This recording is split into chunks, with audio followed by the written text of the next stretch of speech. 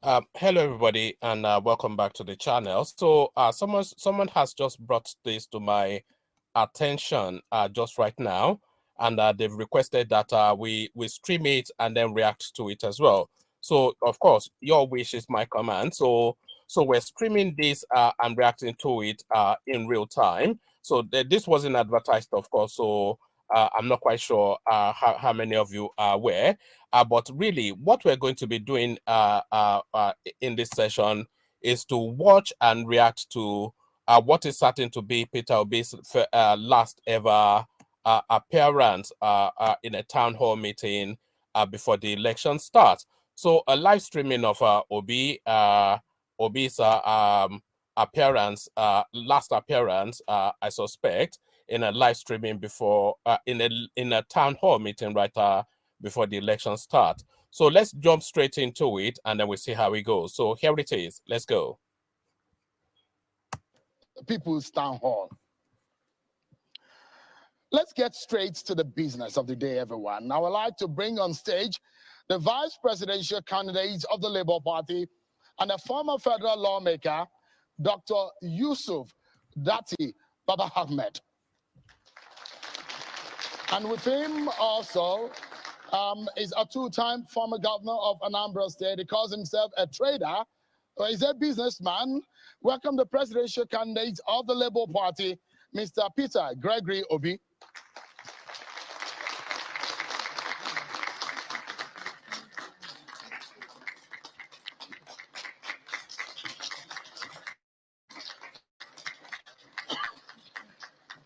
Thank you so much indeed, gentlemen, for gracing this stage. Thank you so much. Please, you may have your seat.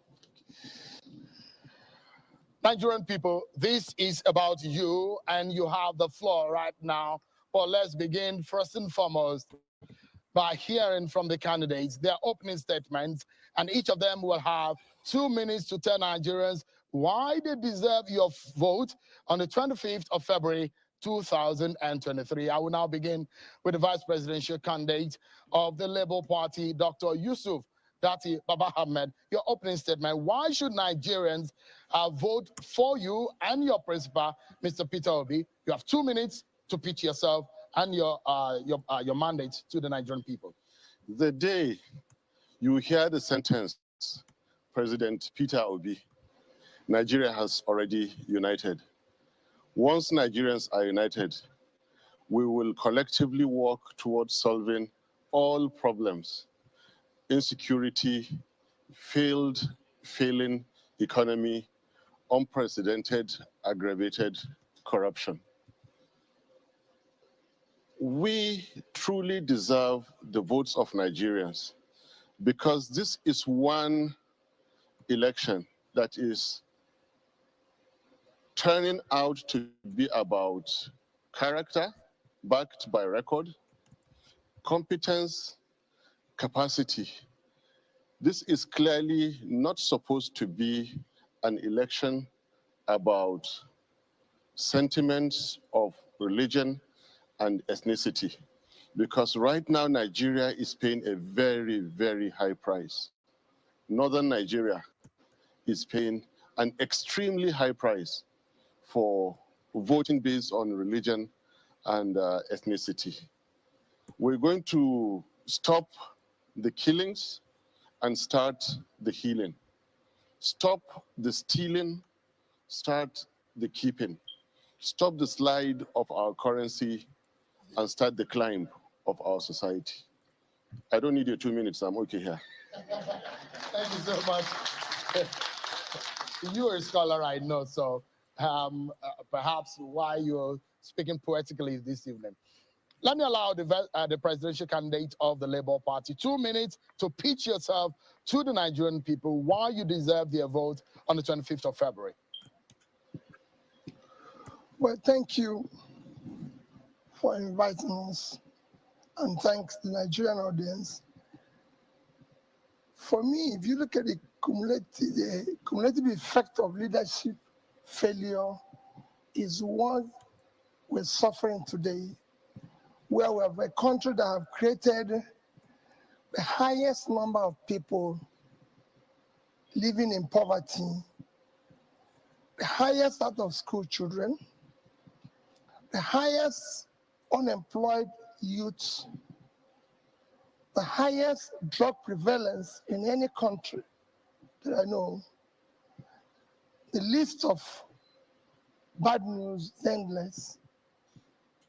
Just 2 days ago, I was flying from Enugu to Lagos, and seated beside me was a young girl who was crying uncontrollably, and I was wondering why. And I turned, I said, "Why are you crying?" He said, she was kidnapped along with her parents, and the kidnappers have let her go. So she's going to Lagos to beg her uncle to give them money to pay, but the mother is crying, they're beating the mother. That is Nigeria of today. These are things, I'm just giving you an example that is immediate why I've decided to be part of the streets. We want to start turning Nigeria around. We want to start building a nation that starts pulling people out of poverty, start bringing our children back to school, start the healing, like he said, start creation. That is what we want to do. Oh, interesting. You've won the stage with your opening statement, but I know that I was going to ask you, how's your campaign going? I have things looking up for you and your opinion supporters. It's going very well. Extremely well. You can see it on the street. You can see them. You can feel it anywhere. No other candidates or people who can walk the streets, and people will be as excited as they are with us. Everybody wants this area. Interesting. Before we get started, I also like to ask Mr. because I know you did a press conference when you were talking about fake news. Some people who had fake Twitter accounts in your name and all of that. But it does look like that scenario changed a bit. But how's that for you? It really hasn't changed. Really? Yeah, it's on the increase actually. But I've been able to succeed from the last press conference that I held. It has made a huge impact on 2023 elections. It was actually intended to call a particular gentleman to order. And I don't need to repeat all his utterances. And they were taking us on a very dangerous direction. It was uncivilized, undemocratic, and unpolitical, the way they were attacking our personalities. It was no longer making sense, the kind of politics they wanted to practice. A businessman like Peter Obi, who was very, very excited at the oil opportunity in northern Nigeria, and all they could do was to say that he was against it. This cannot continue. When I joined the ticket, I impeached certain lies against him, and I saw that they were heading towards that. And particularly my good friend on the APC side, on the same level, he was really, really, when people think they have money, they have power, and the sitting authority is theirs, there is no limit. Someone has to tap them on the shoulder. I did it and I pointed a finger. You do it again, do one, I'll do three. I'm capable of doing it. And they've stopped. However, me and my family have been paying a huge price for, my attempts to save Nigeria, to rescue Nigeria. They sent all sorts of people after me. I would have been a lot happier if only they stopped at me as an individual. But the thing that I was able to sort with the presidential and vice presidential candidate, I ended up suffering from a much lesser level. 35 years ago, at least, our dad of blessed memory passed away. No one ever insulted him until I joined elections for presidency. This is not fair. No one ever insulted. It doesn't happen anywhere in the world. You don't insult people's parents or their families. It doesn't happen. It's a huge price for anyone to pay to insult anybody's. Sorry about that. I know it's a bit emotional. Sorry about that. Let's get to the very first segment of the conversation, and it's about security. One of Nigeria's foremost security consultant is the first that will shoot through for us tonight. His question, I'd like to bring to the microphone Mr. Kabiru Adamu. Your Excellencies, ladies and gentlemen, these questions are derived from your immensely articulate Obi/Ahmed Baba pact with Nigeria, creating a new Nigeria. It is possible. That I went through that document, and I must commend you for the work you put in making that document available. I have 3 questions. The first one, you were silent on the correlation between climate change and insecurity. Kindly comment on this, given that climate change and the inability of governments to implement adaptive measures is likely to continue to drive insecurity in Nigeria, the Sahel, as well as globally, and this will, of course, impact Nigeria. Question number 2. I think they should take that first and come to that second one. Okay. Okay. All right. Do you want to take that question? Well, you know, on issue of climate change, I've said strictly that we'll follow the protocols, and where we think it is difficult for us to follow, we will discuss it. But there's already set protocols. It's not something you adopt what you want or what you don't want. There's a set protocols that's been agreed globally, and I will follow it religiously. And then where there's issues, we'll discuss it. And that's where I stopped the issue of climate change. I don't want to go beyond that. Okay. Thank you, Excellency. Question number 2. You imply that good governance will address insurgency and secessionist agitations in the country in the long term. But what is your stand on these issues? And what would you do in the short term to contain them? Well, like I said, in the short term, issue of insurgents and whether it's agitations and everything, is to sit down and discuss with them. We're in a democratic dispensation. You govern by discussing, you govern by consensus, so I will sit down and discuss with every agitator, without exception of them. We must use carrot and stick. I will discuss with those who want to change. I'm convinced that when they have reasons, you have to look at what is causing agitation today. It's issues of injustice, issues that to do with that, where there's the void of fairness, issues to do with unemployment, poverty, everything. When you start addressing these issues and you engage them in a discussion, you start bringing them to the table. No agitator globally, we have seen reason, a convincing argument that things are going the way it should be, will continue to agitate, because they're agitating for something. We all have agitators around us. My children, everybody agitates. But we sit down and discuss it, and when they see reason, they agree with me. But to think that you can continue with this injustice, continue with this unfairness, continue with this level of poverty, unemployment, and young people not knowing where the next meal will come from, you're going to have a crisis in your hand. What about those cases that are in court based on failure of conversations? Yeah, you haven't that's what I'm saying. Should you be president? Everybody, I'll discuss with everybody, even if you're in prison. The point I'm making is that even if you have been jailed, I'll bring you out and we'll discuss. Because there are things you don't end up unless after discussion. That's why I say carrot and stick. We must exhaust reason before we apply stick.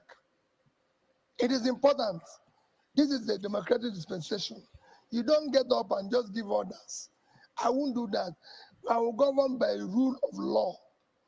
I will govern by, say it again, sitting down and discussing with everybody. Does that include the Jamaat al-Sunnah lil-Dawat wal-Jihad in the northeast and the indigenous people of Biafra? I have to find out who they are. Once you tell me it is, if it's you, I'll come to you. I have the exhaust reason. Once you can identify who you are, I'll discuss with you. No matter what you're doing, no matter the type of gun you're carrying, I'll discuss with you. It is after discussing with you that I'll now say there's one government, because I've been charged. But we must discuss with you first. Thank you, Excellency. Number 3, what is your view on security sector governance, and how will you handle this if you emerge as president, but you are not in control of the parliament? Well, I think the parliament is they too are insecure. Nobody's safe. It's not as if they live in a different country. So I don't think there will be a problem. They are kidnapping senators, they are kidnapping legislators, they are kidnapping president, and everybody doesn't mean to kidnap the president now. Everybody's at risk. Governors are running for cover. So we will all sit down, because we are now, anarchy consumes everybody. If they throw a bomb here, it will not spare any of us. Nobody knows who. You might take me and share before the people who came to watch us. So it's important that we start. So when it's a problem for everybody. I'm going to sit down and they will see reason in what I'm doing. It is not going to be a government where even the citizens, I'm going to bring both state actors and non-state actors alike together and make everybody see reason why we should save the country and build a better country for all of us as children and grandchildren. Thank you. The question on security sector governance, what's your view on that? Well, let me hear your clarification a bit more of what because you said you read my documents. Yeah, but you were silent on security sector governance. In other words, there are, I think, about 27 security departments in the country. Part of the challenge at the moment is that they are not working together. Bringing them together and coordination is there. Ensuring accountability. I said we'll bring them together, make them work as one, ensuring accountability, ensuring effective service, and making sure they are responsive, and making sure that there's a clear authority. And if there's any failure, deal with it decisively. Thank you, Excellency. Thank you so much, Mr. Adamu. There is another security expert who is going to be asking questions. Is abroad, is Indu Nwokolo of Next Year. Mr. Undu, your question.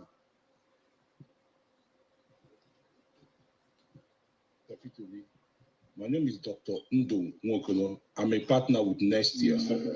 Next Year is an international multi-competency development firm based here in Nigeria with offices across the world.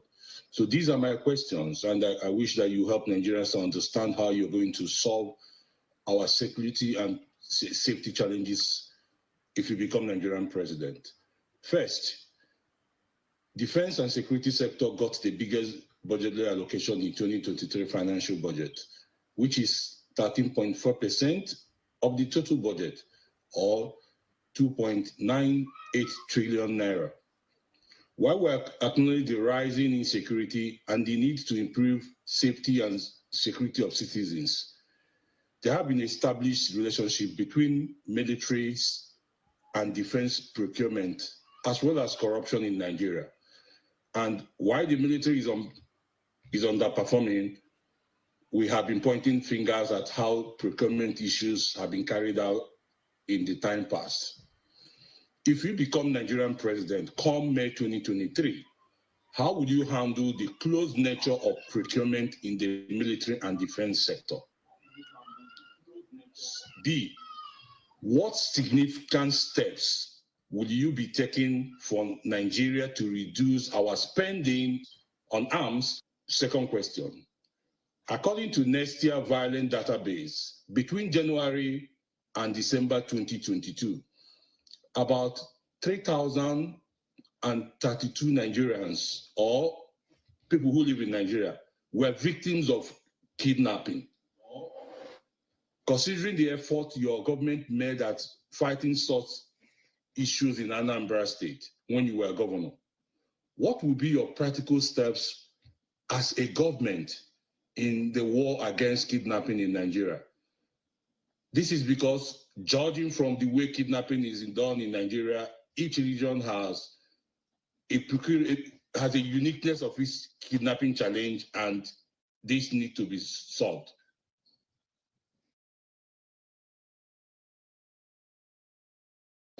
Policing, second-tier policing, which will be different from the federal government policing. Well, let me start with the first thing instead about procurement, if I understand the question clearly. Every procurement, be it in the military or in any other sector, will be transparent.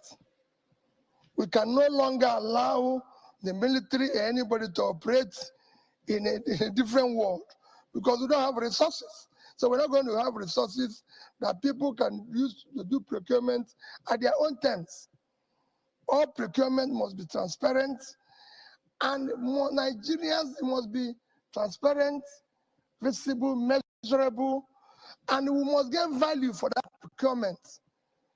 You know, we must be sure that this thing will bring the value added to it. And I assure you that nothing will be under the table, it will be open. On issue of what we are going to do to stop kidnapping and everything, is that we need to go out to the root of it. We need to involve communities in securing our country. We need to involve communities in securing our country. I give an example, and I'm sure somebody who is here knew what a little bit of what I did in Anambra State. We said, listen, this thing starts from the security, from the communities. I invited every single community. We had about 180 communities in Anambra State. Said each of you must set up a security outfit paid directly by government from my office. I paid them, each paid directly by government, bought all of them a pickup, security pickup, other equipment that was necessary. Told the traditional ruler and his citizen that I hold you responsible if anything goes wrong in your community. If anything goes wrong in this community, we hold you responsible. And we have 180 communities where we have a telephone line connected and everything. If you do anything in one community, within 5 minutes, everybody have received the message and everything. If you have, and then moved on from community, went to local government, the state, working with approved federal agencies, and it became clear within a period of less than 1 year. The difference was clear. We can do the same thing nationally. There's no reason why we should not have local government policing, state policing, and of course, national policing. That has to be enshrined in the law. The Constitution does not recognize that. How would you achieve that?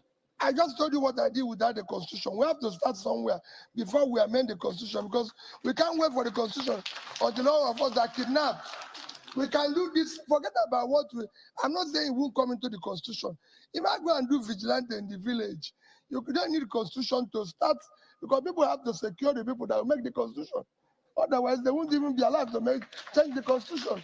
We have to be alive for the Constitution to be changed. I'm telling you what I'm going to do. Using my position as the president today, I will sign. If there's some powers for the president, it's not everything that he has to wait. I have to secure the people first. Then we amend the Constitution to suit it. Would you be considering the 2014 confab and tinkering with it? Well, that one will come. First is that I must secure the people. Everybody will be alive, including the president. Then we talk about what we are going to implement.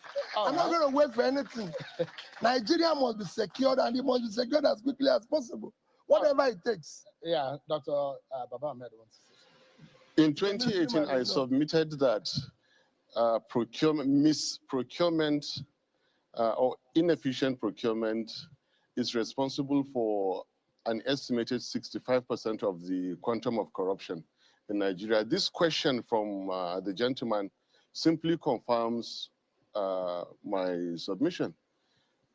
His Excellency, Governor Peter Obi, has given a very powerful argument that the moment you have a leader who is not stealing and the people can see he and his people are not stealing, nobody will be mad enough to steal. So you need somebody who is content. That is already an action taken. Content by his lifestyle, content by his achievements, that the only thing he wants to achieve now is to secure Nigeria. And no contract is going to be inflated. Be it security, be it defense, be it policing, whatsoever. Successive Nigerian regimes have under-procured the development of Nigeria. That is why we're so weak. Our security is so poor.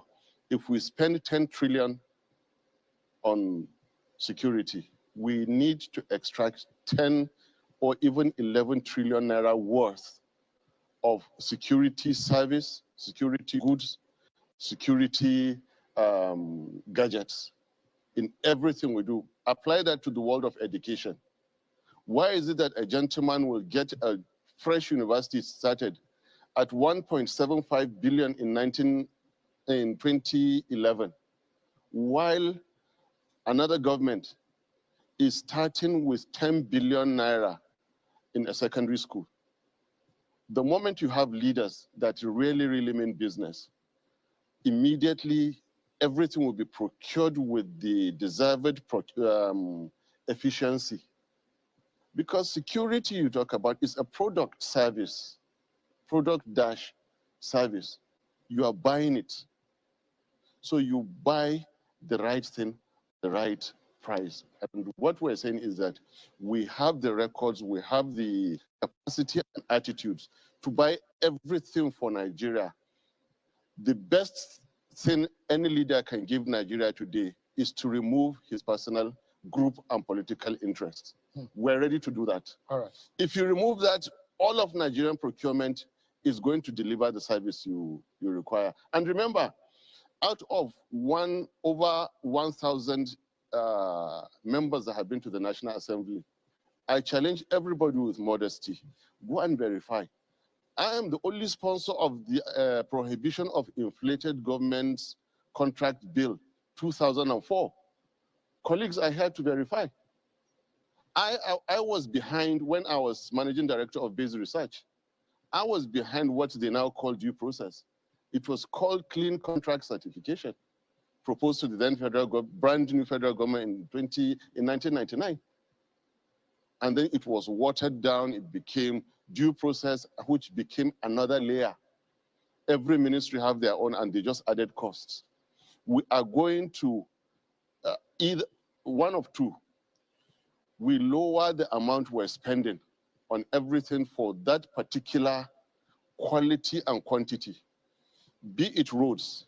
If we're spending 10 billion naira on 100 kilometers of road, and it is 90% inflated. So you either give us 9 times that length of road at the same quality, or you give us back our 90%. All right. A lot of Nigerians are already... And then we will, and then we will pay Nigerians more. We will spend more on education and healthcare and on uniting Nigeria. This is no-brainer. It's not rocket science. I've been saying it for 4 years. All right. There are a few questions that Nigerians are already asking. I'd like you to, we'll go on a short break, but when we come back, I'd like you to respond to those questions and we'll move into economy. Sarah Nyamoko Felix on Facebook is asking a question. I'd like you to just take a look, but when we come back from the break, you'll be able to respond to these questions. There are several other questions also on Twitter and several other platforms where people are watching and participating. Hashtag the People's Town Hall. Everyone stay with us. The People's Town Hall continue with Peter Obi and Datti Baba Ahmed. When we return, we'll be responding or getting the response of both men on these questions on social media, on security, and then we go to economy. Stay with us, everyone. We'll be right back.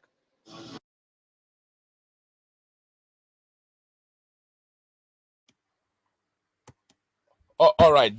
So there it is. We'll just pause for a moment whilst they go on break. Just to really look at what we've heard so far. So D, are you there? Yeah, man. All right, brilliant. Good to have you. So that was the opening phase. A lot of things said. So they said also in the opening phase, opening monologue, pull Nigeria out of a hole, start creation rather than consumption, which is their campaign slogan, consumption. Yes. So pull Nigeria out of a hole, start creation rather than consumption. And then Datti, he said, so he got quite emotional, Yusuf Datti. He says the attacks on them had been vicious, and it got almost tearful to the point that he had to step off the stage. I'm sure you saw that. So the emotions of it. He said they were making certain commentaries about his father, who is now late, and his voice started to quake, and then he stepped off the studio of the podium. So there was that little drama. And then on the climate change / insecurity, Peter Obi said he will follow the protocol on climate change. And on insecurity, he said he will sit down and discuss with them wherever the insecurity is coming from. He says he will govern with the rule of law. And then he said he will bring them out of prison and talk to them, which speaks to the Nnamdi Kanu space. So Nnamdi Kanu out of prison and then engage him in a conversation. How will you handle not having the house?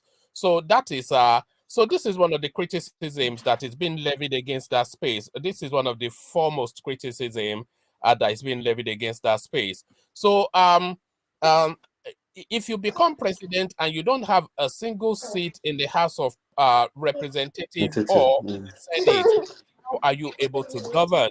So that's a question that a lot of people have been asking.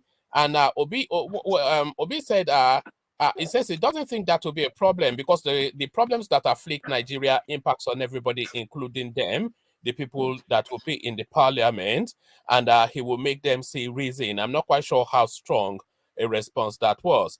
How do you handle corruption in security? So that's to say the army contracts that are, all the procurements. All the procurements in shadowy places that are not accounted and documented for. He said he will introduce transparency in that. It says that they will stop the procurement scam by leading by example. So that mantra that they always chant that if they don't see us stealing, then that disincentivizes them from stealing. So what are you making then of that opening phase, DOG? Yeah, thank you, woman. To be honest, most of those answers, for me, I don't think it's convincing enough. It's just a straight answer, like the climate change. Obviously, okay, there is a set rules for handling climate change globally, but your own society determines how you implement them. I was expecting him to go further than that, but he went on and said, "Oh, I will just follow the set rules, global set rules, and all that, and I don't want to say more than that." I think you should be saying more than that anyway. Then going to the issue of in the house, if you don't have any house of representative, I think it's difficult because, okay, we might say, okay, security, everybody's facing the challenges of insecurity. But what about other decisions that you need to make and you need the House to approve it? What if they go against you in other areas? So it's not just about insecurity alone when they refer to the House of Representatives, So the first phase, to be honest, if I want to put all together, I'm not really convinced. And the issue of, they've been insulting Datti and his father, and he's trying to be emotional. If you are in politics, you get a lot of abuse. I think by now, people like Atiku and Tinubu should be crying every second with what they imagine the level of abuse that with what they face on social media and all that. Even their family got part of it. Some of them, their wives, So this thing should be I just think they are trying to. Even Obi saying, "Oh, I was in the plane I think those are the things, those are the kind of strategy you use. Like if you go for interview and all those things, that you just formulate a story to, to package yourself well. You are on a flight from Enugu to Lagos. Then a girl was crying beside you. Then when you asked the girl what was the problem, she was said her mom and dad has been kidnapped or something. All those stories, I don't think it's to me. I don't believe that story. I don't expect him to be. We know they kidnap people. You don't have to tell us, you're in a plane, then they get started. Why is it beside you? A girl was crying beside you in the plane because they've kidnapped. I just think all those things when you say, oh, can you tell us or write a comprehension or write something, then you just think of something that didn't even happen. Then you start formulating the story just to, capture people's attention and all that. So all that, I think it's just, they don't need all that drama. That's it So crying, just they've abused your father. The father is dead already. Not like they killed anybody in your family because of, if somebody died, maybe they attack your family or your children in school got bullied and all that kind of stuff, then I will understand you being emotional. But being emotional for abusing your father, even your father is late and all those things, and trying to form, I think they're just trying to, and that's what I think they are playing on people's emotional intelligence. Like I've said, most of their campaign talk, because they know how people feel and they are using it to it's more like an emotional blackmail to me. But people are falling for it. Fine, let me just leave that because some people won't agree with me anyway. This first phase, I expected more in most of those, like even the security is what any layman would sit down there and say, oh, when I get there. But I think that it's more complicated and more complex than that, the but insecurity. surely you're not expecting that they'll give complex answers in a town hall. So it's just an indication of is that your daughter that we can hear? Yeah. Oh yes. Yes. I think really you don't expect a more complex answer, but let me get back. Let's get back to their conversation. Give you a moment to attend to your daughter. So they're back. So let's listen Okay. some more. But in that first phase, did you hear anything new that No, that that's exactly my point. Like, it's nothing, and every answer was just basic. Is not in depth enough to, at least in some of those questions. I expect them to go for them because this is more like the last town hall meeting. I expect you to dig more. Even you should tell us some of your plans. Forget about people who steal it. If you sure you win election, you implement your plans and all that. If they steal it, it's still for the good of the country. That means your plan is going to work if other person that win the election. So that idea of, I don't want to say my plans, I don't want to give it out so they won't use it. What the hell is that? But anyway, let's continue then. Oh, We all see right. what this is. All Second right. phase. We'll see Yeah. what else they have to say. Yeah. All right, so that was the opening phase. So guys, we get back to it. Hopefully, we get a bit more as we carry on. So back to the town hall meeting. Peter Obi and his running mate Yusuf Datti, in a town hall meeting with Shehu Okinbaloye on Channels Television, and an audience and a global space that is interrogating them. So let's see what more they have to offer.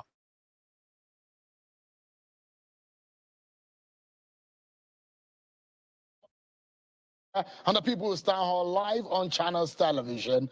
Mr. Peter Obi, the presidential candidate of the Labour Party, and his running mate, Senator Yusuf Datti Baba Ahmed, both of them are on the stage answering questions from Nigerians. This is a different town hall in the sense that Nigerian people are the one engaging the candidates themselves. Let's get some questions now from the social media. This one is from Facebook and is from Sarah Inyamoko Felix in America. And she's saying, please, Mr. Obi should rightly tell us what plans he has for the men on uniform, in bracket, our security agents and their families, especially those who have lost their loved ones to insurgency and those who still dedicate their lives to this fight.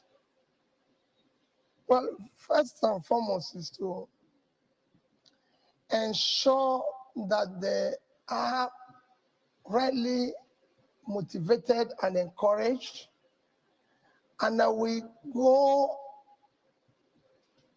a long way in ensuring that, one, they are properly insured, and if anything goes wrong, that we give them compassion as a society by being part and then looking after their families. We must motivate them to be able to take risks for the country. We have had a case of where recently I was telling somebody that I'm looking for phone numbers of police people that lost their lives so I can call their families, visit them, or things like that. When I was governor, people can tell you about what I was able to do for the police people that had even ordinary accidents. We need to show them, support them, let them feel that they're part of the society, they're cared by Nigeria. There are a few other questions coming from Facebook, but let me go to Twitter now. This is from Josie at Call Me Josie. This is quite a sensitive question. And the question is asking, it says, tribal militia men are overtaking communities in southern Kaduna, Benue, Niger Plateau, and recently Enugu State, and settling in their ancestral lands. How would these government stop the influx of nomadic militia gangs in these rural areas? They are part of what we intend to, again, discuss. It's not something that I went to on 25th of December. I spent my Christmas with people in IDP camp in Benue. I listened to them. And I told them that if I'm the president of this country, I would take your issue personal. Because as long as you're in IDP camp, Nigeria is in IDP camp, no Nigerian will leave his ancestral land to live in a camp in Nigeria and will say, we have a country. So we are going to sit down to discuss with them and the invaders, if they are. It's something that I will be open to discuss and arrive at, again, an agreement that will make each of them to live peacefully. Let's go to the economy now. The National Association of Traders, they are represented here, and they will be asking questions. Please go ahead, introduce yourself. Good evening, everybody. My name is Ijoma Amiforo, representing the National Association of Nigerian Traders. Good evening, His Excellency. Good evening, Dr. Ahmed.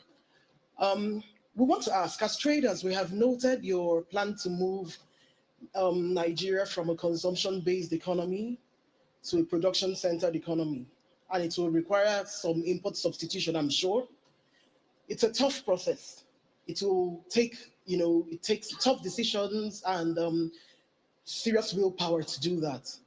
According to the National Bureau of Statistics, already 130 million Nigerians are living in poverty. This will require tightening our belts, according to the structural adjustment program of the 80s and all.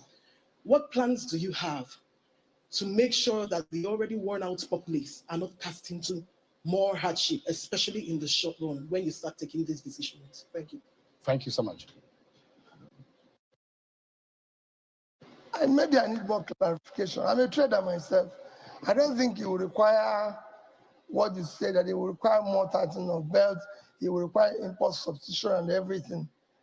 Yeah, okay, let me give you an example of, we can look at the issues where, when we talk about moving Nigeria from consumption to production, there's no reason why we should be talking about hunger today when we have vast uncultivated land all over the place. That will not stop any or affect any form of importation. If we stop importing foods and everything, you're going to pull more people out of poverty. Because if you go, like states that I've used, for example, if you look at the poor states of Nigeria today, Niger is there. Niger has vast uncultivated land. If by cultivating it, you're going to employ full more of poverty, more people will be employed, and by the time you start value added, which is what I'm talking about, when that value added, and that will even add to exports, I don't see why you're going to, what you're saying will apply. Oh, okay. Let's take an economist, Dr. Paul Alaje, who is sending in this question from Lagos. Your Excellency, there is no economy without energy. Between 2016 to 2022, Nigerians are now paying more for energy. Even before Putin occupied Ukraine, the price of electricity significantly increased. The cost of PMS has also increased. What are you going to do to help Nigeria? In President started intervention in power sector. Olusegun Obasanjo started intervention in power sector. President Yaradua, President Jonathan, and now President Buhari, they all have tried their bit, but power seems to be stubborn. How do you intend to overcome darkness in Nigeria and once and for all give Nigeria stable power supply? Are you going to cancel the existing contract with the DISCOs and GENCOs, or what exactly are you going to do to make industry produce more, to improve unemployment, and to make power available for homes for all Nigerians? Your Excellencies, in 2015, Your Excellencies, in question, this power issue is at the center of our economy. We get it right, we get a lot of things right. I'd like you to tackle the issue of power. What would you do? Well, let me reply what Paul said first. He said it's stubborn. I don't think the power is stubborn. It is the people who are trying to solve it that are not doing the right things. We're not the only country that have power problem. People have solved it everywhere. It's not this is not a rocket science. It's been done in several countries of the world. So why is our own different?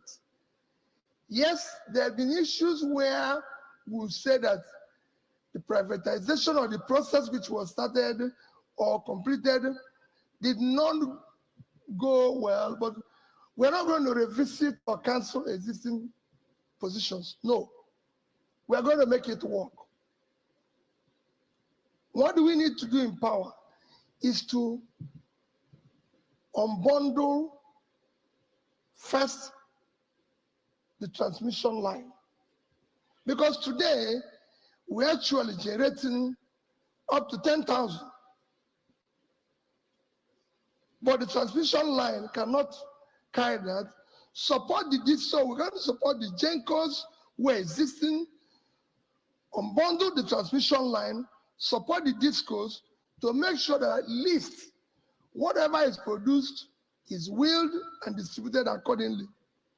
That is the first thing you're going to do. And you have to do this strictly under a guideline properly supervised. Then you have to open up like South Africa has done. They have power issue like us.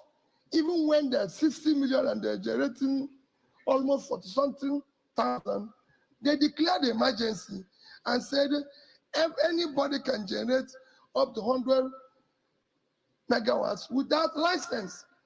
If somebody who is 60 million generating for something thousand, almost 50,000, declare the emergency, who declare war here on power and say, if you will consume everybody, you will consume us. But we must get power. You were in Egypt. What did you learn when you went there? Of course, it's a very easy thing. Egypt did the same thing. Egypt had below about 20,000. They found that from Arab Springs, one of their studies showed that power is the critical issue. Today, Egypt is generating almost 50,000. In fact, Egypt is exporting power to Europe. If this thing can be done around us, South Africa, Egypt, why not Nigeria? Practically, Mr. Obi, should you win this election in February, in practical terms, how much of power do you estimate that you'll be able to give Nigerians say after 2 years of being in office? Go and read my Practically manifesto, speaking. is there. Can you tell Nigerians who have not read it? It's committed. No, they need to be reading as well. No, since you have the platform, you can when I didn't present it, they said my manifesto is all they want. Now that I've presented, you should read it. Now you have the opportunity. This is the people's town hall. It's for the people of Nigeria. I said within 4 years, first 4 years, we'll be able to distribute not less than 50,000. But I can tell you we're going to do far more than that. It's going to be war. We're not going to, like the vice presidential candidates have said, 2 of us are coming from a different, this is going to be a generational change. We are going to show Nigerians what they've never seen before. Do you have something to say about the issue of power? Because I'm going to bring another interesting issue from the second question from Paul Alaje. Nigerians should not be afraid to spend if you're spending correctly and you're going to get value. And this is a national attitudinal revolution we have to adopt. If you scare your government to think that the moment you touch some economic fundamentals, you are going against the people, that economic doctrine has given way to value chain processes. I used to say that why buy fuel cheap and buy security more expensive? Nigerians, so long as the domestic demand that will be engendered from the injection of money by a new government that is able to save from waste, a new government that is able to engender investment, okay? So long as the marginal increase after marginal increase is going to bring you to a level that you are paying the realistic commercial level price for either energy or electricity, then Nigerians should develop this attitude of accepting and reasoning with their government, because a government does not operate in vacuum. We need to let Nigerians know well ahead of time that this revolution coming, your understanding and your participation is it, actually. There is nothing that can be achieved without the willing participation of the people. And then the pricing is what matters. Economists, we have to understand the era has been changing. There was an era in which it was taken for granted that electricity must come cheap. Then to an era that government will now be adjusting it depending on, then to a level in which they have to pay the commercial rate. Now, what is the commercial rate? If the commercial rate is high, the country must be brave enough to pay it, because if the people use all sorts of arguments to refuse to pay, then you have a problem. It will not work, and government will have to continue to subsidize. Let's listen to yet another question. This one, I guess, is on inflation from Dr. Alaje, the economist. Your Excellencies, in 2015, when the incumbent administration began, exchange rates at official window was less than 200 naira, and at parallel market, it was around 400 naira. Today, exchange rate is worse off. We now have over 450 at official window and over 720 at parallel market. This has implication on inflation. It has implication on poverty, hunger, and deprivation. And more importantly, the Debt Management Office revealed around the first quarter of 2021 that over 1 trillion naira was added to our debt profile simply because the Central Bank of Nigeria devalued naira. If you were the president of Nigeria, how do you intend to help Nigeria with a stable exchange rate? What are the practical steps? What would you do so that the naira in Nigerians' pocket will not continue to go worse off? All right. Paul, and you know that the only thing that drives exchange rate is your reserve, and your reserve is as a function of your export. When you're not producing anything and you're not exporting anything, there's no way you can control that. You just have to move into production. You just have to move into production. I've given this example all over the place. You can't have a country like Nigeria with 200 million people living on 926,000 square kilometers of land. Our total export, Paul, you know, in 2021 is 18.9 trillion naira. If you use that the exchange rate on the average 400 and 700, you see 650 of the average pricing. It's about $30 billion annually if you have it, if you're able to get out the receipt. $30 billion for a huge country like this compares with Vietnam. Half of our population at 100 million, living on 331,000 square kilometers, a third of our land. Their total export last year, or 2021, is over 350 billion. And they all manufactured and produced goods. We did, including oil, 30 billion. They did including alone 30-something billion. So we need to start producing and exporting. 2, oil, which ordinarily is your main source of foreign exchange income, is not being stolen. You are the only OPEC country, apart from Venezuela, that could not meet your quota because people in government are stealing the oil. So it is a mess. You need to deal with all this. Otherwise, go and look at what happened in Angola. Angola was able, because of Ukraine war and the oil price went up, Angola was able to bring down their inflation, bring down their rate of exchange. Go and see what they improved. It was almost twice what it is today in Angola. But because our own, we have not the oil to sell.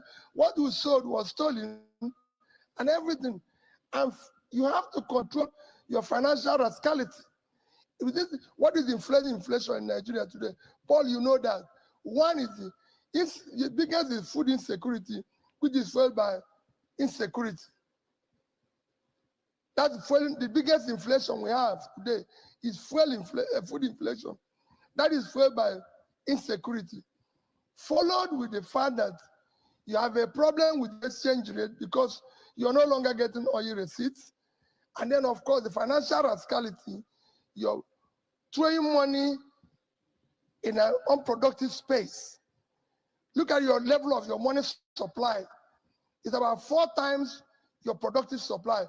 Your GDP grew in the last quarter of 2022 by 2.25%, but your money supply grew by 11%. So that means you're throwing more money in an unproductive sector. So we need to put production. We'll start solving that problem. Otherwise, you're going to have problem. And once you start doing it, you have to make these 2 rates. We must not continue this criminal rate of exchange. Mr. Obi, the Manufacturers Association representative is in the room, but there is something I would like to clear, and this is a very quick one. There is a lot of blame game around on the issue of the fiscal part of the economy, the policies of the CBN. Who would you blame for that? Well, I blame the physical side. You know, often at times we blame those who are working when we should blame those who are in charge. I had a situation in Nigeria that I say it very often. There was an agency in Nigeria that was, but this was about 20, 30 years ago. I was involved in a probe. They bought a house.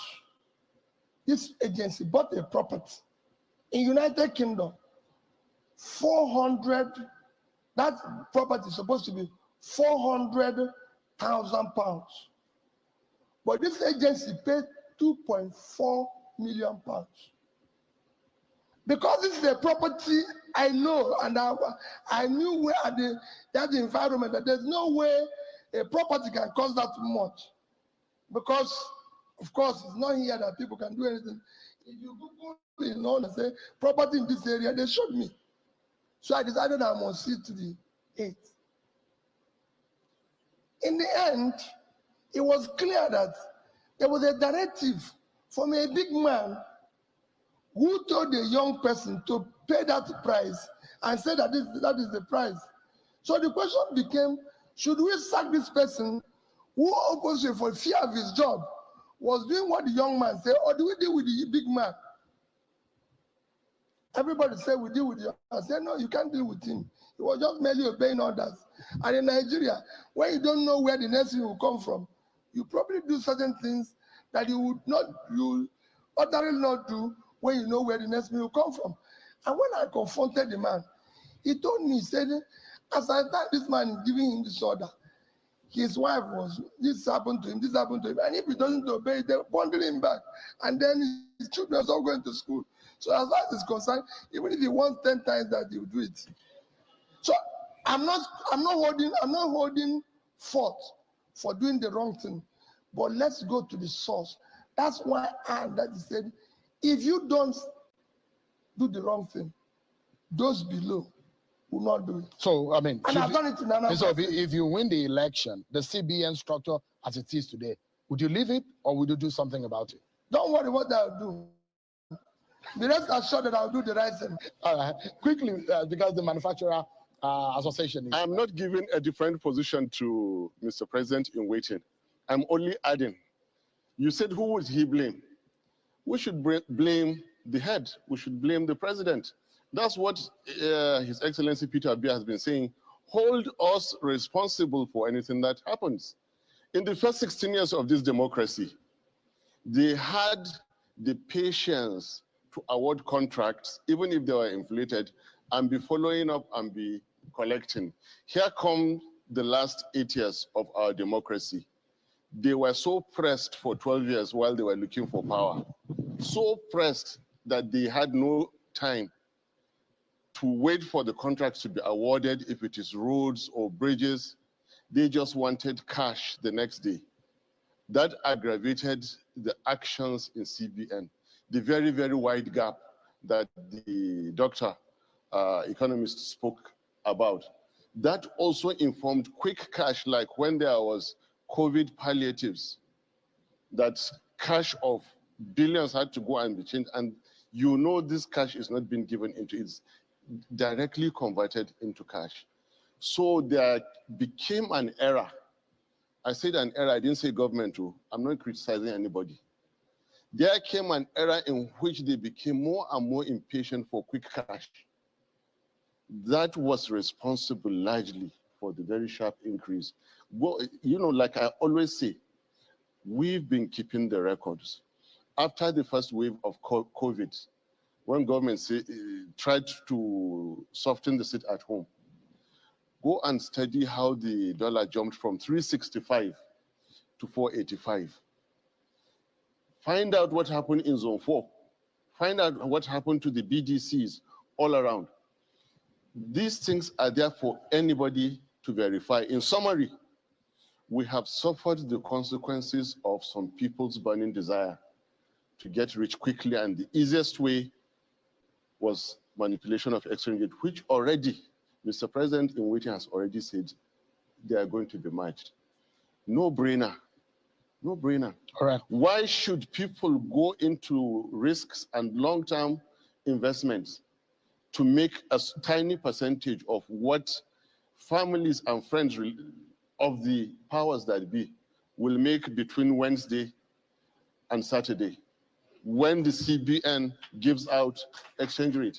And these are people who came out to say that everybody who ruled in Nigeria before them was a thief. They came out to be greater, you know, in quotes, what they call others than those. All right. Let's ask, a lot of people will be wondering, already thinking about what you said, what you do about the CBN, and maybe somehow that will spill out in the course of today's town hall. Let's listen to the representative of the Manufacturers Association. Your Excellencies, Kayode Alonga is my name, representing the Manufacturer Association of Nigeria.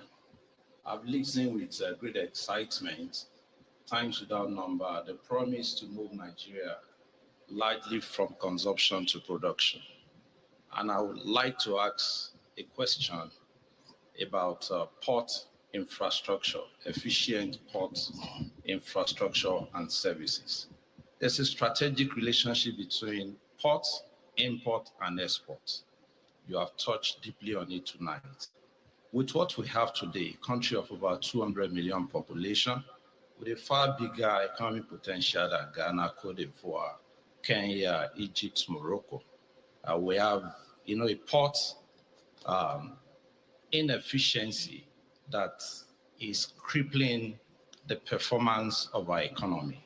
If elected president come 2023, what would you do differently to improve efficiency of our port infrastructure and services? Thank you. Thank you so much. Appreciate it. And you know that 20 years ago,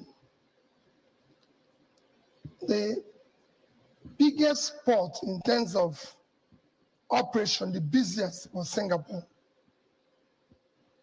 In 20 years, Singapore have moved from #1 to about #4 or 5 today. Because the port of Shanghai, other ports have come up, 3 have come up in China. Even Rotterdam, that used to be the biggest, the few have all gone. So these things change as quickly as possible. The reason why you still have the inefficiency kind is that people live off that inefficiency. We're going to remove them. There's nothing in it. Ports Authority is something I followed. Are you aware that Nigerian Ports Authority is the only port that I know in the world that have office outside this country of operation? They have office in London. They even have guest house in London. Can you believe it? For running a port in Nigeria. We're going to dismantle this confusion and get the country to work. That's what we're going to do. It's simple. There's nothing, it's not a rocket. I keep saying it's not a rocket science. It's been done. People have to do the right thing. Port is not difficult. Nigeria is lucky that we have ports all over the place. All these oceans you see are ports. What is happening to Ibom? What is happening to, look at the Port Harcourt ocean terminal that started by Shagari. See today, it's not functioning to how it should. Look at Warri. There's so many places everywhere in Nigeria is ports. And you cannot just open it up. But people deliberately don't want it to be opened up, because if it opens up, they won't have the confusion. And that's what is happening everywhere in Nigeria.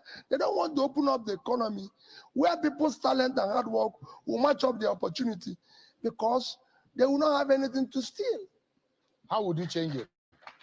What would you do specifically on that round to change that? Easily bring build ports and manage it. That's what is happening everywhere in collaboration with the government. Singapore lives only off ports. I can tell you people who live off ports everywhere, except Nigeria. All right. Gloria, hi. Hi. Go ahead. Good evening, Your Excellencies. Good evening, everyone. My name is Gloria Sien. I represent the Nigerian Union of Journalists. Sir, our question has to do with the issue of removal of fuel subsidy. Considering that this current administration has said that by June 2023, the subsidy will be removed, is it going to be your priority in your first 100 days in office? How sustainable is subsidy to the Nigerian economy? Thank you. Thank you, Gloria. Well, they have removed it. That's what they've done. But I can assure you, it will go immediately. Subsidy, I've said it before, is organized crime. And I cannot allow it to stay a day longer. What they're telling you is not what it is. Half of the subsidy that's been, what has been mentioned is not subsidy. First is that we consume the quantity that is not supposed to be consumed here. We are the same population with Pakistan. They consume below 50% of what we consume. So the first half, I will remove it and give those people who are drinking it water. because that's what they're supposed to drink, so we can save the money. Two, we will deal with the other remaining issue. We need the money today with our debts.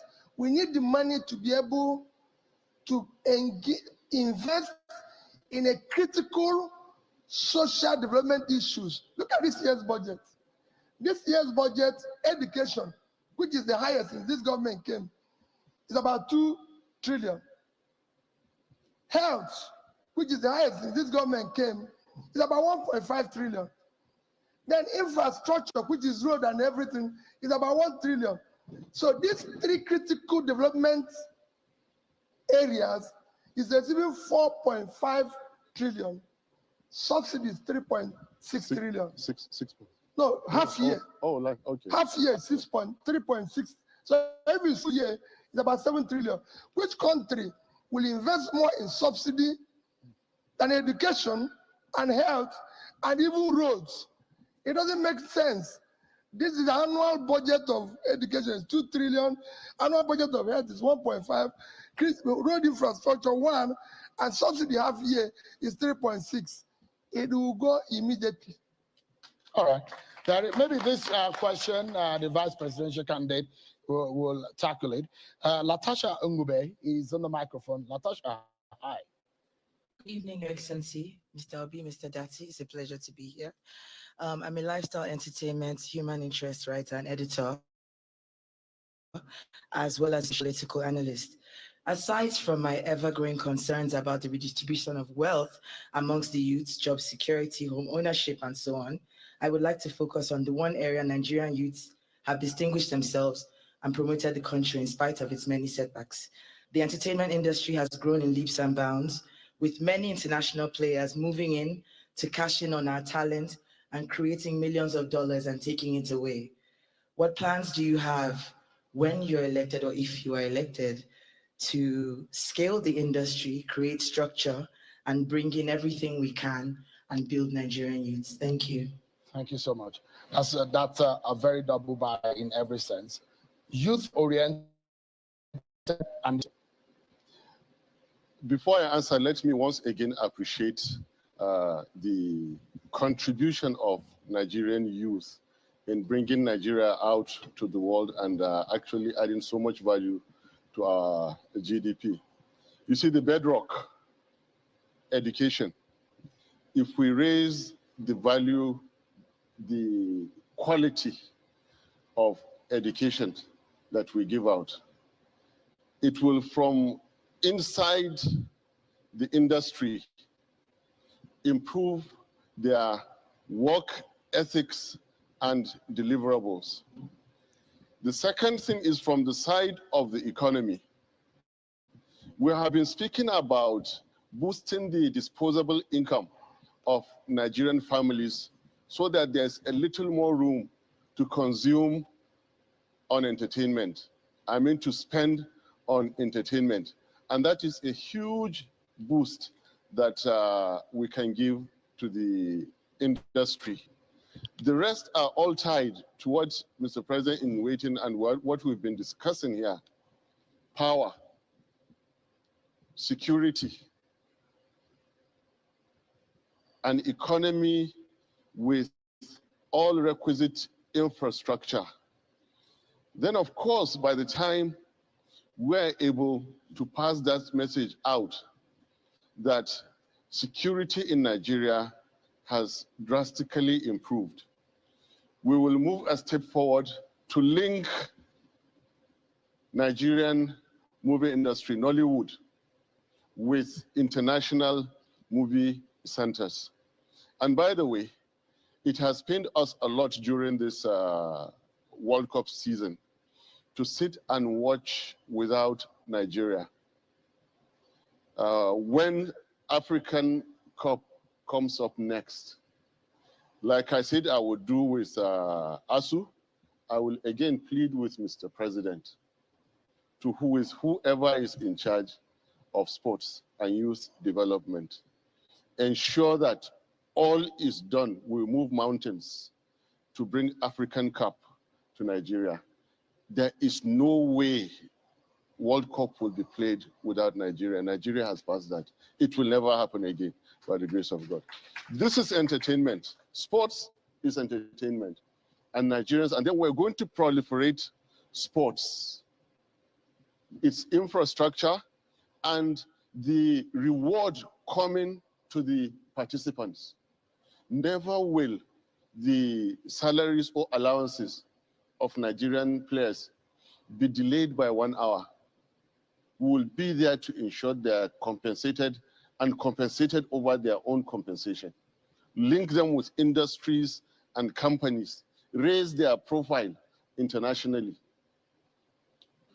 These are part of what we'll do. Okay. Please, if I can just revisit the last question. There is a variety of ways that Nigeria is being shortchanged from what Mr. President has called, the scam is a crime. Time will permit me to mention only two. You see, when there is a Ponzi scam like the subsidy, a very, very small group of super rich who do not consume Nigeria, they don't consume Nigerian food or anything that adds value or brings the money back. They exchange the money.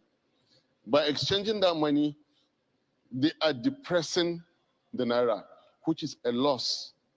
And I have argued that any further depreciation in Naira is a direct assault to our national security.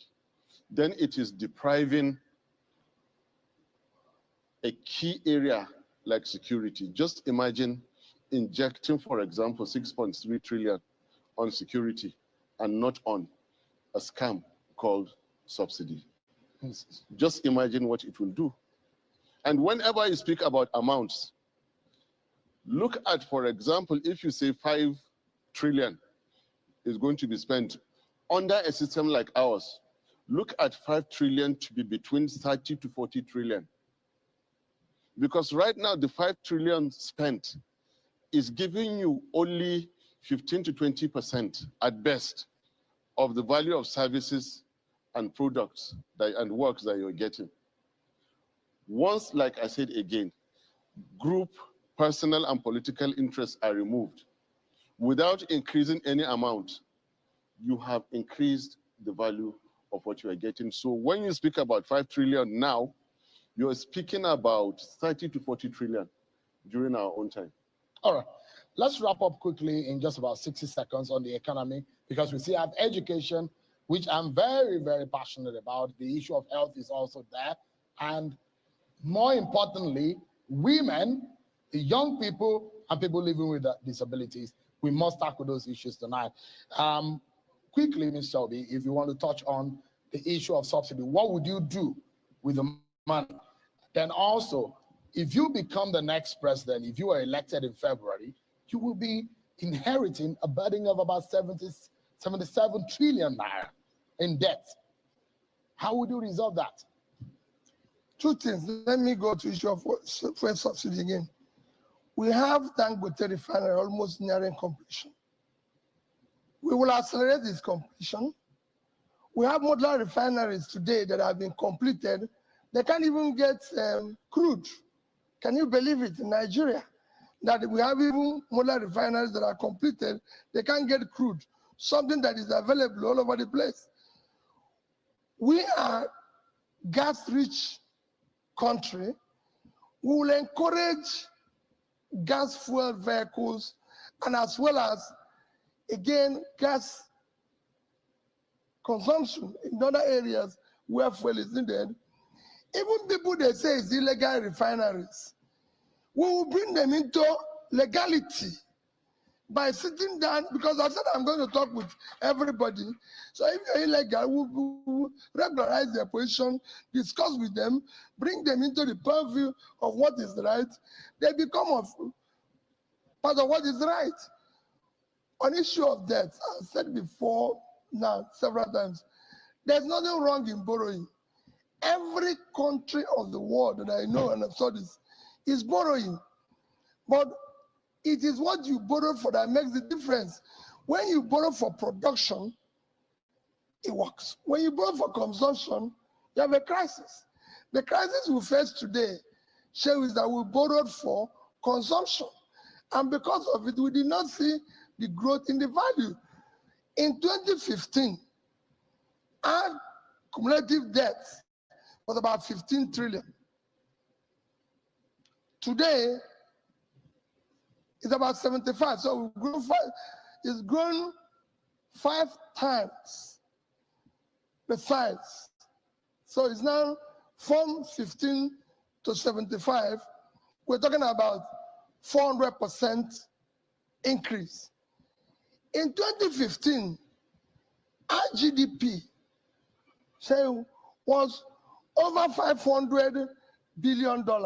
In fact, our per capita in 2015 was 2,550. Today, after we have borrowed 400 times, which means our per capita should have been about 1,000 now, but it's 2,000. So what happened to the money we borrowed? It's a very simple thing. If that money was properly invested, there's nothing wrong. How are you going to manage it when you come into office? Because they're huge debt. We've now moved to where we're owing less than 20% of our GDP to almost 50%. Because if it's 77, at 410, if you add a little, we're going to have $200 billion of debt with a GDP of 450%. What are you going to do? First is that you stop borrowing. Every borrowing now will be for investment. 2 is to discuss with the lenders on how you can now stretch the borrowing to be able to pay and be able to continue growing the country. Leave financing for me. I know how to handle it. It's my sector. I'm a trader. So I will deal with it. But nobody will ever borrow again if you're not borrowing for investment. There's nothing wrong in borrowing. And we'll then start saving. You see people talking about, they have said it, every candidate have said it, I'm stingy. They didn't know that investment and saving is development. That's how you develop. The biggest debtor in the world today in terms of countries that are developed is Japan. Japan is owing over 230% of their GDP. But Japan is the highest holder of US Treasury. Here is that what they borrowed is consumed, nothing saved. So we entered one chance. Let's go to education. Yeah, this is another very important aspect. We have the representative of us. It's good to see you again. Please go ahead and introduce yourself. Thank you so much. I'm Ben Ugeoke representing ASU. You spoke. Okay, shall we pause it there for a moment I thought they were going to take a break at that point, but they've gone straight into education. But we are all interested in what he has to say about education, but really the meat of really what we want to hear from Peter Obi was in that phase. So let's just recap. It says, pardon me. Pardon me. So it says, what are you going to do about the energy sector and electricity? So that was when the interesting bit started. It says, the problem of power is not difficult, but the government is not doing the right things. We will not cancel contracts, because Sheung asked him if he was going to cancel the contracts that are existing, which has not served any fitness for purpose. So he answered that we're not going to cancel any contracts, but make it work. It says they will unbundle the transmission line, and then they will add in new guidelines, and then they will open the power sector to liberalization. So private sector participants, they can come in. So there is a clause within the Nigerian constitution that says that you can generate energy up to a certain megawatts as a free entrepreneur and get an easy license for that.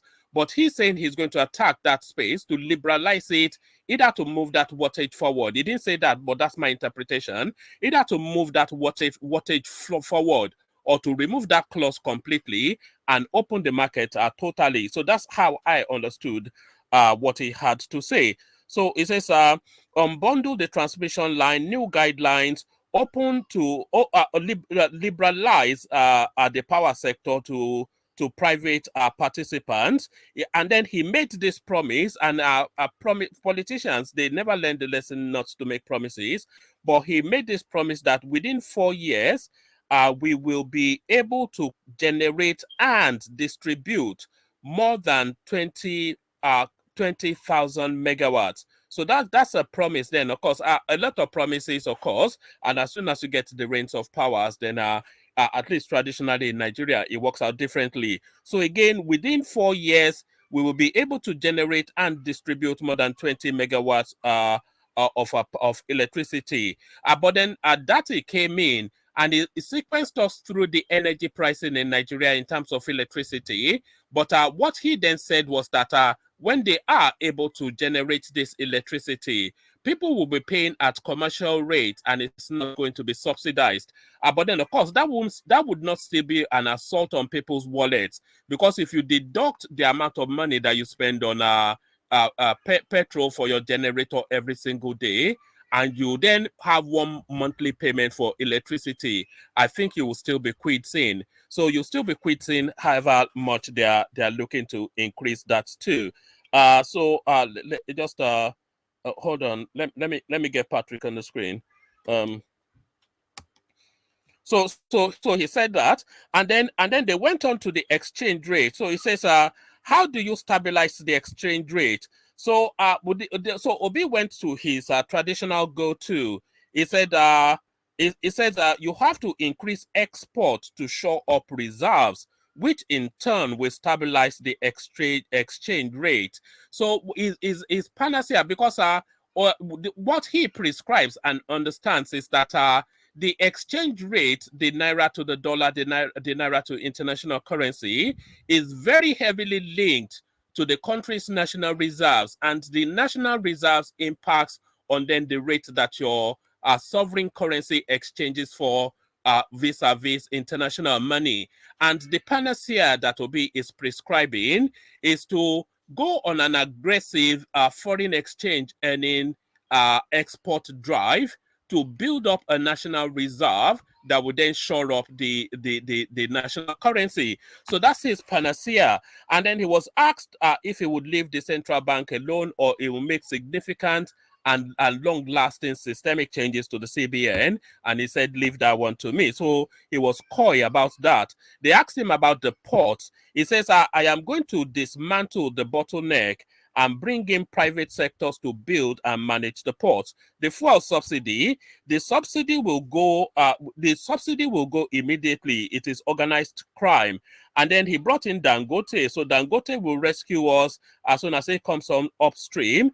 And then he also talked about modular refineries that are already built and ready, but you can't get the petroleum to them, even though the whole of the country is awash with petroleum. So get petroleum to the modular refineries. And then he says he's going to leverage gas, which the country has in abundance, and introduce gas-fueled vehicles into the Nigerian space. So in terms of the illegal refineries that is dotted all over the creeks, it says it will find a way to onboard them into legality. The national debt, nothing wrong with borrowing if it is for if it is for construction. He actually used construction, not consumption. That is to build something that would produce.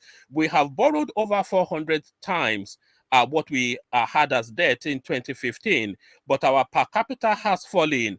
We have borrowed over 20% of our GDP. We will stop borrowing except for investment and talk to lenders to realign our borrowing. So those are the highlights that I picked up.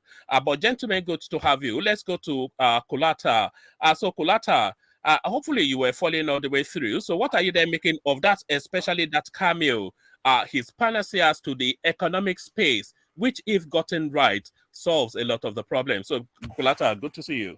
Yeah, I started following in the middle. So some of what you said were some of what I listened to. So I mean, what he said is not surprising. I mean, the solutions to our problems are as simple as what Obi highlighted. We have to drive a lot of to fix our foreign exchange, we need to be export focused. We have to earn the foreign exchange, and also we need to have them in reserves to back up whatever rate we have. And the fact that it was a bit coy about what it's going to do in CBN is a bit revealing, because if you do that and you still keep this dual exchange rate, it's still not going to help us. I mean, it's still not going to help us because you still end up enriching a lot of people. But from an OB performance and Dati performance, I think they're in their elements. This is a nice performance from them. I mean, a little bit going back to, I mean, they're now more, the OB's responses are more, they're a bit more fleshed out now. There's that. I think having a manifesto helps him more now. So it's not just 100% reliant on comparative statistics that may apply, that may not apply, and all that stuff. Even though he still makes a few references there. So, but the few, I mean, on specifics, you are only going to push him to the point that is reached. It didn't get too much into details, but his answers were satisfactory enough. They were satisfactory enough for the audience, but maybe not for eggheads, because you still need to talk about how you quickly get this export-driven stuff. Like, it just doesn't happen overnight. The quickest, because that sounds to me like a slow and laborious process. You have to build an industry to export. In order, then that doesn't sound like a 4-year plan. That sounds like a long-term plan. That's a 10-year. That's like a 10-year plan, minimum 8 years plan. Because for you to export anything, you need to add some value to it for you to make money. We export ginger, we export hibiscus, we export basic stuff. Cashew, we export cashew, but they're just at the raw stage. So for value addition, you need to fix our power for us to be able to add value. So the price to add value to it is cheap. Because if you go and add value to a product and it's run off diesel power generators, we will not be able to, our export will not be as competitive as what you get from China, as what China is getting, selling. So most people will not be able to probe in this level of detail that how do you even make our export competitive? Because if our export is not competitive, what are we going to sell it to? They will go buy it cheap.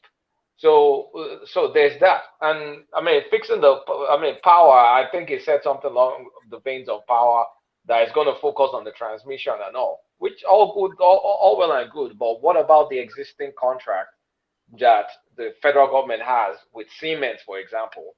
Are you going to break that contract? Because how are you going to unbundle the transmission? What he said, I don't think he was suggesting that he will break that contract. But what he was saying is that he's going to liberalize that space, remove the bottleneck, allow for more private entrepreneurs and competition. Yeah, but that's what I'm saying. You know, competition drives down price.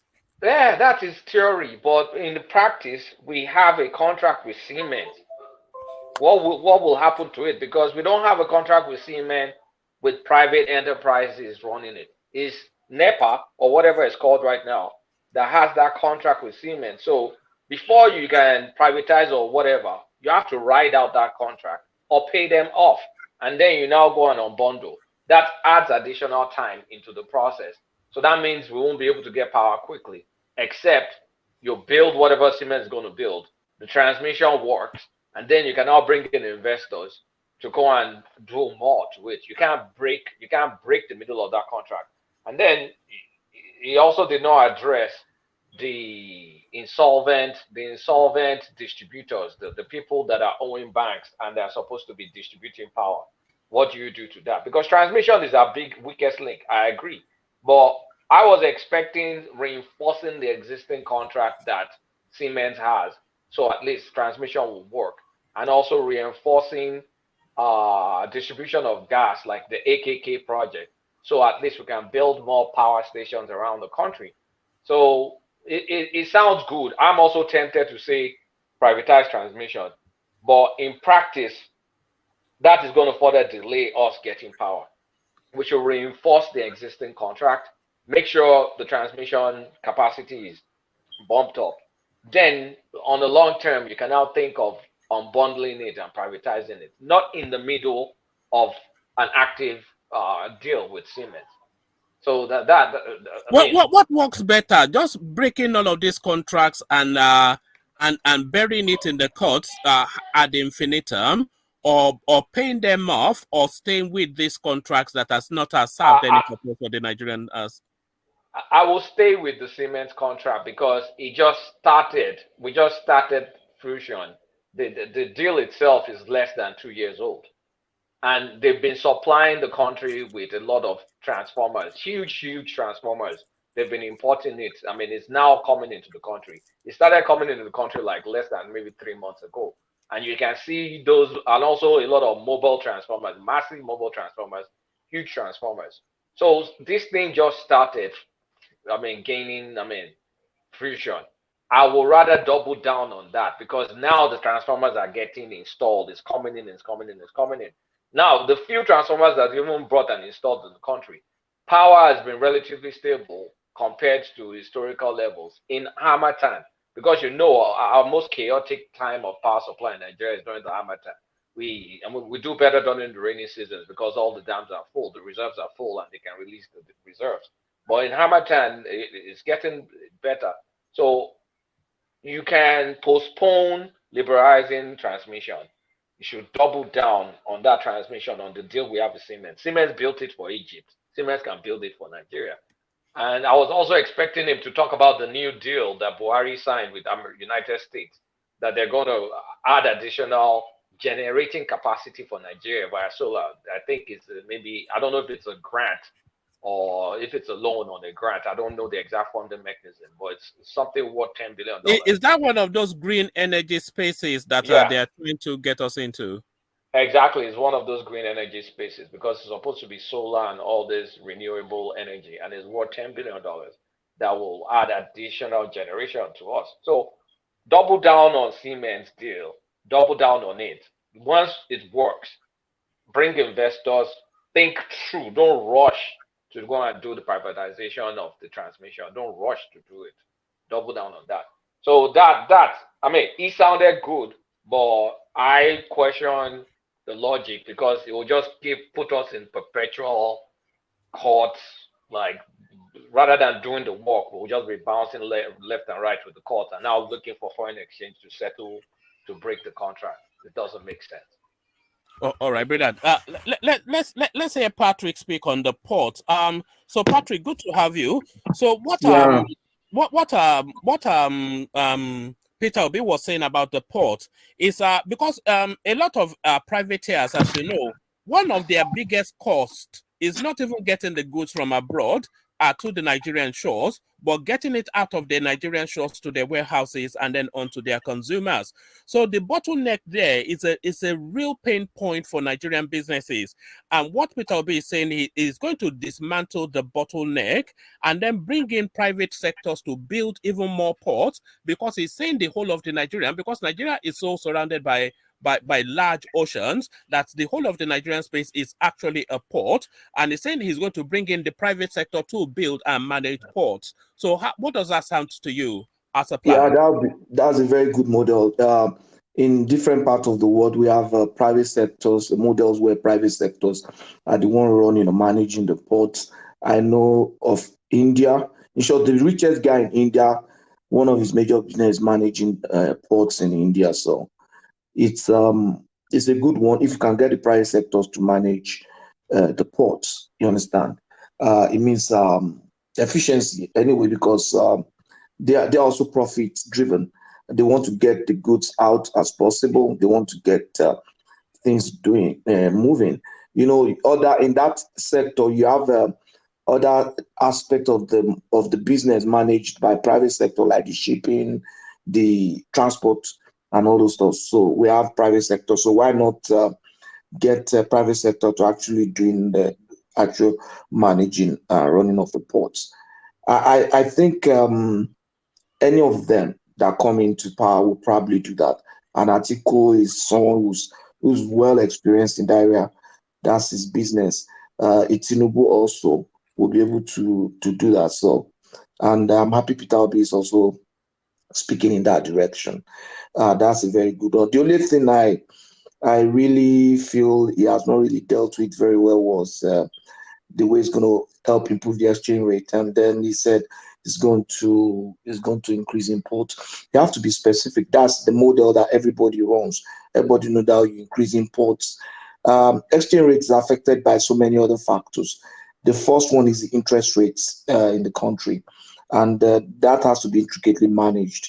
If you lower the interest rates too much, there might be some problems also. It means that bank will create more money.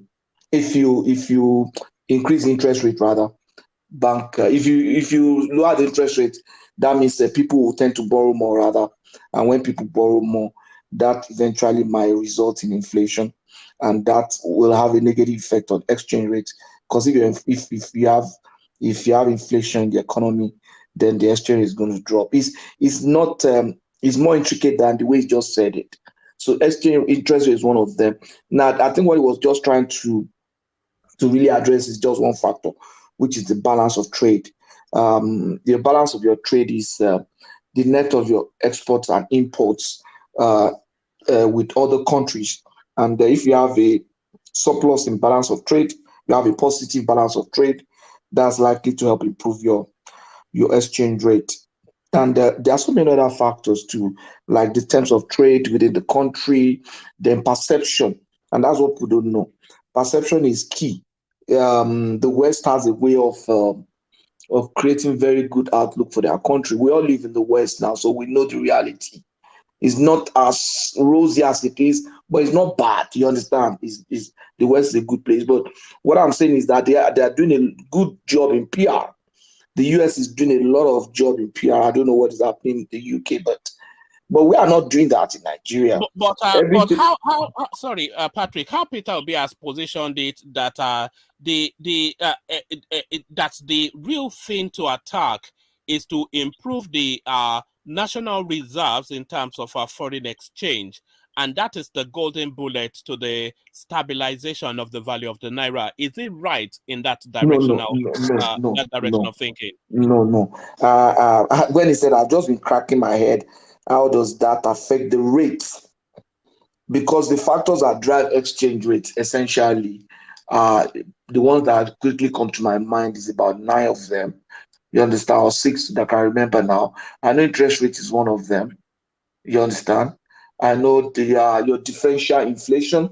That's the inflation of your country compared to the inflation rates in the other country. For example, if we are dealing with the US dollar now, what's going to determine the exchange rate is going to be the difference in the inflation between Nigeria and the US as a country. You understand? These are models. They are mathematical models that are used to determine exchange rates, and one of the functions in that model is differential inflation.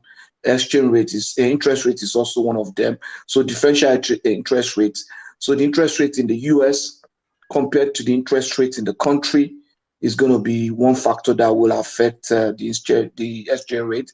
Then the current account, the national current account balance. You understand? So the current account balance is actually the balance of trade between your country and your trading partner. So if you have if you have a positive current account balance, you understand that's you have surplus instead of a deficit. Yeah, you're likely to have a better exchange rate. And public debt also. If you're borrowing so much, you understand, that will stimulate the economy. That's what borrowing does. It stimulates the economy. Then there's so much money, and then that might result in inflation. And then it will circle back and result in a high exchange rate for your country. So that's another thing. Then the terms of trade, your terms of trade, the import prices which you have with other country. That's one. Then the economic performance of the country. How does that happen is that if your country is performing very well economically, people tend to be attracted to invest. And when they are coming to invest, they are bringing in foreign exchange to invest. So that will definitely increase the supply of foreign exchange in your economy, and that in turn will continue to boost performance. And once those countries have directly invested in your own country, those foreign companies have directly invested in your country, they'll continue to grow the economy, and then they might be getting foreign funding because the parent companies are actually outside your country, which definitely will increase the dollar supply in your case. And then In Nigeria's specific case, one of the things that's going to be a major determinant of exchange rate is our subsidy. That's not the traditional, it's not a traditional function in any economic model for exchange rates. But in Nigeria's case, we're spending so much in subsidy, and these subsidies are paid for in foreign exchange. And if we're able to manage that with Dangote and then stimulating other opportunities to improve our petroleum product supplies, that means we're going to be saving that money, and that foreign exchange can actually be available for other things. That would definitely increase the supply of foreign exchange in our country. And then the major trade, the crude oil, if it can meet up with our quota, then definitely exchange will improve. But you need to be more specific in the areas where you want to improve export. Is it rice production? You understand? And then to know that, okay, this area that I'm focusing on give me the balance of trade surplus that I need to be able to improve my exchange rate. So that's where he needs to really talk on. All right, thank you, Patrick. So thank you, Patrick. Yeah. So let's hear from Callistos and then DOG, and then we watch the final phase and then just have a rounding off on his performance. But Callistos, good to have you on board. We're reacting to the Peter Obi town hall meeting, which almost certainly his last public, at least to the media town hall meeting before our votes are cast. So we're just assessing his performance, seeing what we're making of it. But what are you making of it? Callistos, good to meet you. Callistos, on mute. Callistos. Oh, all right, let's go to DOG. So DOG. So this second phase of it now, where he speaks to the economy and what he wants to make of the port and all that. Assess his performance. For me, he has come out a lot better than he has done in previous interactions. It looks as though practice makes perfect, and we can see marked improvement in his presentation. Or can you, DOG? Yeah, this second phase, I think, is enough.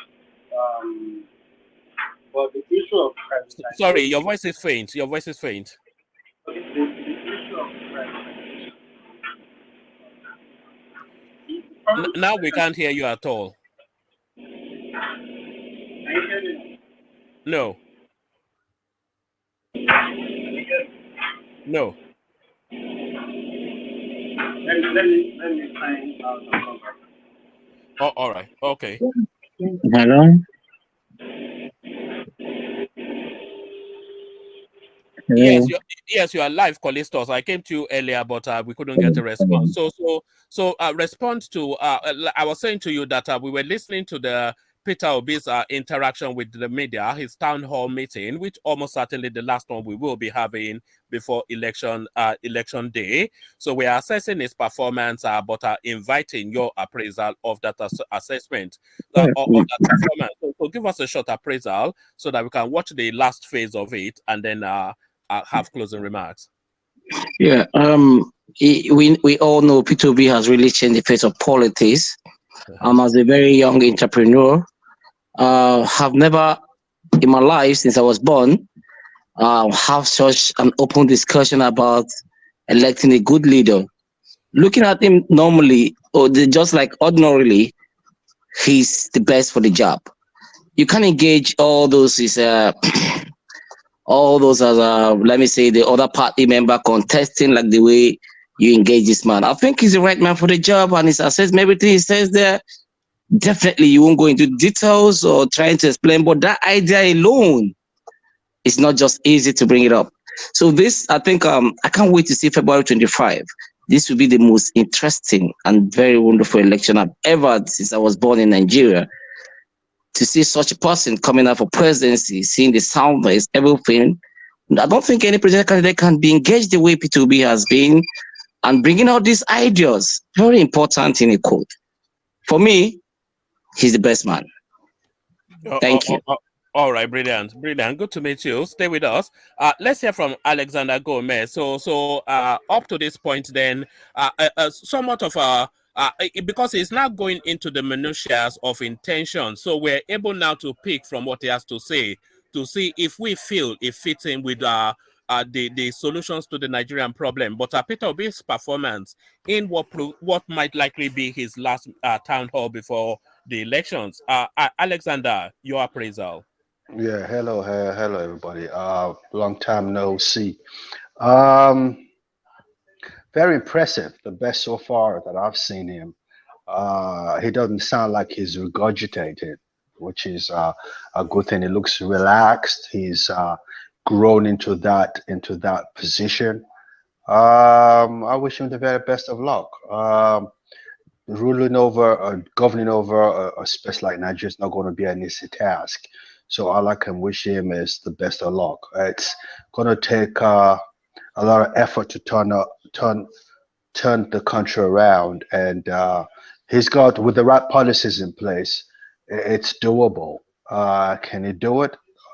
I think he can. I don't think is he looking and sounding for you like the right man for the job? Is he looking and sounding to you? No, because when Tinubu talks, there's something about Tinubu that just, and because he's turned an economy, an average economy, to based on his policies and systems in place to a top 5 economy in Africa, I think he'll be the most suited person for this job. But having said that, because of where we are 3 months ago compared to where we are today, from an OB perspective, he's looking more presidential than he's ever been. So I would say not really, but he's beginning to look more presidential. And the running mate, what are you making of him in terms of his confidence, his presentation? Does he subordinate himself sufficiently enough to Peter Obi while still maintaining his personality? So your assessment of the running mate, Datti Baba. I'm not altogether fascinated by that guy, because I know that he's a first-generation Nigerian, and I don't think that kind of person should be vice president of Nigeria. We have more capable people from the north who are thoroughbred Nigerians and Northerners who can do the job. I have a bias, and just because of that, I don't ever rate him. I never do. Is that concerns about his allegiance to Nigeria or his ancestral home, which is Mauritania? It's because he's a first-generation Nigerian, and I don't think that he deserves the position of the vice president. I think that, like I said, they're more qualified people, they're more thoroughbred Northern Nigerians that he can bring on board, rather than a first-generation Nigerian with a Mauritanian background. So the guy doesn't usually impress me when he speaks. In actual fact, when he speaks, I just turn away from him, because I don't think he's deserving of that position, quite frankly. All right, brilliant, Alexander. Always brilliant by Alexander. So, DOG, you rejoined us. So you were there all the way through. We took it from the beginning. So this second phase of it now, Peter Obi now goes into the economy. It speaks to that big ticket item, the subsidy, the even bigger ticket item, the exchange rate. So his preferred is panacea. So what are you making then of the ex-governor of Anambra's solutions to the myriad of Nigerian problems? DOG. Yeah, thank you, woman. I think Peter Obi has actually done well in all of those questions. Look at this guy. You over football, Abi? That don't play. Yeah. Yeah. Yeah. So he has done well in the aspect of the exchange rate and all that. Where I really have a problem is the privatization. I was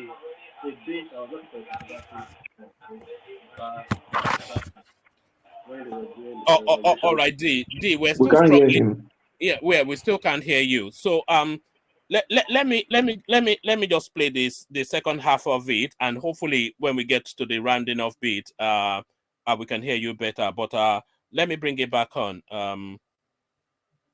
So there it is. So let's listen to the what hopefully is the long half of it, is the last half of it. Hopefully it's not long-winded. But Foreign Commonwealth and Development Office, FCDO.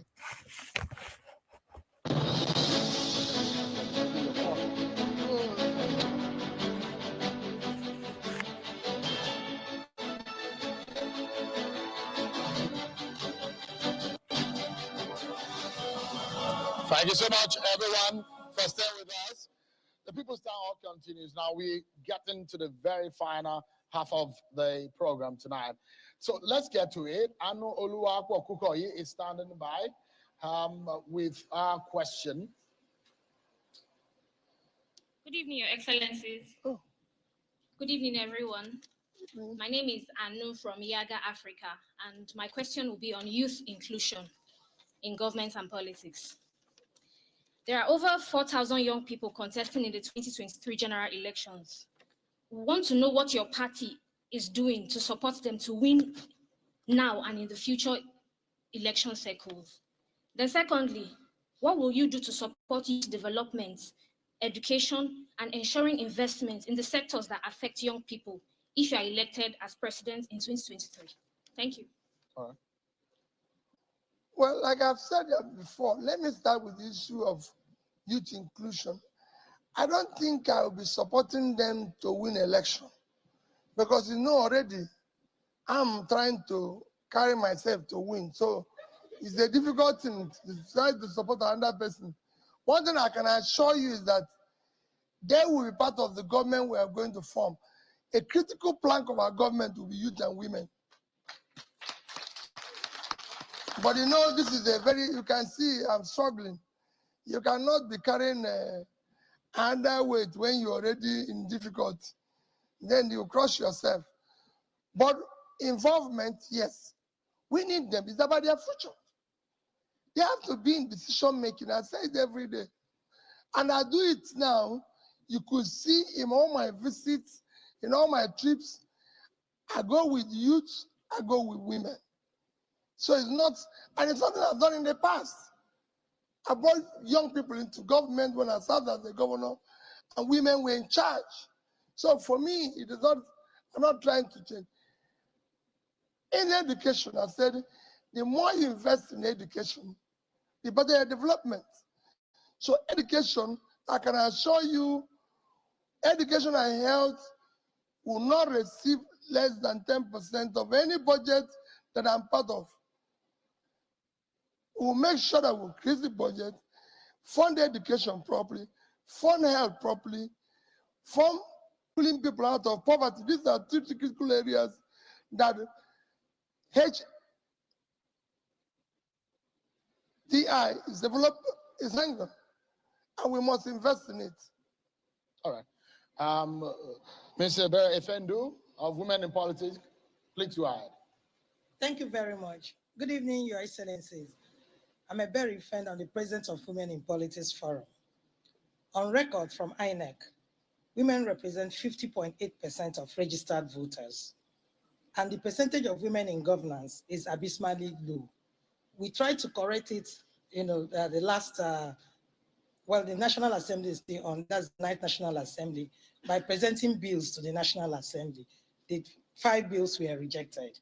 I want to ask you specifically, what will you be doing to change the status of women in governance, to ensure that women's political participation is equal to our votes? Because no politician, I know that as you are going around canvassing for votes, women, without us supporting you, you will not get elected. So what specifically will you be doing to ensure that there's increase of women's political participation? Thank you. Thank you. You know, I've always maintained that what we need to do is to look at people's past. Just like somebody came now and said, looking at my past, and I was able to explain the circumstances I found myself that made me to take decisions that I took them. Now you're asking the same question, how will you? In fact, let me tell you, as governor, I was about setting up Ministry of Men Affairs because women took over. It's simple. Go and verify. As governor of Anambra State, my chief of staff was a woman. Permanent Secretary, Government House, woman. Commissioner for Finance, woman. Accountant General, woman. Head of Service, woman. Commissioner for Youth and Sports, woman. Commissioner for Education, woman. head of commissioner for local government. I said, they took over. It was us that was listening. And I can say it without anything. Women are more productive in Nigeria than men. Any day, any time. I worked with them while I was in the banking industry. They saved the bank. When they believe in anything, they go for it. I wish our men would do the same thing. And they are less corrupt.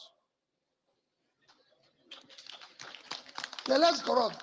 When they are really satisfied with little, the men will just go on and on, forgetting that it is public money they are taking. I'm very sorry about that, man. I'm one of you, but I have to say the truth of what I observed in the whole exercise. So, for me, this government is about women and youth because we want to change the country. They're not going to look for me. They're not going to. And we're going to, that bill, you said that we're going to represent them. We're going to revisit it. It's very important. Bangladesh, that's why they changed. One of the fastest developing places today is Bangladesh. Prime Minister is a woman. Opposition party leader is a woman. Speaker is a woman. You know, when they're there, because they have children, they have families, they want to succeed. All right. Yes, we have someone from the National Association of Persons with Disabilities. Please go ahead. Introduce yourself. Thank you very much, Your Excellencies, and good evening, Nigerians. My name is Adetunde Ademefu from the Joint National Association of Persons with Disabilities. I bring you greetings from the National President. We have two questions. One, Nigeria currently runs an inclusive education policy. And by inclusive education, it means bringing learners with disabilities and learners without disabilities in the same classroom, learning together. And of course, that's a strategic plan in addressing future discriminations. Do you believe in inclusive education? If yes, what are the plans that your party has? If no, why?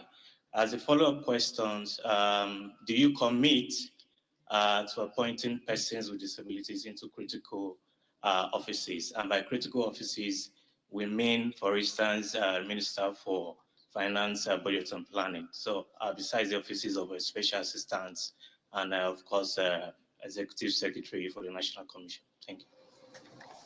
Well, you know, here we classify people with disabilities. We all have disability. These glasses I'm wearing is a form of disability. I can assure you that it's not just listen. We're going to appoint people. We are not going to look at. Our consideration will be what you are going to offer.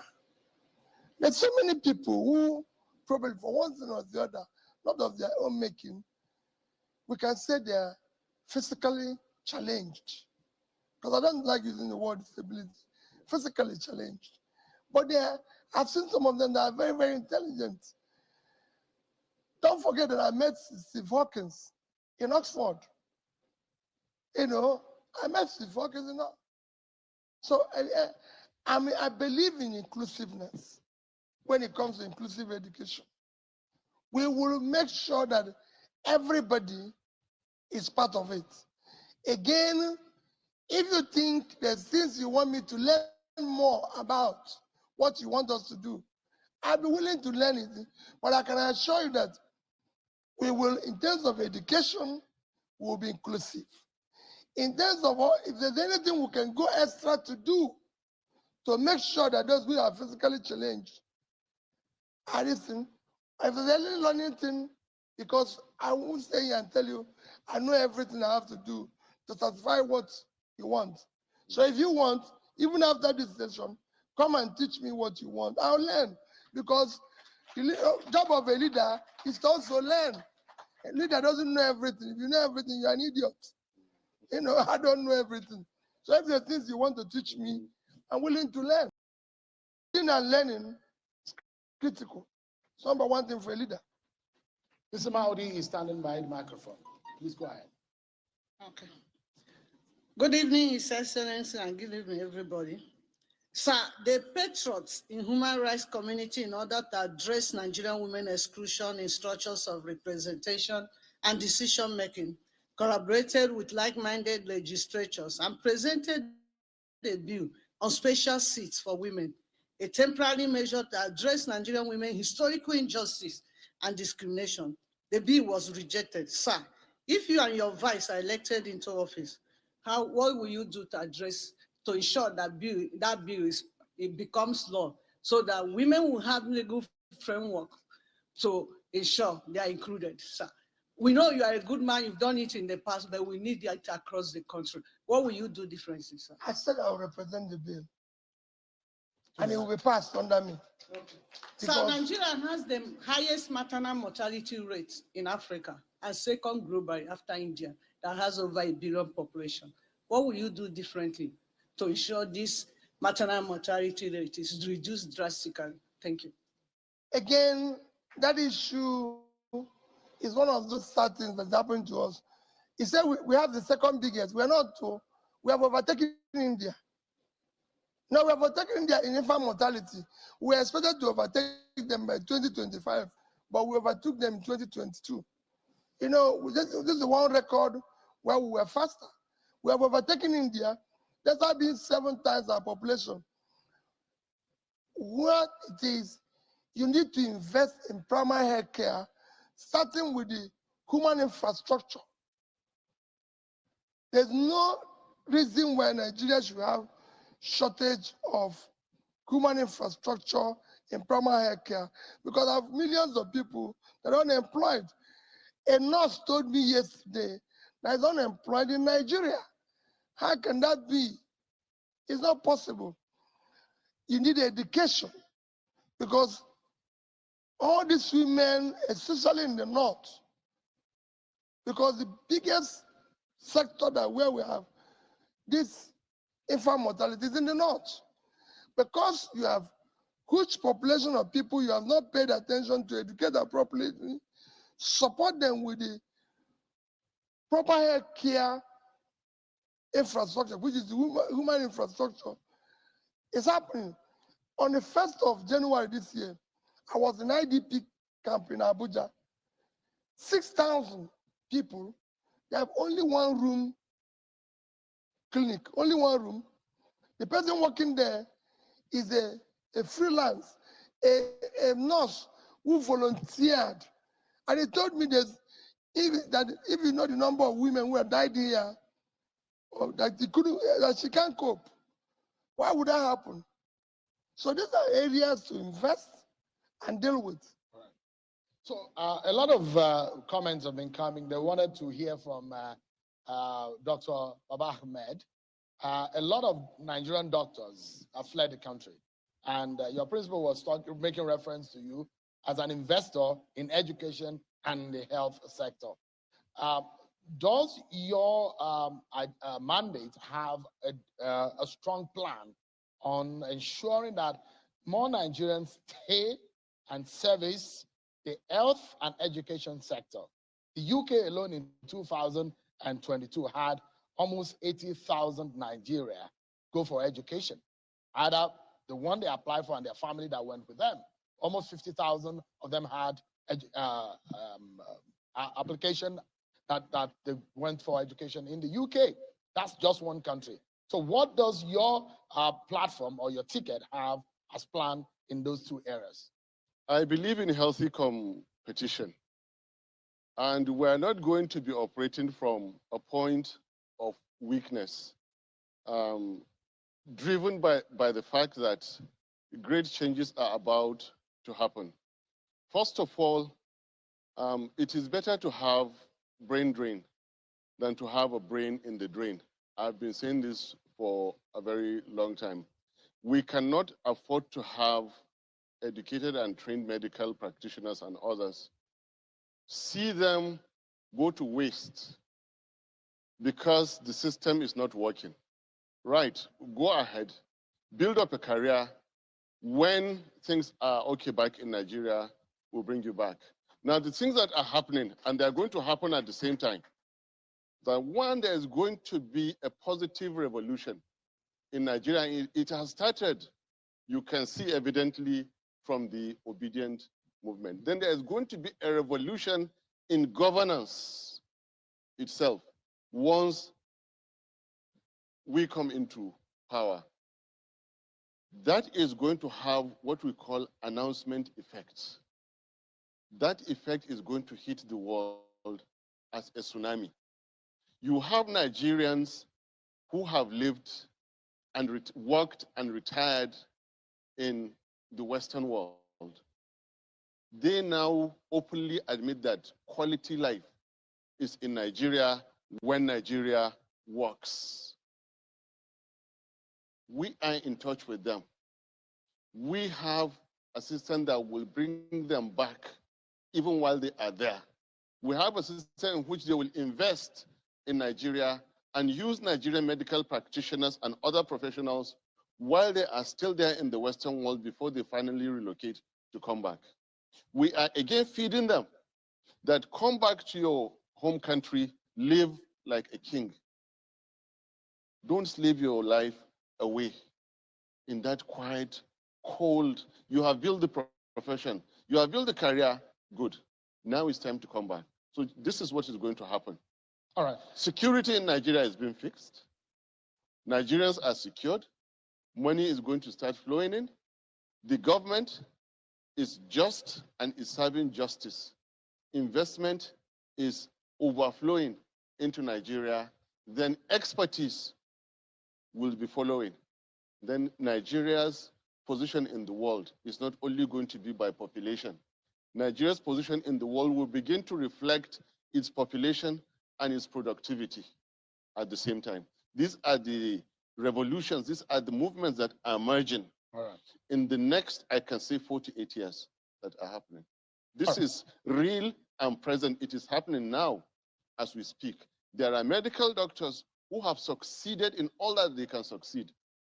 They have the money to bring into Nigeria. All they want is a government that will make Nigeria work. And it's coming. All right. We're just at that moment. We'll listen to your closing thoughts. We just have about a minute each to close your argument before we close finally. But there is a question, Mr. Obi, which we're getting. People would like you to comment on. One of your opponents has described you as a stingy man in one of the campaigns, and that you might find it difficult to get things done with that kind of character. How would you respond to that kind of statement? Well, very simple is that as governor of Anambra State, between the year, it's surprised, between the year 2000 and year 2015, the only measure of development that is known globally is Millennium Development Goals. This is a standard benchmark. If you check, when I became governor in 2006, we started implementing it in 2008. So we are late by 7 years. By the time Nigeria it stopped in 2015, Anambra was #1. And that includes, I was #1 in education. This is by UNDP, not by Nigeria. By UNDP, was #1 in education. By Nigeria and WAEC, I was #1. I won Bill Gates Prize in health. This is again not Nigeria that marked it. So I can go on.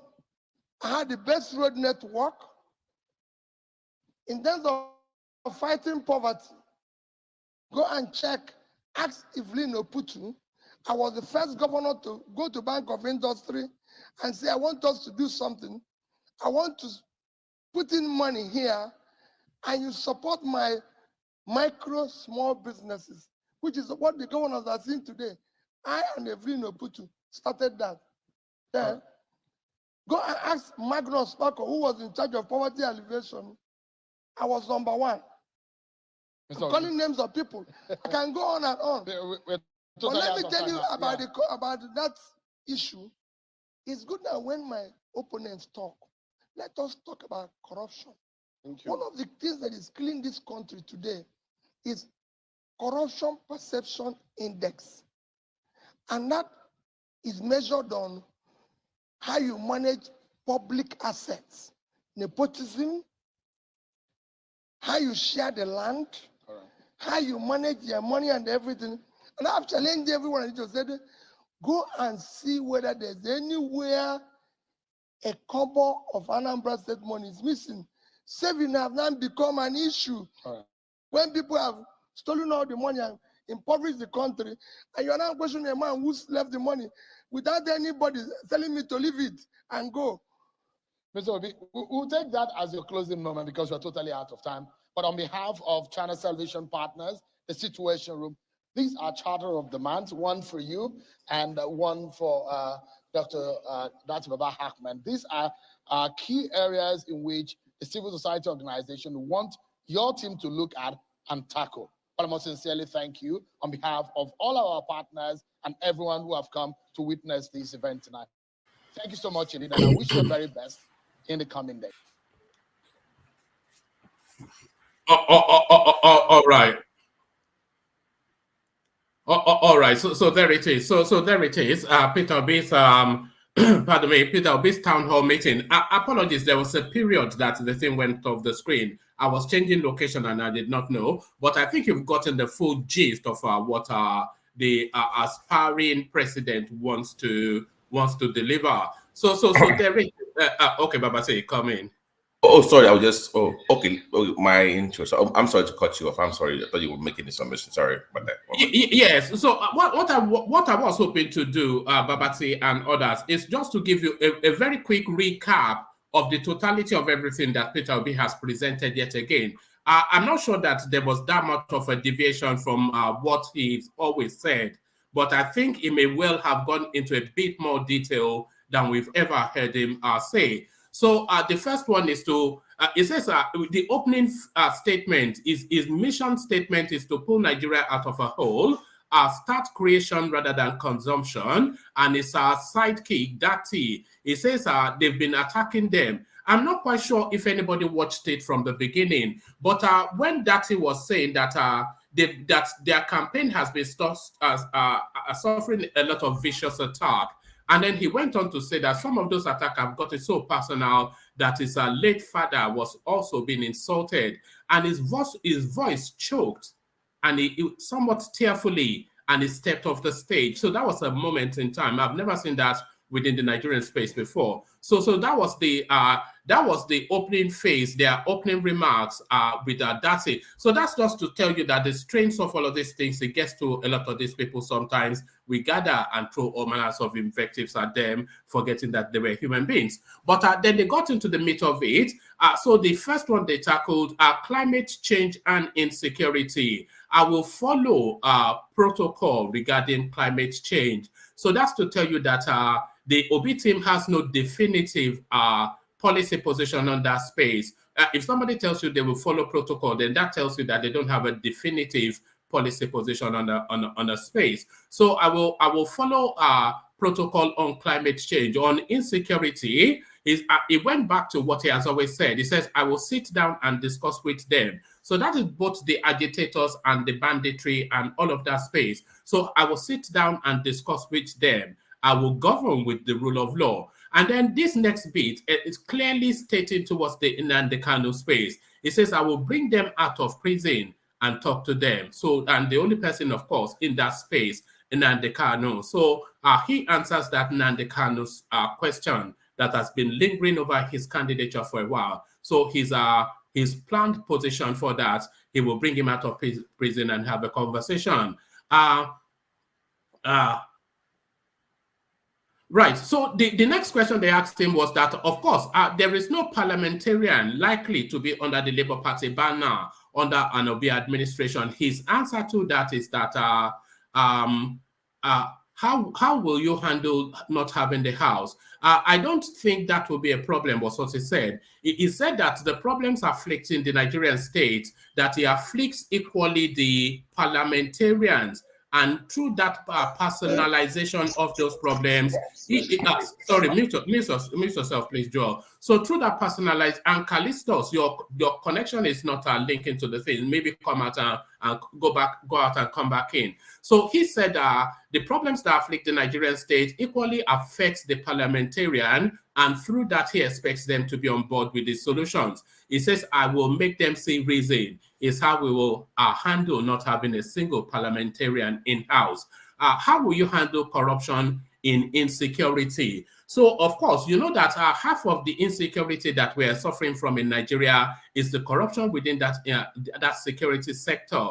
It says procurement will be transparent. That's what he's saying. And he's saying that that would apply right across the board under his governance. Procurement will be transparent.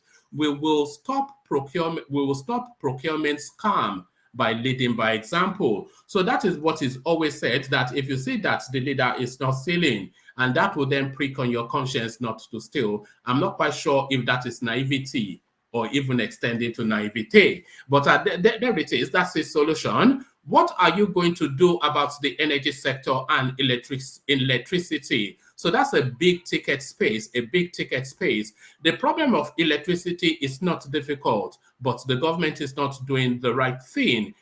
We will not cancel. So they went further to ask him, the existing contracts with Siemens and all of these disco companies that stymies the product getting to the end user.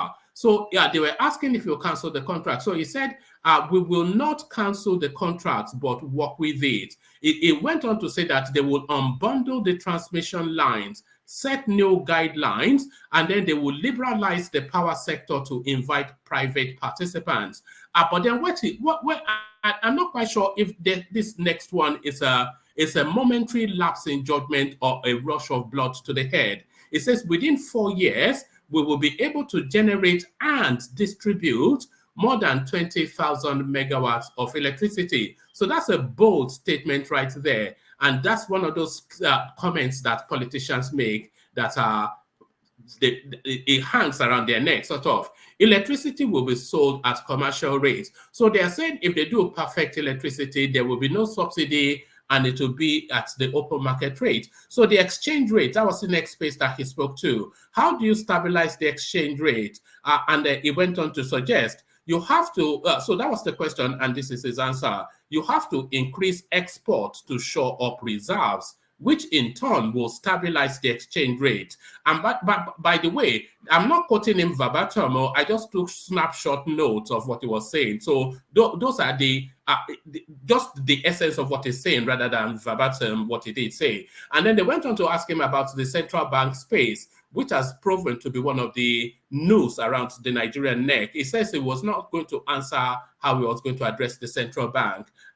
Just leave that to me, was what he said. So I quote him verbatim on that one.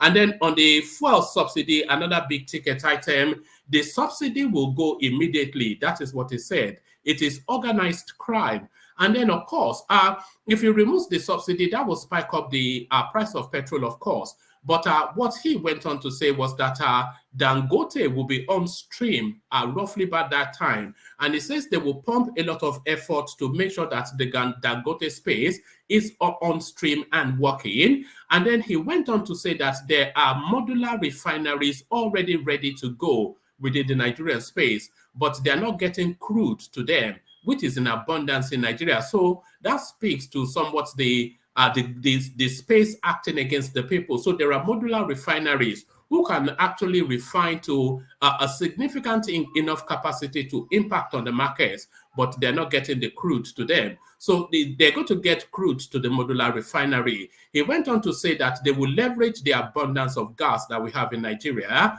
and introduce gas-fueled cars. He says they will legalize the illegal refinery and onboard them into legality. On the debt, it says nothing wrong with borrowing if it is for construction.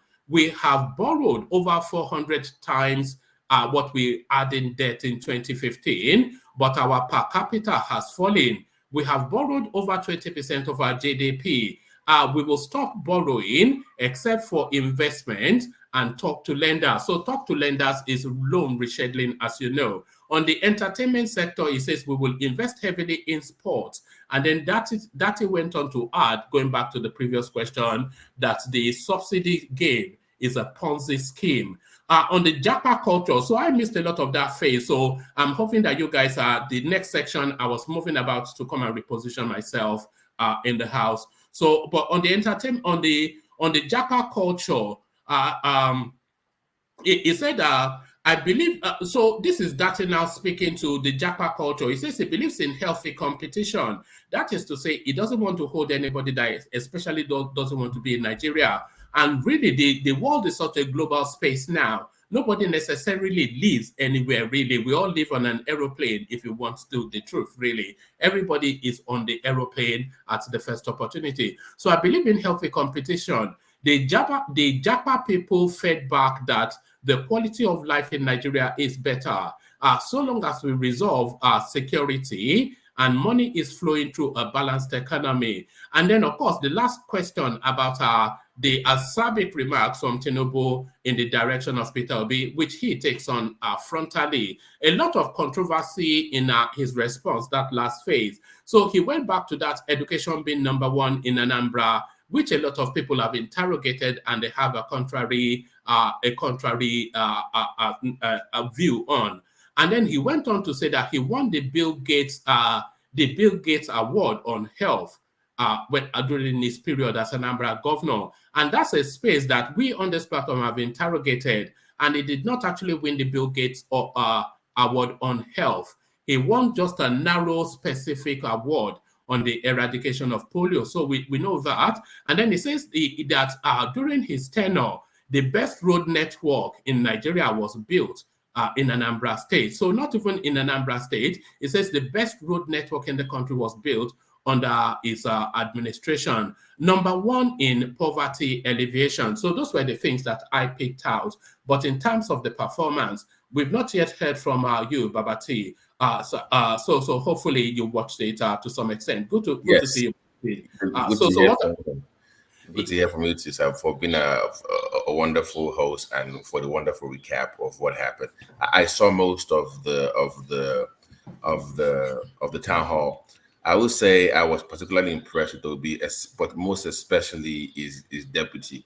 He really that they complement between each other. I love the chemistry between both of them. So I was particularly impressed by Datti. One of the few points that I actually wanted him to expand more on was when they mentioned the ports. He was mentioning all these ports in Oni and Warri, but he didn't really talk about the viability of those ports. There's beyond the politics of Nigeria in terms of people trying to stifle or intentionally prevent people from expanding. He didn't really mention the reasons behind it.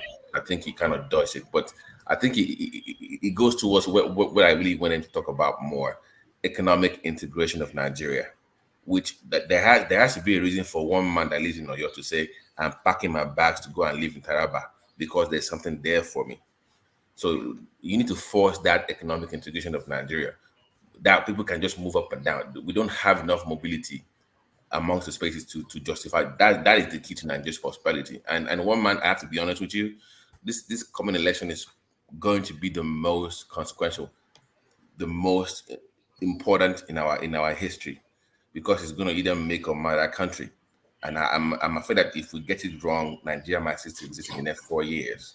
What constitutes getting it wrong to you? And before you go to that, you are talking about mobility, but the capacity to move from, there's nothing that stops me, for instance, to move from my base in Oyo and go and live in Sokoto. I certainly would not be deported. And there's flights and roads to get there. But if there's nothing for me to do there, then there's nothing for me to do there. So it's not a government. That's what I was saying. To, like, when I say economic mobility, in terms of, if I was talking to somebody today and they were talking about Nigeria possibly developing semiconductors and like Singapore, Taiwan, but if you can make it to the point where states are viable enough to develop those kind of things in their own states, that forces you to move over there if that's what you're interested in. So I'm talking not in terms of security or no, you not been living there. I'm saying that economic interest for one man from Oyo to say I want to go and live in Taraba because there's something there that he's interested in doing economically that will make you money. So, but if you then give incentives for each state or each region to create their own economy where they can develop all those things, then that forces a Yoruba man to say, I want to go and live in Taraba, I want to go and live in Sokoto. It looks beyond culture, region, says there's something there economically for me. So we need to do more of that, but we don't have enough of that right now because everything is too centered in Abuja for now. So we should need to diverse our economy. So that would kind of help towards the economic integration. And I have to say to Kulata as well, I did listen to his questioning of Adewale, and I was hoping that Obi will also talk about that as well. That was about ungoverned spaces in Nigeria, that we don't have enough. There are so many places in Nigeria that are ungoverned. I think it was responding to Klata's question about ungoverned spaces. And we need to define where Nigerian is and define our borders. So security didn't do enough. It didn't really go deeper. I really wanted to talk about security, but that maybe later on if we talk on another. But in terms of there's no later anymore. You know, we're roughly a month away now. Right, you know, right.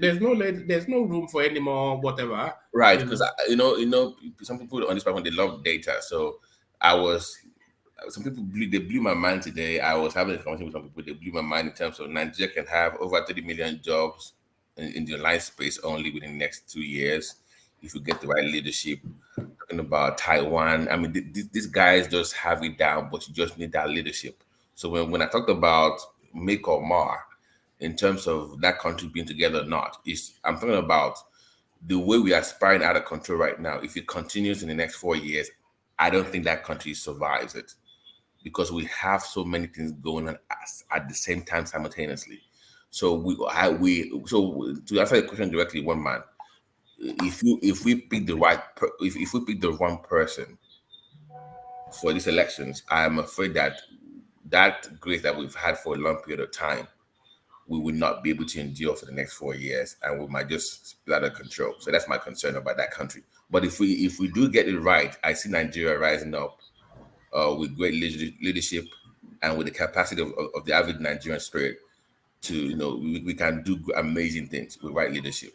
But you see, I see it differently. I see it as glass half full. I think Nigeria is on the precipice of getting it right, and if we have leadership. Regardless of leadership. No, I think the leadership that we're likely to get this year now, I think is going to take us to new heights. And either Peter Obi or Tinubu, I'm confident that either of them will take us to new heights. That's why I said right leadership, because but conversely, one man, if we get it wrong, it's going to be very dire. It's going to be very, very bad. No, that's the end of Solomon Grundy now. Yeah, this is last chance saloon. Yeah, because I think we are at the last stretch right now, and we cannot afford to get it wrong. So I'm appealing to all Nigerians: if you can vote, let's do the right things for once in our lifetime and keep that country safe, please. We just need to get this right at this point. We cannot afford, regardless of what you believe. At this point, I'm going to be very objective at this point. I'm not trying to be tribal or really, just please, for the sake of the country, if you still believe in one Nigeria, let's get this thing right. Because we can either go, because it's just, we cannot afford to get it wrong at this time, one man. Let me just let my plan at this time. I'll tell me later. One man, thank you. All right, brilliant. A super chat from Alexander Gomez pointing at you, Babati and Kulata. It says, furnish me with your numbers, guys. And then he goes on to add his email address if you want to send your numbers. And Alexander, if you're happy for me to pop your number in Kulata's DM, I have him on Instagram. I can do that, but indicate if you want me to do that. So thank you for the super chat. Let's go on to Collins. So Posh Collins joins us again. So Collins then, so Peter Obi presents, and a lot of people feel that this gets the best of his presentations. Nothing new has come out from anything he has to say, because it's more of the same in terms of the content, but it's a bit more expansive and it seems a bit more comfortable on the topics. But how did it come across to you, the Peter Obi presentation? Hi, hey, woman. Thanks for having us again, and to everyone present here. It's nice to have all these wonderful voices. And Babati that just spoke, I think he spoke extensively on most of the issues. Thank you, guys. One thing about P2B is that around last week or thereabout, I was almost like getting to a point where I'm like, any one of these guys that wins this election, I kind of believe it will be a step up from where we are today. I was almost like throwing it open to that anyone could win. But there's something about listening to him, which I haven't really done for a long time. I usually skip listening to him because I get bored hearing the same thing over and over. But one thing that stands out about this man, I don't care what anybody says, is he has this ability to appear very honest. Whether he is or not is left to be seen. But there is something about him that when he speaks, I don't know if it's the name that he, when he talk, he give names and he try to explain. He's not the typical politician, and I think that is why some people look at him sometimes and think that this man cannot be president of Nigeria and everything. But one thing that stood out for me was his ability to like that 13 months that we have always on this platform. I've heard this 13-month strike all over and over, but I've never really gotten that much details about what he did to try to make it work normal before he decided to make it work another way. And if the one lesson that I picked from there is that I've heard a lot of debaters on TV talk about civil servants in Nigeria, how they are the major cause of Nigerian problem. So one thing that I learned from what he said is that whenever you want to do something that is likely to reform the space, these people will come after you. They will throw everything at you. But he did not budge. He went ahead and did what he needed to do. Even though he left this big stain of 13-month strike, but he got it right. The end result by the end of the day was what really mattered, because otherwise nothing would have been done. And over the years and every other thing, whatever there is going on will keep going on. I don't think anyone on this platform will argue the amount of money that is being thrown into different into different sectors of the whatever government in Nigeria. But what we are not getting is result, no matter how little or how huge the resources is, just like what is going into security now. We just keep having the same results over and over. And that's because there is nobody or no leader that is willing to take a stand, face the consequences, probably get some stain or bruises, but be like, I have to get it right and I will do what is right. So I actually like it. I actually like his presentation, and I'm glad that I watched, because like I said, I've almost gotten to the point where I'm like, okay, it's Peter. Is there anything that shines through to you in terms of content, or were you just taken by his personality and presentation? Was there anything that popped out in the content of what he had to say? Like you rightly pointed out, most of the things that he's saying today, he's said before, but he went into a little bit more detail, in trying to present it, and he's a bit more relaxed, so, and I want to also use this opportunity to disagree with Alexander Gomez, where he said there's something about Tinubu that is presidential. I'm not seeing it. There's because he has he hasn't actually availed himself in this kind of interrogation other than what he controls. So I don't see anything. And when I see him on the campaign, wherever, he's just busy insulting everybody.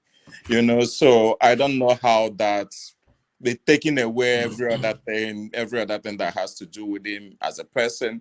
I don't know how that is presidential to anybody, but I suppose to each his own. I just feel like I think what Alexander Gomez was speaking to is sort of certain people, they have an aura, so like an enigmatic sort of it's like a commanding presence, like an X factor, that indefinable, unquantifiable, but very visible.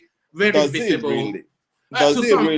To some people it does. Certainly, clearly to Alexander Gomez it does. No, I think that only existed. I think he's wherever he has only exists in Nigeria. Come on, Nigeria of 200 and something million people. Let's even take P2B to be the dumbest of all of them all. In terms of international space, Nigeria is a leading Black nation on earth. We sometimes we have to look beyond ourselves as Nigeria and know what we represent. Some person of, let's put everything aside. I'm not questioning his capacity or whatever. Let's put all of that aside. In terms of physical appearance on the international stage, I don't see it. To be honest, with every other thing that could be going on, we all watch in horror when somebody was peeing on himself on stage and everything, and that's very minute. That's a country that doesn't count. Collins, why is he able to command the respect and and submission of people that are alpha people in their own rights, people like Fashola or Shibanjo Aregbesola, all of this Ganduje, why is he able to command? Why is he able to command the space just for over the last 30 years as the leader of men who are leaders by themselves? Why is he able to do that? He's able to do that because he has this power to, he has the power to do to you whatever he wants to do to you. We all know that Fashola with him, at some point, there were some frictions and every other thing. We all know that it happened with Ambod, and we see the end result. I think that they have always known that he has that ability or that capacity to do what he did to Ambode to anybody. And nobody actually wanted. He's a powerful man. He has money. That is one thing about Nigerian space. Okay, that's even bring me to Dangote. Dangote will finish his refinery now and he will start getting crude. But P2B just mentioned on national TV, I would actually like the presidential spokesperson people to come and say that what he said is a lie and do it with evidence. He just said that there are refineries that are ready to operate in Nigeria today, but wouldn't get crude. But if Dangote finished tomorrow, he will have everything that he needs just because he has a lot of money and he's very powerful. That's how Nigeria's space operates. It's all about how much money you have determines how much power you control. If you don't have that kind of money, you cannot control anything. Tinubu controls everything with his money. That's all I see. Collins, a quick question for you. If you're going to build refinery, shouldn't be one of your feasibility shouldn't be the supply of crude itself. Like, is the supply of crude an afterthought when you're building a refinery? Shouldn't that be actually your primary consideration? It should be, but let's look past that now because we're in a pickle, right? Nigeria does need this crude being refined in Nigeria. So, what I'm trying to say is, you cannot criticize the government for someone's bad investment decision. I can go and construct refinery now in Zamfara State and say, "Oh, there's no crude." You understand what I'm saying? I get. Colin, do you know what the first rule of business is? There's one rule from business. You work it back from the market. So you establish the market, and then you establish the supply, and then you come back to what your input is. So you don't start from your base. You work it back. these businesses. Yeah, I think that's what Kulata is. No, I got yeah, what he's yeah. saying.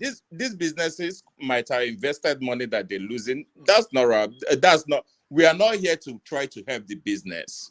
But I'm now talking as a country that is using all their resources to pay subsidy and import oil into the country.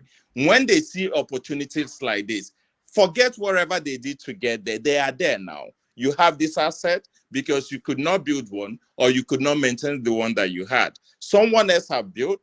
Let's look past whatever errors that they did or they might have made or they didn't do. Now you go and try to benefit, because it's about saving money now that we're talking about. It's about Nigeria. I'm not talking about these businesses. I don't think that what P2B was putting out there was trying to fight for the businesses. He's basically saying that this country has these resources.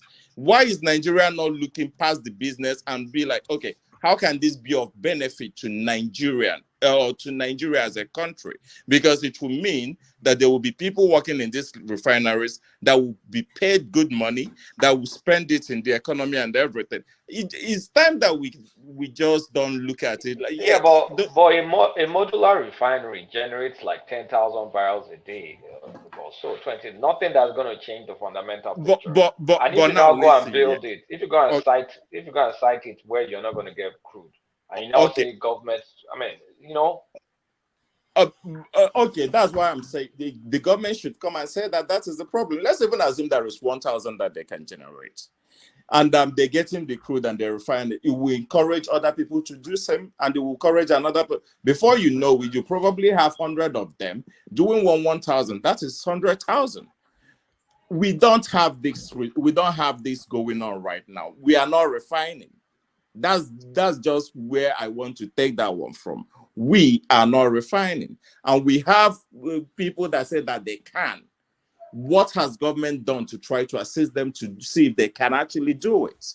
That's just where I want us to look at it from. So 1,500, which one are we refining as a country? You know, I'm not saying it. So, and when it comes to the road network, like I said, I've always said, when Peter Obi was governor, maybe because I wasn't in Nigeria, he didn't really actually stand out to me like that. But one thing that I've always heard is that Anambra State, and this from people from Anambra State had very good road network. Ngige started it because I think Peter Obi won and then Ngige took over. And I think Peter Obi perfected it. They actually do. Because when you compare that to Lagos, because when people talk about Lagos, they're talking about Island, Lekki, Aja, no, forget Aja, Lekki VI and all that. But when you leave that space and move into Mushi and the rest of them, it's disgusting, because that's the area that nobody wants to look at, you know. Because I went around Unilag 2 years ago. I actually still have families that stays around there. I went there. I could not believe how that area.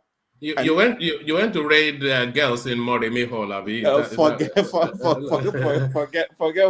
I went there to. All right, carry on. Yeah, I couldn't believe how that place, man, and it was during dry season. You know, I couldn't believe what I was, the road that I was applying. I'm not saying that it was perfect when I was there. Even the island you're talking about right now is more disgusting than every other place in Nigeria, in Lagos State. The island you're talking about right now is more disgusting. From the island, I live in the island. From the island to maybe just 2 kilometers, you spend about 4 hours. Beggars all over the street, the Agboros all over the street. So sometimes I wonder what someone would say, oh, I made Lagos. In the island, you're not even safe, security wise. Very disgusting. Everywhere in the island are beggars, including Banana Island. You will see beggars on the street, even in the front of the presidential candidate. You see the whole beggars on the street.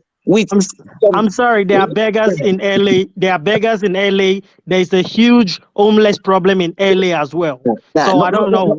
No, there's some areas. No, let's be realistic. There's some areas you don't take that, no matter what. There's some area, like if you come to Lagos State, the island is the best. Let's talk about Banana There's Island. no place where you don't have beggars now. No, There's begging no in a place way. in the Let me world. tell you. Okay. In LA, you have Agboros on the road Hold on. clapping. You don't have No, beggars let me just in hold LA. on. Sorry, excuse me. In LA, you have the Agboros beating people on the street. The Agboros beating a bus driver in the morning. You have such a thing on the road. Let's forget the beggars now. Let's talk about the Agboros in the island. Is everywhere? Can you do those things in some areas? Hold on, Callistus. No, let's not talk about it. Yeah. Hold on, settle down. You know those people you call Agberos, they're actually tax collectors. But then, yes, their antics are a bit excessive. Yes, of course. No, the tax collectors will come with a big stick, hitting people on the street. Yes, no, that's what I breaking their head. Because I know they also do that in Onitsha. Beating people No. You don't do such things in Onitsha, please. Yeah, that was the Agberos dead. After people be let's sorry, please house. Excuse me. Even if I didn't say you don't have them, sorry, sir. I didn't say you don't have them everywhere, but there are some specific areas these things should not be happening. That's what I just said. Happening in Onitsha, but they cannot happen. No, let's leave. Even if you talk of Onitsha, you can't have such a thing in Oka. In the middle, in like, let's say about the government house. What I'm telling you that from here, from VGC down to Banana Island, during Fashola time, during Ambode time, all those things doesn't happen. Those guys were giving something different. The revenue goes straight to Lagos State account. You pay, okay, for example, let me give an example now. Like when you beat the traffic, when this last man will start harassing even the personal guys driving, you say last man dragging steering with you. Ambode implemented something. And it's working now in Lagos. Once you beat the traffic, they send a message immediately. And you can't renew your car documents anymore. It's better than still where the last man kick people, beats you. Like, you keep imagining. So I'm just coming in because when you said about this, because I want to let you know that the island is the worst now. What part of Ireland do you live, sir? I live in Victoria Island. You think Ireland is worse than very worse than that? I'm telling you, with the personalities. Hold on, please, just hold on. Go ahead.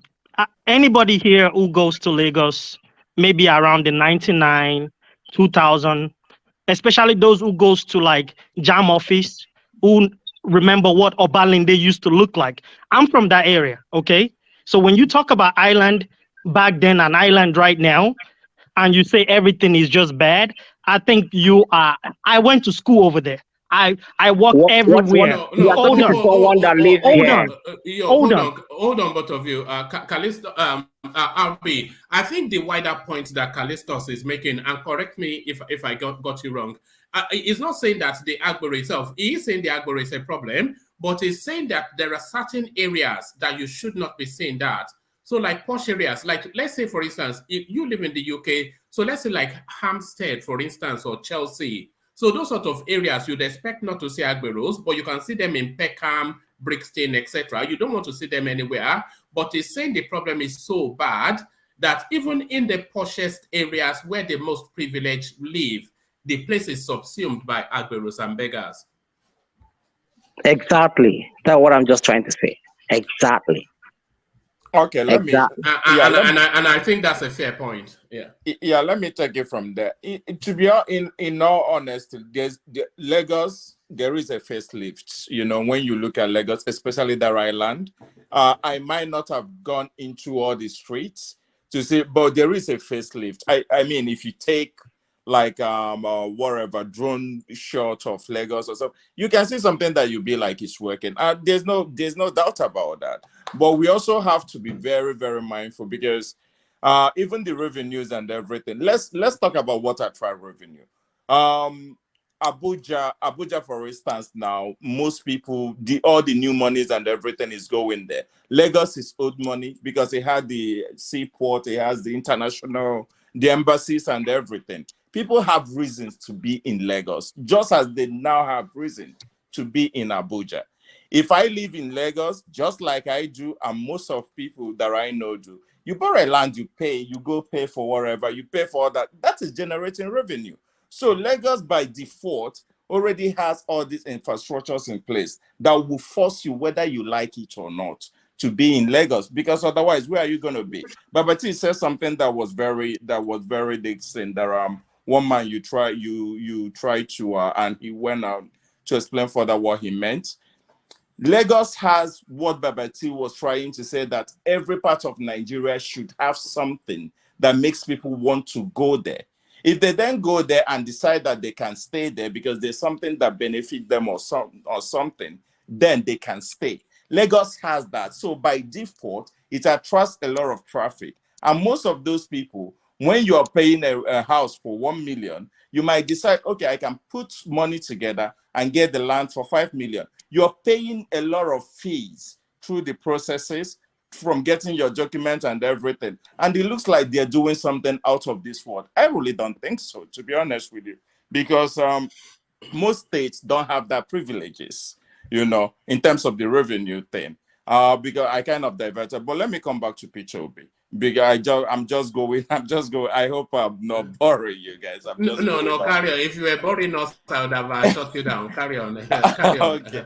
Yeah. So I just want. So today I listened to him and I listened to his VP. I think he supports him really well.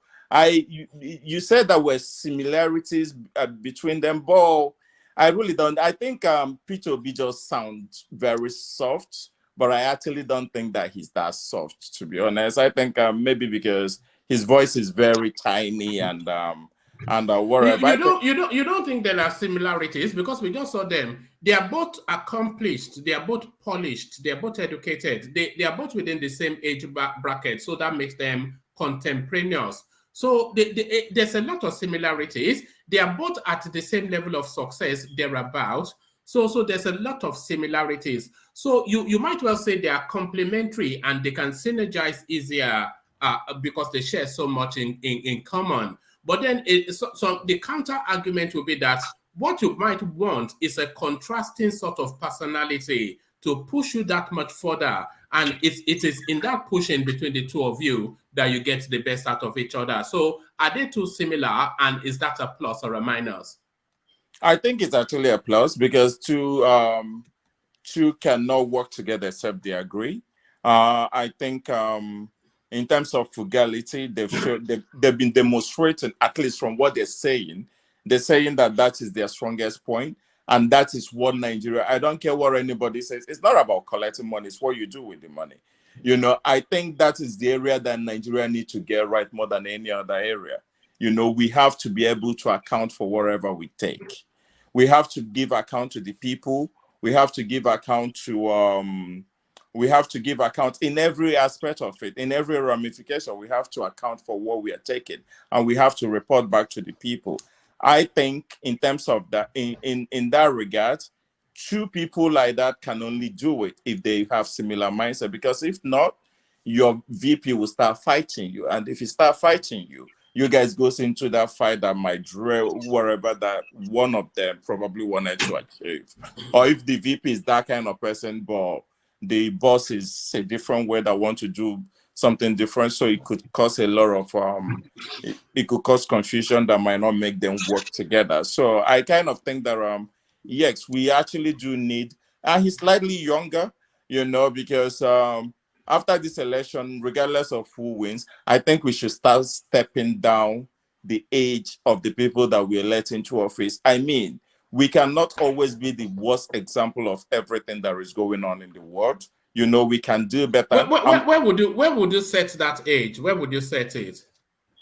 I would actually like people in their 40s. In their 40s? Yeah. To rule Nigeria? Why not? Why not? Are you joking? Obasanjo and the rest of that's what Nigeria used to be a few years ago. That was military, and which ruled by fiat.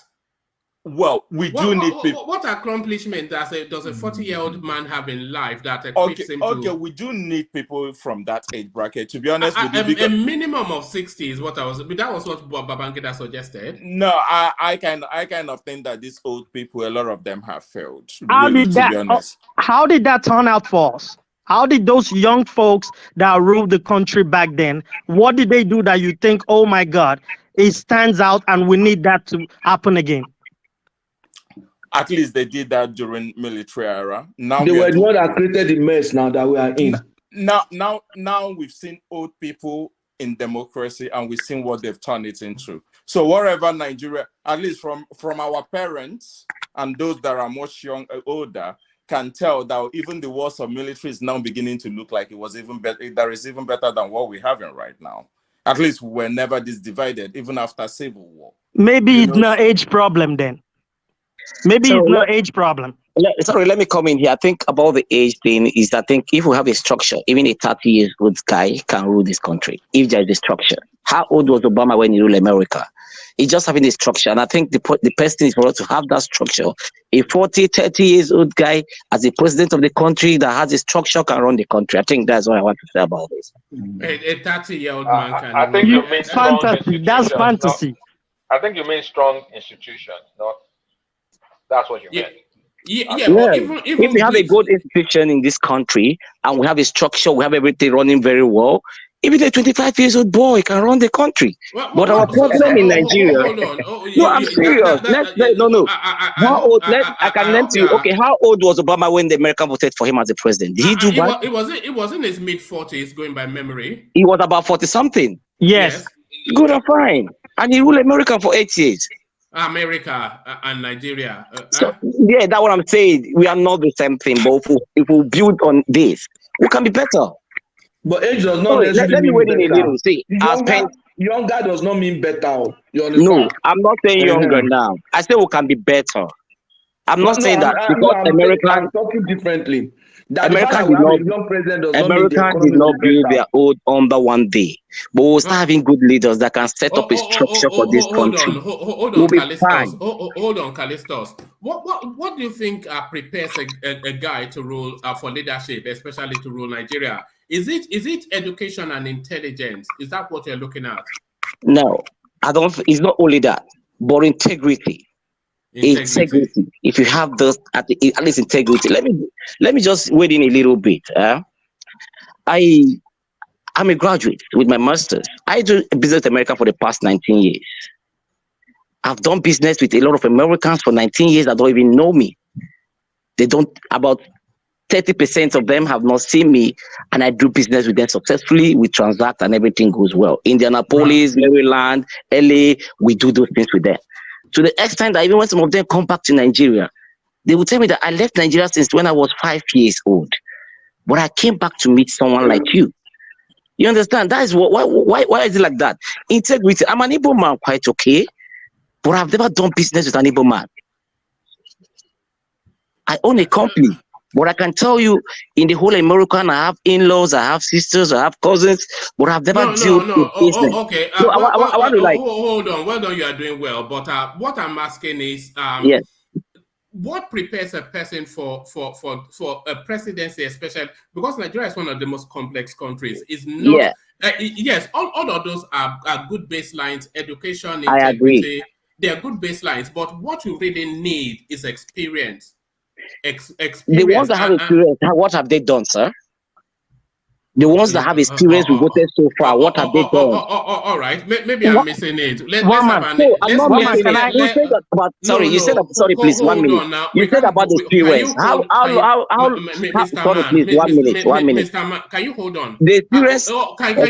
Can you go ahead? We do have a rule. When I say hold on, that's just exactly what I mean. Hold on. So when I say hold on, just hold on. I don't usually hold the space for too long. It's only to insert something. But I've even forgotten what I wanted to say. But carry on, yeah. No, let me move that on because I brought let's move on with that. Yeah, let me just end the age thing. Then when Peter Obi was asked about the women in politics, okay, let me start with the disability guy, and he asked critical questions. I would have really loved to hear a bit more. I would have loved to hear things like but one good thing that I got from him is that he's not quick to give answers where he has none. You know, he would say, "Come to me, I will learn," and something like that. And I think for me, that's kind of sufficient. That impressed me too. I noted that, and it impressed me. He didn't just make stuff up. He said, "I don't know, but I will educate myself," and I respect that more than anything else. Yeah. So I just thought that was really good. I would have loved to to know that he learned a bit more about, school being accessible, like building primes and all those things that could actually make it easy for these people to get to these schools and go to classes, but like you and I agreed, he didn't go on and just talking as a typical politician that knows everything. And when it comes to the women thing, he was giving names and positions that they held. We all know, I mean, Desi and Madeke represented women so poorly when she had the opportunity that she had, because I used to be one of those voices that feels, just like Pichobi, that women are less corrupt because they are mothers. Not that they are not corrupt, but they are mothers, and they are, they have more, I feel like they have more stake in the country to want to make it to work. And some people, when why Desi was disgracing herself, people like somebody like Adora Kunyere stood out, in the position that she held. So I feel like women in politics and being given more position is very good, and someone actually demonstrating it, or someone that has actually done it, and not just giving that bracket, oh, I will have women in my cabinet and everything. I kind of feel like he already feel comfortable with women working with him, and I think that would be a departure from what we currently have. I like that too. Going back to something you said just now, Collins, do you think it's to our eternal shame that we don't have a policy position as a nation around disability? Because whenever that question comes up, people just gloss over it. They say, oh, and I saw a beggar and I gave him 5,000 naira. And then that, but no politician has yet fleshed out a real cohesive and coherent and workable disability position from the Nigerians. Is it to our eternal shame that we don't have a position on that? But everything is to our eternal shame anyway. What do we have position on in Nigeria, one man? We have position on corruption. Okay. So obviously that doesn't benefit them. If there's anything that could have benefited them to have that position, they would have created it. We see how well they're doing with subsidy, so if there's any incentive for them to want to do that, they would have done it.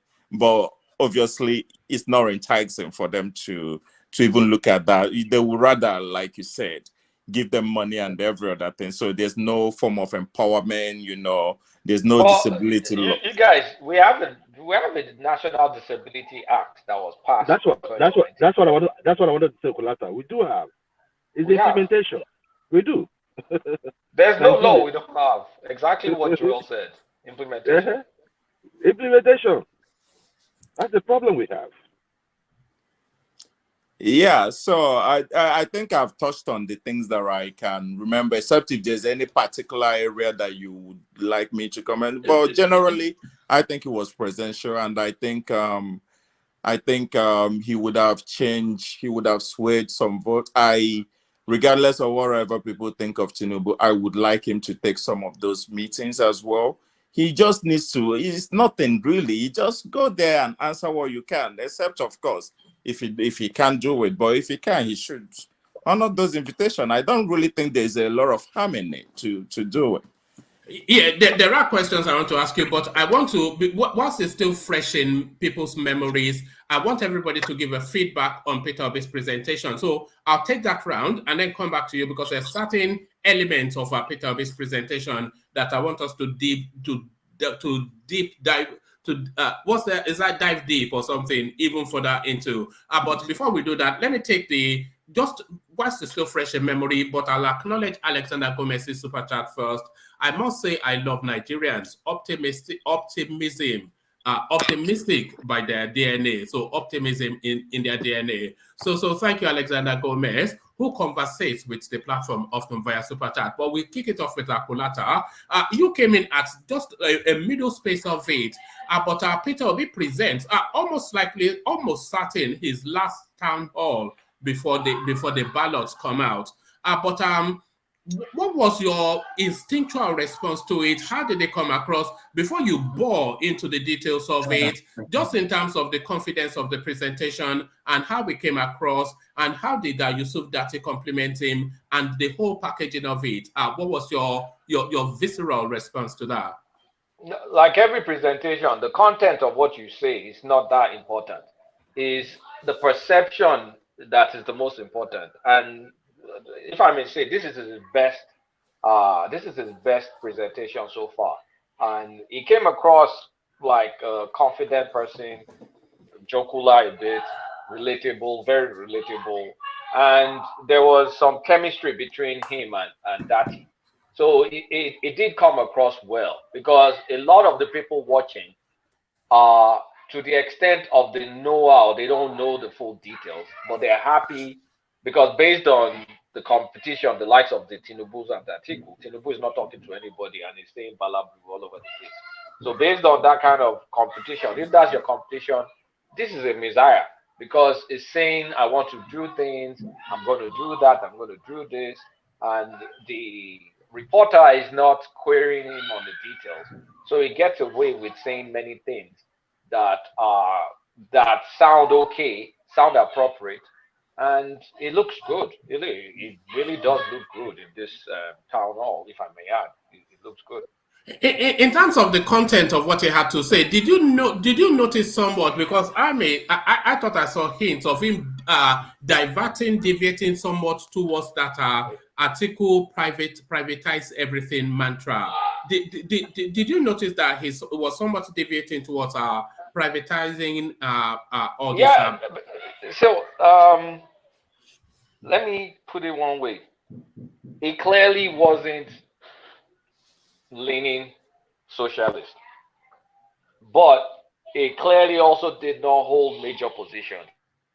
But the foundation questions they asked him, they're the same answer I expect to get from every single candidate, which is on the issue of subsidy and the issue of the forex, which are stances. Whether you're even a socialist like Suyore, I don't expect you to continue saying you want to carry subsidy, and I don't expect you to say you're going to continue subsidizing foreign exchange. So in that place, it's not like it's sounding article like, but it's sounding common sense like. So, I'm talking about almost saying he was going to privatize the ports, certainly going to liberalize the energy space. So sell everything is what he was saying. He has the sell everything, but not as bold faced as Atiku sell everything. On the port one, he made a comment that I did not like. He said like they're intentionally stifling the port in other areas, not really acknowledging why a lot of those ports are not functioning. I'm not going to say they're not functioning. They're not functioning up to capacity. The viability of them, right? Yeah. The viability of the ports, because a lot of traffic to the ports is not determined by Nigeria. It's determined by all these international maritime people, and then people that insure. The insurance also determines many goods that will go to certain ports. Because if you want to like ship to the south, your premiums is going to be higher because of past insecurities that are there. So he gave a political statement that will maybe attract more people from the south and the south seas that already have the belief that there's a conspiracy to keep all the port activities in Lagos. So that was disingenuous. But that it does. Sorry, Kulata. It does a lot of that dog whistle, that conspiratorial. But carry on, yeah. That will work for his base, but in my opinion, it was disingenuous because he did not acknowledge the fact about what was going on in the port. He could have just said, "I'll do everything possible to get those ports functioning and blah blah blah," but not trying to make it feel like the boogeyman, they're against you, because now people will now extend it to it's those Tinubu and Yoruba people that don't want ports to leave Lagos because of this, because that's the narrative that a lot of people carry around. So that wasn't that great. And echoes of his WhatsApp faux pas. Of his WhatsApp raw meat. Then in terms of like ESN, he said another thing that disturbed me. He said he's going to release people. You're not the justice. You're not the court. You can't release people. You're the president. There's a judiciary that's supposed to be independent. So it's not in you to go and release people. You can dialogue with people. That's your job as a commander-in-chief and the chief peacemaker in the country. So he could have kept it at dialoguing, because that's what he's been saying all along. But when he's now saying, I want to go release people, that's also a dog whistle, because that's supposed to be like, all right, the restive Ipobians in the Southeast, you guys can chill. When I get there, I'm going to release your man. So while it's a political statement, it works from a political perspective. But from a governance, thank God this is campaigning, not governance. From a governance perspective, it's a no. You cannot interfere in the judiciary. It's not in your portfolio to touch anything related to ongoing cases. Sir. Kulata, please let me Yes, let me comment a bit on this issue, because you see, we've all agreed that the reason why Nnamdi Kanu, got to this level that he is today, or where people adore him and all that, was the mistakes of Buhari. This is the issue. The issue here is this: even the court you are talking about have released Nnamdi Kanu. Did the government release him? There is a rascality. There is a rascality in the way we do things in Nigeria. If we start obeying the court orders, if the court says release him, and the AGS is trying to put another charge on him just to put him there, we knew what happened to Dasuki. Even when the court said release him, he was still in detention. So that is the thing. I think that is where he is coming from. Rule of law is the rule of law. Let us start from ground zero. Yeah, but Joel. Right. Joel, how does it feel if Joe Biden is directing his attorney general to do something? No, he's not directing any attorney general to do something. They think no, because how will Peter Obi? That means he has to weigh in on his attorney general. Oh no! Sorry. Let me just come in. The attorney general. Let that conversation take place between Joel and Joel, how do you think he's going to be able to do it? Because if the law enforcement, police and whatever, at the end of the day, is the Justice Department, which is from an executive side of it, is headed by the attorney general. In general, as a principle, president should not be meddling in the case of an attorney general. So in the case where you say, I'm going to go release Nnamdi Kanu, that means you have to meddle with your attorney general. And it's Nigeria's attorney general that's preventing Nnamdi Kanu from getting released from jail. Good. So that's the attorney general, right? Now, we also know that there are interests in this Nnamdi Kanu's matter. So my own thing is just this: the Igbos of this world, the Nnamdi Kanus of this world, talk to them, those of the Niger Delta. And Jonathan did, what's his name? Yarada did it with the Niger Delta. Today we have relative peace. Let us have peace. Let us start on a fresh note. That's where I'm coming from. If Nnamdi Kanu comes out of, when he say I'm going to talk, what he means is that if you're coming out, dude, now this is a new space. Work with us towards a better Nigeria. That is it. Yeah, but Joel, I agree with him saying I'm going to talk to them. What I disagree with is saying I'm going to release. He said I'm going to release. Yeah. Sorry, please, let me just come in a little. Please, 1 minute, please. Can I get a little bit? Good. When you say you want to release, don't forget that on Friday, 1,200 Boko Haram was released, and each person was given 200,000 to start up a business. If a Boko Haram that killed and do a lot of atrocities can be released, and that must come from the presidency. So why can't you dialogue with a man that is agitating? And court has released him. That's a what about argument now? But and even where are you getting that from? That's unverified. So it's on the news. No. I live in Nigeria. I'm not telling you. It's on the news. It's on the Punch. It's on the TV stations. It's not hidden. You can Google it and see it on the Punch newspaper. All right, settle down. Yeah. The fact that Boko Haram were released and all does not exempt that it could have gone through the normal legal process. And it's not the president, because except you have evidence that it's the president that meddled in their release. That is the only way is you're going to have some form of equivalence with what Peter Obi is saying. Because he said, I'm going to release. And you are saying they release Boko Haram. That doesn't mean it's president that directed to release Boko Haram. It could be part of the judicial process where they were due for release. Kolata, I actually think that you're turning this argument on its head. Like, how? It's funny. Okay, when Sunday Igboho was released, what happened?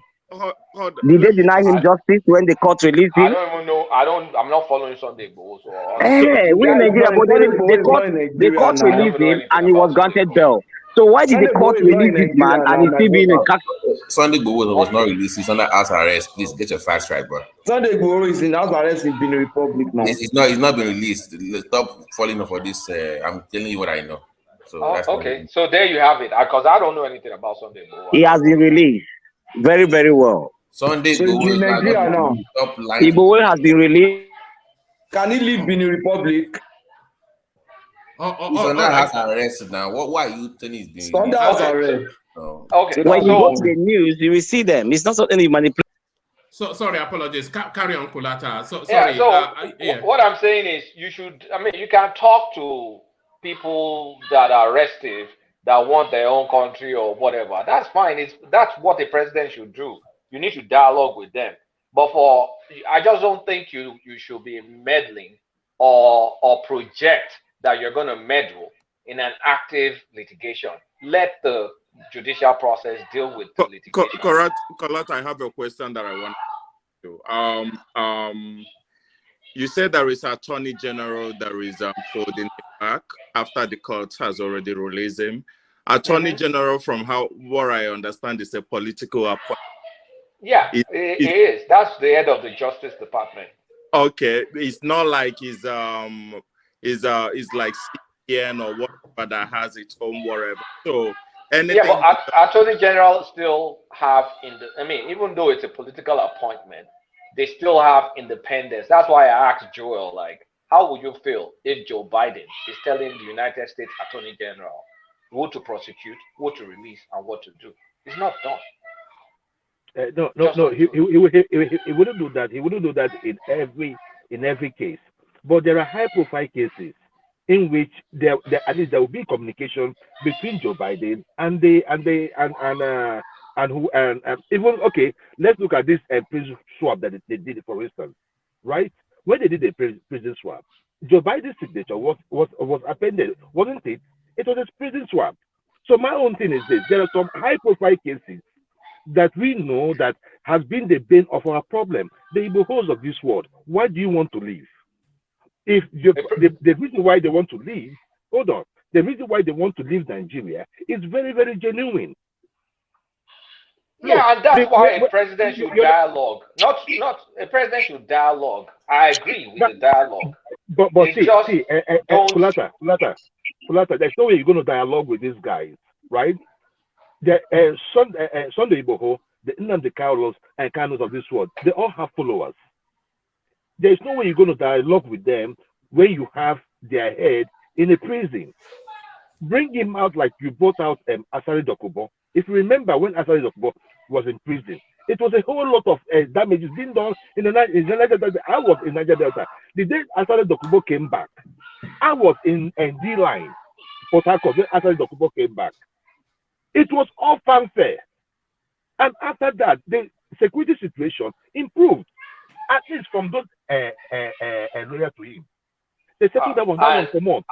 And I would tell you that set up a bad precedent in our country. Even though the situation and all, one should be able to have. Can I interject 1 minute? Let me just land my point before you interject. Once you have sympathy with what was going on in the Niger Delta, but that act almost emboldened a lot of groups, because once government has negotiated with a separatist or a rebel group, government will continue to have those kind of conversations, and it just sets up a bad precedent. Okay, Kulata, the issue there is this, right? when you look at the degradation of the environment, right? The poverty in there, how those people have been so mismanaged, the money's being mismanaged. Yeah. You will agree with me that they I have agree created a from mortar. I agree from an emotional standpoint, but I'm saying from a law enforcement precedent standpoint, it set up a bad precedent for Nigeria. I agree with all the injustice. I agree with everything. All right, Joel, let Ajanle Koko come in, and then I want to move Kulata onto how Peter Obi is positioned both in terms of women's participation and disability. But Ajanle Koko, you wanted to come in. Good to see you. Thank you, woman. I think Kulata did not get the reason why he made that statement. It's a political statement. It's a political statement that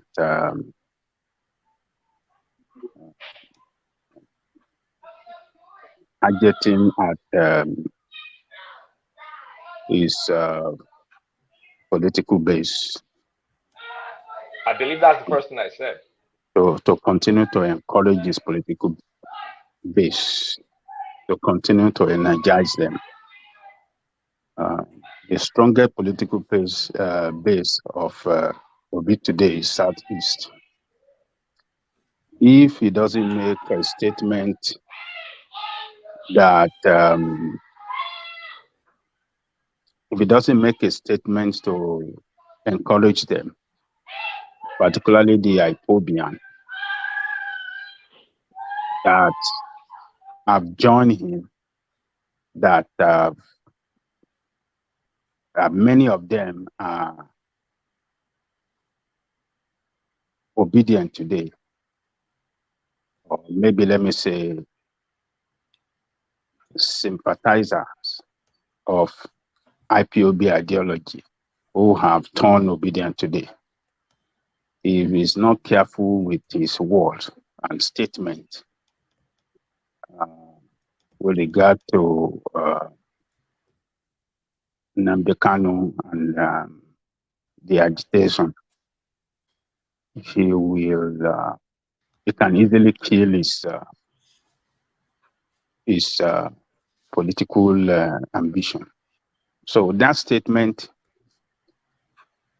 is a political statement to continue to encourage them, to continue to energize them, to continue to,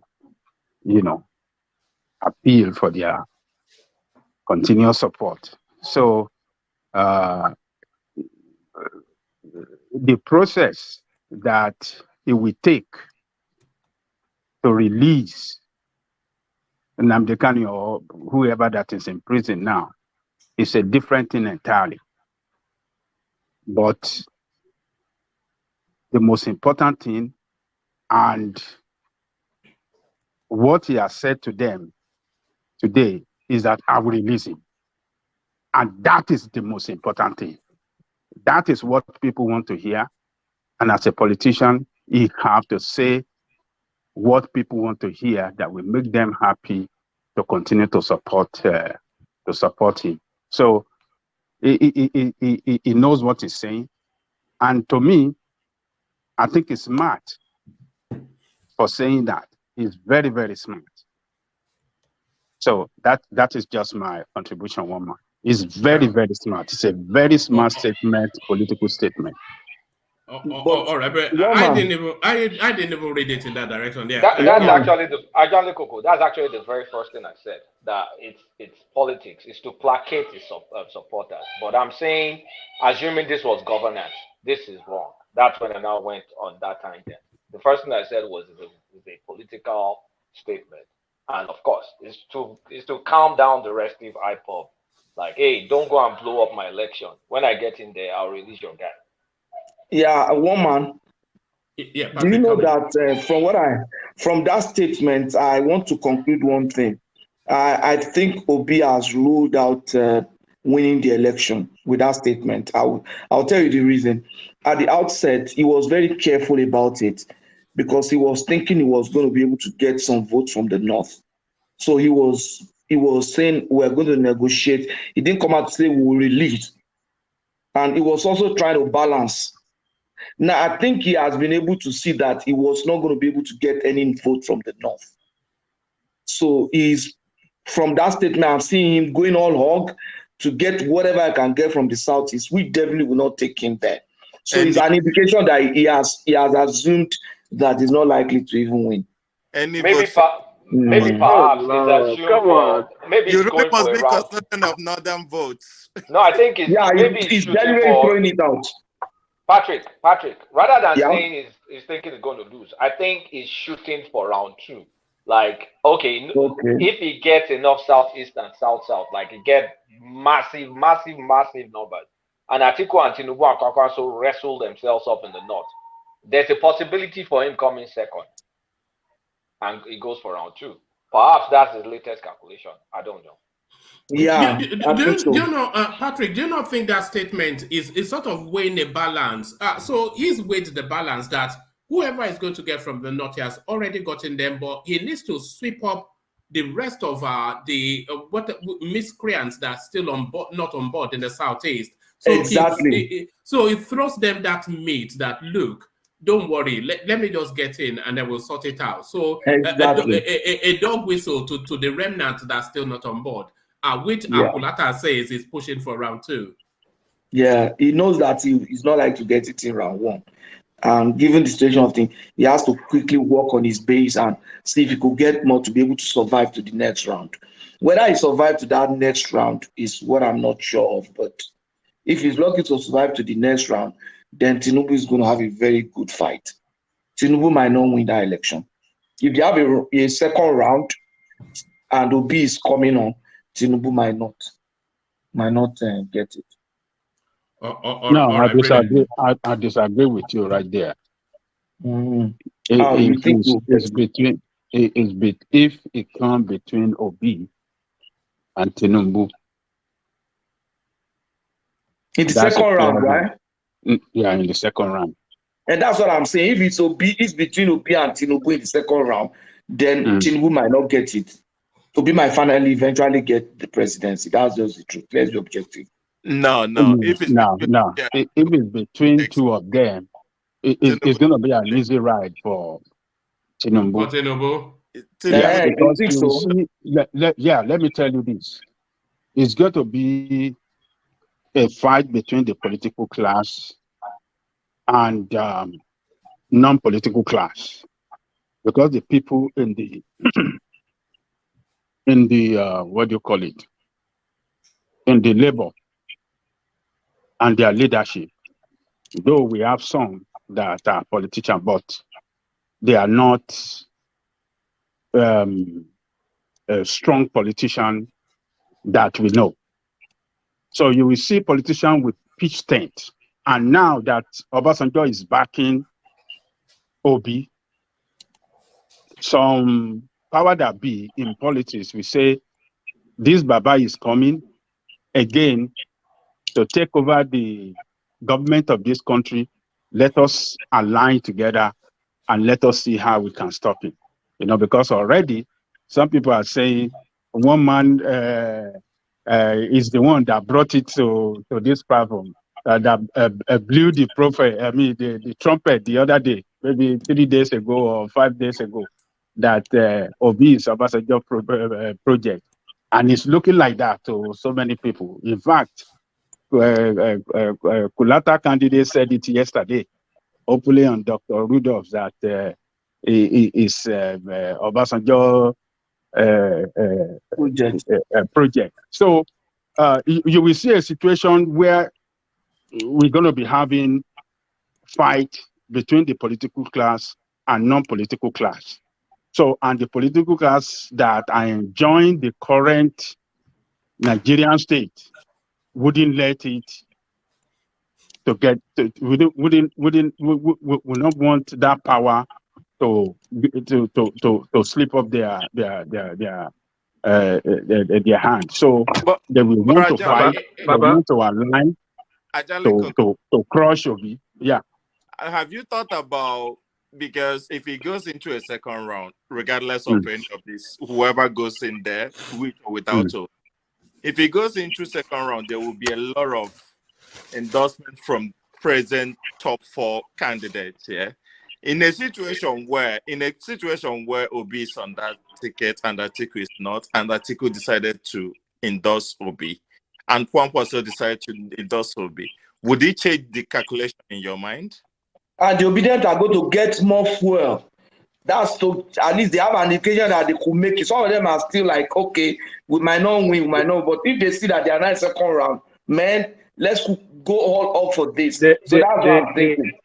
Let me just say this. If it's a runoff between Obi and Tinubu, Tinubu will sweep up the southwest and probably the whole of the north, because there's more affinity with the north, with the southwest, and especially with Tinubu. Yeah, I think Tinubu will beat Obi black and blue. It will be brutal debating. It will be brutal. And one man. I do not think so. This is and this is why.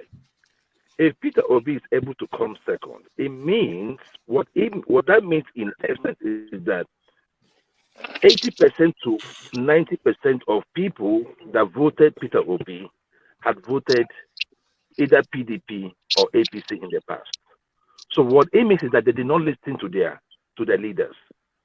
So the power of their leaders at this time is already whittled down because the people did not listen to them. So if you look at it from that angle, then you look at those that have been sitting on the fence, thinking that and they see, we can actually do this. That trend will tip Obi over Tinubu. In fact, he will beat. No. If that happens, one man. Look, he said all of them. Sorry, let me just say this quickly, and then I'll shut up. I shouldn't really be talking. It should be you guys. But Joel, if it goes into a second round and Peter Obi comes second, then that tells you all of the people that are likely to vote for Peter Obi have already voted for him. No, nobody, because he has presented his argument, and some people have decided to vote away from that argument.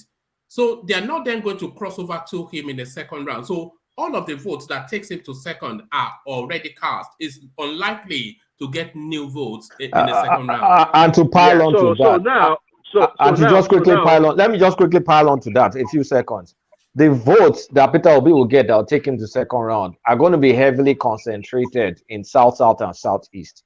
And so the North, because Obi is ignoring the North, is not going to be able to overperform or perform in the North. So Tinubu is just going to run Buhari 2015 2.0 all over again. And Kulata, this is the issue. Sometimes when you say it's going to run over the North, look, the North still consists of the Middle Belt. You understand what I'm saying? So it is not just in the Southeast and in the South. Peter Obi has a great affinity with those people from the Middle Belt. So that is where I'm coming from. Like which state it's in not the going to be are as you talking easy. about? And Joel, I'm talking about Benue. I'm talking about Plateau. I'm talking about Taraba, right? So all these places, look, it is not just the way you see it. But those are all, Joel, that's the exhaustive list you just read. Benue, Taraba, Plateau, that's it. But also, look, you also have even Sada Kaduna. Look, let me tell you something. This election, like I've said, right? The electorate are going to decide. If there's nothing that says that all PDP members will not vote APC if Atiku does not make it. What if Atiku endorses Obi? Are you going to tell me that Atiku's number does not really matter? Atiku's vote cannot carry over to Peter Obi because the people that vote for Atiku, they will not necessarily be Peter Obi people. And if Atiku is no longer on the ballot, it cannot move that vote to Peter Obi. No, one man. Like, Peter Obi is not appealing to the North now. It's not a palatable candidate to the North. Sorry to say that. He's not palatable because he's not in a major political party. Let's no. Because it's not palatable. It's not palatable because from the Southeast. In the time where Nnamdi Kanu is painting the Southeast as a as a region that does not like the rest of Nigeria. If it had been before now, it would have been a different thing. Let me tell you, if there's a runoff and Peter Obi loses, it was Nnamdi Kanu that made him to lose. That's just the truth. Someone like me, I would have loved like he's not going to lose. Patrick. I don't agree with that, Patrick, Mr. Patrick. It's Nnamdi Kanu now. The North is beginning Any new president that coming. Hold on, everybody. Let Callistus come in. Callistus come in. Yeah. Sorry, I don't. Most of us, I think most of us are outside the country, are using social media to do those, to analyze this election. See, what I understand about this election is not going to be as usual like before. A lot of things have changed. A lot of Nigerians have understand. A lot of 80% of the working class are just silent. Nobody is talking, but they know who they want to vote. First of all, what is about you want to unite Nigeria? Any president that wins election, to get this country united, you must release all those guys that are detained politically. So if Tinubu have the way to be in this town hall meeting, he will never say he will not release Kanu. He will definitely say that he will dialogue. Because what we need now is to unite this country and dialogue. In part of elections, the way I'm saying it, it's not about Tinubu, Atiku, or anything. People are tired. People are tired. When you talk of the North, don't forget that the VP, Obi, that the elder brother is the chairman of Arewa Forum. I spent 28 years in the North. The North are not talking. In the night to election, they decide. And why did I say this? In night to election, the North will tell their brothers who to vote. But the voting will not be easy to rig again because of the BVA. We know that. So 90% of people that will vote this time around are the dedicated ones, the people that have seen you speak and choose. So sometimes when we analyze this thing, if we beat in black and blue, things are not like before again. Everybody is tired of this government. Oga Callistus. Sorry, let me land, please. Then, if you look at the northern side, where you say that the North has millions of crowd or millions of people, don't forget that 30% of the people living in the North are from other states. 30 to 40%. The Christians and the Muslim of the North. So let's not think that because Kaduna has 5 million people, then the 5 million will all vote for APC. There will be a problem. And I'm not even seeing a runoff. One person will definitely win. I'm not saying whether P2B or Atiku or Tinubu, all we're looking at anybody that wins to unite the country. Thank you. Oga Callistus, you see, politicians are very smart where they put their resources. If you look at where LP is putting their resources right now, it's pretty much towards the southeast and south-south. And there's a reason for that, because they see and they have informant everywhere in the country where they are not getting those numbers that they think they can get. So if you look at just by, I believe I saw this number from this guy, Reno, right? You have about 8 point something from Northwest and another 5 point something from Northeast. So even if you had those together, I think it was 3 point some and 3.2 in Southeast and South-South. If you had those numbers together, it's still not adding up to the population in the North. And you will never get 50% of the vote in the South-South, where is the stronghold of PDP. So in terms of, even if you put these numbers together, like Obi would do well in South-South, he won't get 50% because APC and PDP are still there. So if you put that number, half of the 3.5 in South-South, add it to 3.2 in the Southeast, the number still doesn't add up. So I don't know where you guys are thinking we are not this voting going to for party happen this time for around. him.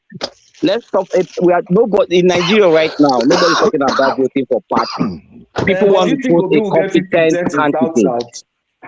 Nobody, even in the South-South you are talking about, even the South-South you're talking about, people are voting competency now, not party. Do you We think are he'll voting get individuals. 50%? He might win, that's what I'm saying. But do you think he's going to win by getting 50% of the total vote in the South-South? All the argument I see going on here is just semi-ethnic argument that Nigerians make everywhere we go. But bottom line is this: when it comes to the Southeast, it's basically like 90%, if not 100% Igbos. But when you go to other parts of the country, like the North, you will still find a lot of Igbos. Even if we go by ethnic, Exactly. Obi still stand chance in almost every region. Collins, you're not getting the argument, because your premise is flawed. You said this is an ethnic. No, what we're saying is Obi can pull. It might not be you, Kolata, but I've seen. No. I know, but I want you need to see point with what RB is saying. In the South, Obi cannot get away and win South. Nobody's saying whether he can win South or no, but he cannot get gangbusters numbers in the South because the influence of the legacy parties is still strong. In the Southeast, yes, its ethnicity can trump the structures in the Southeast, but it cannot trump it in the South, even if he wins. So if he wins, he may be winning. He gets 40% here, Atiku gets 30% there, Tinubu gets 20% there, and then there's a 5% for the rest. Not like 80%, 90%. The kind of numbers is expected to get in the Southeast. Do you understand what for him to win Lagos State? Do you agree with me? I don't know. I don't think so. Yeah, good. If he wants to be the election is free and fair, definitely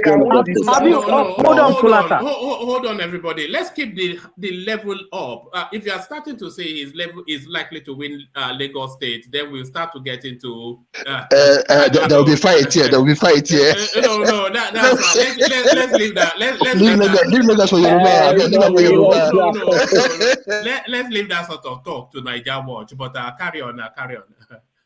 So the point is not whether it's going to win South or not. There are some states in the South is likely to win, but the other parties will not sleep and watch him tear those numbers apart, like he's likely to tear them apart in the Southeast. Even in the Southeast, some states, the numbers will be heavily contested.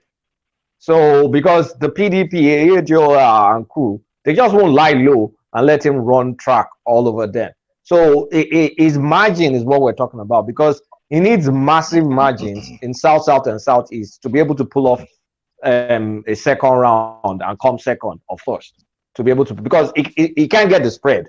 It's not possible to get the spread right now, but he can come second and go for round 2. That's very possible. All right. There's 3 strong candidates contesting in the North. All of them are very strong. So the Northern vote will be massively divided. Whatever we say, the Northern vote is going to be massively divided because they are all so strong. And Obi is doing fairly well in North Central. So let's, it's just 4 weeks down the line. But your argument is for number 2, Collins. That's what you're saying. All will praise for a competent person to win the election and unite the country. That is just all. It doesn't matter if Yoruba or Igbo or Hausa. All we need is someone that will move this country forward. We are tired. That's a prayer. And that's Peter Obi. That's Peter Obi. There's no need about it. Your own opinion. Yeah. All right. Let me use the window to acknowledge Alexander Gomez's super chat. It says, do not be surprised, you all, if the Waziri of Abu Dhabi ends up winning the election. I am reliably informed the masses are fully behind him in the North. So do not be surprised if Atiku, the Waziri of Abu Dhabi, wins the election. I am reliably informed the masses are behind him in the North. So thank you, but I'm not sure that the Northern space is going to be the determinant factor as far as I am concerned. And I don't see an outright winner in the North. So, most people will make their 20-25%, at least the 2 front runners. I'm not quite sure if Obi can. And I'm only saying that because all of the reports, somebody sent me, people send me things on Instagram all the time. Somebody sent me a WhatsApp message, and I'll go and dig it up. If you are listening, resend it so I can show it to the platform. They showed me a WhatsApp message or some Instagram tweets that somebody from the North, he tweeted out. He was driving from one extreme of the North to another, and he saw no presence of anything Peter Obi in all of the landscapes that he drove through. And then we also heard a reporter on Arise TV that was saying during the Yuletide period, he drove extensively in the interiors, and they are not even aware of this tsunami that people came. So one man, I sent it to you. He went from Bida to Mina to Abuja, and he was saying something about he went through all this, like apart from the rural area to the villages and stuff, like he doesn't even see any presence of LP, not even a board or anything. So he's saying I know they that is need. not central. That is not central. Not even the core north. So he's saying they have a lot of work to do, and he's saying it in their own platform. That I think you guys are just making a lot of noise on this Twitter space, but you guys are way behind because APC and PDP are just everywhere. And I say this to someone: advertisement works. That is why Coca-Cola spend close to $1 billion every year. And if you put it in perspective, Peter Obi is not as popular as a Coke bottle. Coke has been in existence for a long time, and they still spend billions on ads. What is in front of people is what they remember. If people are telling you, oh, it's in their hearts, they don't need poster armor. Somebody is just trying to cash out here. Election doesn't work. It doesn't even work like that in America. You have to, even Trump has to buy fake Facebook ads and everything to target people based on what content they consume. All I know I can say is that Obi is working on the ground. Forget the posters and everything. No, hold on, settle down. What And does then that mean? something like that too about Southeast. Today is Even in Lagos, it it doesn't have a single poster in Lagos. Hold on. In there are certain traditions in our politics, and the first rule of politics is to make your presence known and felt. You have to make for you to win anything, you have to make your presence known and felt, one, and then tell people what you have to offer, two. So what do you mean is working on the ground? Everybody in the north are saying they don't know that it is doing anything. Is it going from door to That door? is social. Let me explain something. In the spirit. I speak at least. I'm in Nigeria and I speak about 16 Nigerian languages. 16. A party pays you for your documentary or for a video or something. You want to spoil your business. You target those sides that they know you to show your principle that you're working. It's different that you came in the middle of the town, ask questions. The new registered voters in Nigeria now is about 60-something%. People that have not registered before. And we all know these people that registered newly. We all know why they registered. So that maybe someone went to cover some part in the north and go to a place that APC have a stronghold, make a video and send online to please his principal and collect the money. Does not mean it's like that. Obi, as far as I'm concerned, is everywhere. Even in Lagos State, they didn't allow him to post one single poster. Let's not forget that. Oga Callistus, let me shock you. Last time when Joe Ren was running, and there's a lot of noise online, my uncle went to Nigeria, and I was a big Showore fan. So I was telling my uncle, like, man, this guy is going to show. My uncle was like, similar stuff that is happening right now. My uncle went to Oshun, Ibadan, and all those places. I went to Abuja also. He said, he called me and he told me, what are you talking about? Like, this guy is not even in the contest. It's signed, nobody even know. This guy might be just talking on YouTube and Facebook. Exactly as this we're talking right now, that's exactly what happened last time. He was like, dude, you are playing. Stop wasting your time and money donating to these people. They will not get. And what happened in the numbers? We saw it.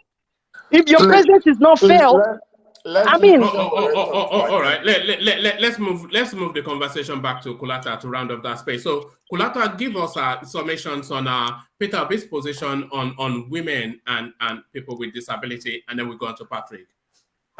I've totally forgot that we were talking about yes. on women. I mean, on women, he talked about his record, like the women that worked under him. And commitments to women is the normal boilerplate stuff. The only difference between the boilerplate stuff and what he did was, at least he has a good record of hiring women, and he intends to hire women. The youth, it was a little bit his response on disability. That one too was boilerplate. It was just blah, like I will do. I mean, all this one, there was nothing unique about his response on the minorities, which are, when I say minorities, I mean women, women and disabled people. Youth, he said he's not going to endorse the youth because he's the one running. But of course, the youth favor him. So I expect him, if he gets in, I expect him to bring in a lot of youths into his cabinet and to empower youths. If he doesn't do that, no, that will be the greatest disappointment. But I think he won't disappoint when it comes to the youth. So all in all, good showing for Peter Obi, good showing for him. All right, I agree as well. It's best showing as well. But I did want to ask you this. Nothing to do with the politics. Well, everything to do with the politics, but not to this town hall. You know that bet that Thomas had with whoever it was. Playtown. We played. No. Yes, with whoever it was. So Prestige. Yes. Do you think it was too quick to back out of that bet? Because the more I reflect on it, the more I think that that was a winning bet. There's a good chance Peter Obi might not get 3 million votes. I've been thinking about that, but I don't think I'll be comfortable having that bet myself, because when we say 3 million votes, let's say the entire Southeast registered voters is like 10 million, and we say 30% of them come out to vote. I mean, just traditional Southeast voting patterns. Let's say 30% come out to vote, and let's just say 60% of them vote for Peter Obi. That's already 2.4. That's already 2.4 million. And let's say in the South, another 30% come out to vote. I can't remember. Let's just say South like 15 million. Let's say 30% come out to vote. That's 3 times 1.5. That's like 4.5. And let's say it takes 40% of that. That's like another 3 point something. So that's already over 3 million. And then we talk about Lagos. So I don't think that was a wise bet. It's most likely, I mean, depending on how the election goes, depending on the turnout, Peter Obi will push over 3 million votes, in my opinion. If it doesn't push over 3 million votes, I'm going to abuse all the obedience I've been making noise that I've seen in my life, because that would be a major disappointment. If it doesn't get 3 million votes, I agree with you. Skolata, I agree with you totally. If it doesn't get 3 million votes, that's very disappointing. That's messed up. That's messed up. That's really messed up. Should he be deported? Should he be deported if he doesn't get 3 million votes? It's not him. It's not him. It's the people that are supporting him. I'm going to flog them. To Anambra. One man, you know, that almost was doubting himself, I guess. We will now get 3 million. We can't get 3 million with all this noise. No, please. It will be a laughing stock. It will be a laughing stock. I mean, that's the end. Go. So that will be the end of third. That will be the end of third party politics. The end. Okay. So you're saying it's not going to win clearly, but in terms of percentage, so how much do you think he gets then, even if it's not going to win? Babati, I'm actually trying to create a spreadsheet to actually look at the numbers. But if I try and do rough maths, I see strength in the Southeast. I see some strength in the South and Lagos, and I see possible numbers in Benue. In Benue and Plateau and Taraba, and that's it. That's all I see. That's more than 3 million now. That should be more than 3 million. So that's what I'm saying. That should be more than 3 million. But when we're saying strength, it doesn't mean he's going to win Plateau, Benue, and Taraba. I think Atiku is going to win those states. But Peter Obi is going to do well. But he's going to win the Southeast, and he may win some South states. But well, if you look at the G5, who knows what the hell those ones will now do again. But let's just say he marginally wins the South. That should still be more than 3 million now.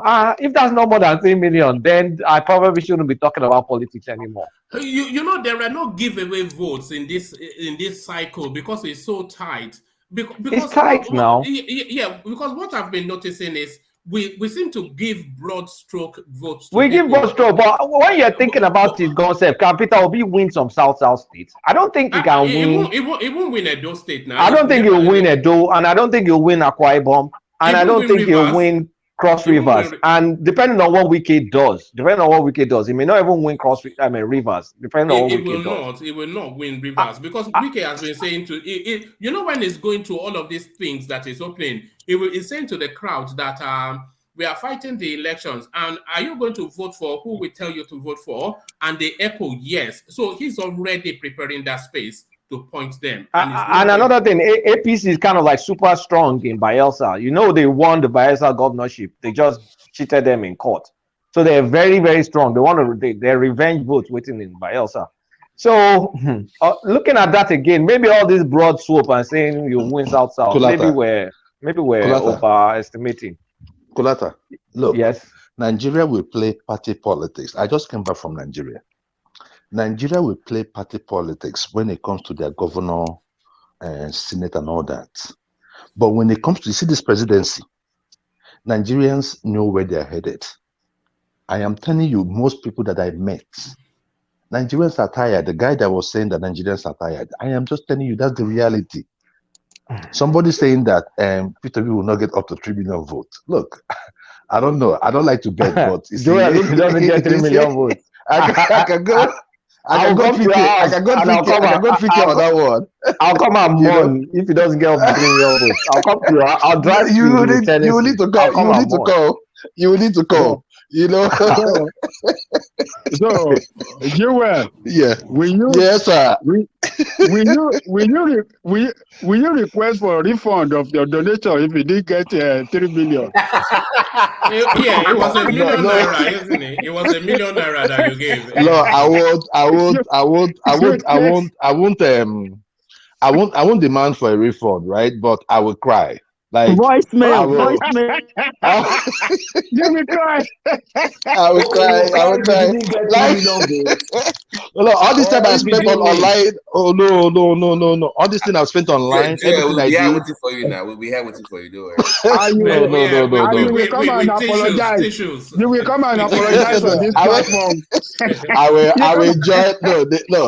No. What that will tell me is that look, Nigerians, are not ready for a change. So what I'll just do is I will join the oppressor, either PDP or APC, whichever the one that fancies me. I will just join everything. Join them and destroy everything. Joel. Joel, it will not indicate that Nigeria are not ready for a change. It will indicate that Peter Obi did not penetrate in a manner that he should. Because that's what we're hearing. No, one man, 3 million votes. 1 man, 3 million votes. It means that no, 1 man. Even the urban areas. Okay, let's say that he was popular in the urban areas. Even the urban areas will give him 3 million votes easily. And you want to tell me that Peter Obi did not get 3 million votes? Look. But that depends on the voters' turnout now. If it's good. Okay, so good. Like if Peter Obi does not get like at least 30 to 40% of the votes, then there's something wrong. There's something wrong. That's my point. That's my thing. He must do well. He must do like within the time he came into. Don't expect 30. Don't expect 30%. No, you can't get 30%. You should rank him between maybe 15. If you get of the total vote, you'll be expecting 15%. To say 30%, No. Not get 30%.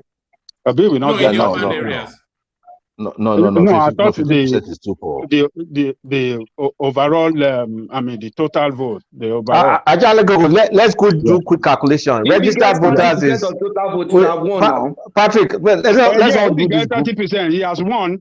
You can't get 30%. Let's do this group calculation quickly. Registered voters is 96%. So we're expecting how much turnout? 40% or 30% or 35% turnout? The traditional turnout has been 35%, but with this new energized space, 44. No, that's too high. That's too high. I'll say. So let's say 40%. Yeah, 40%. That's still too high. But okay, times 0.4. Elonie, that is.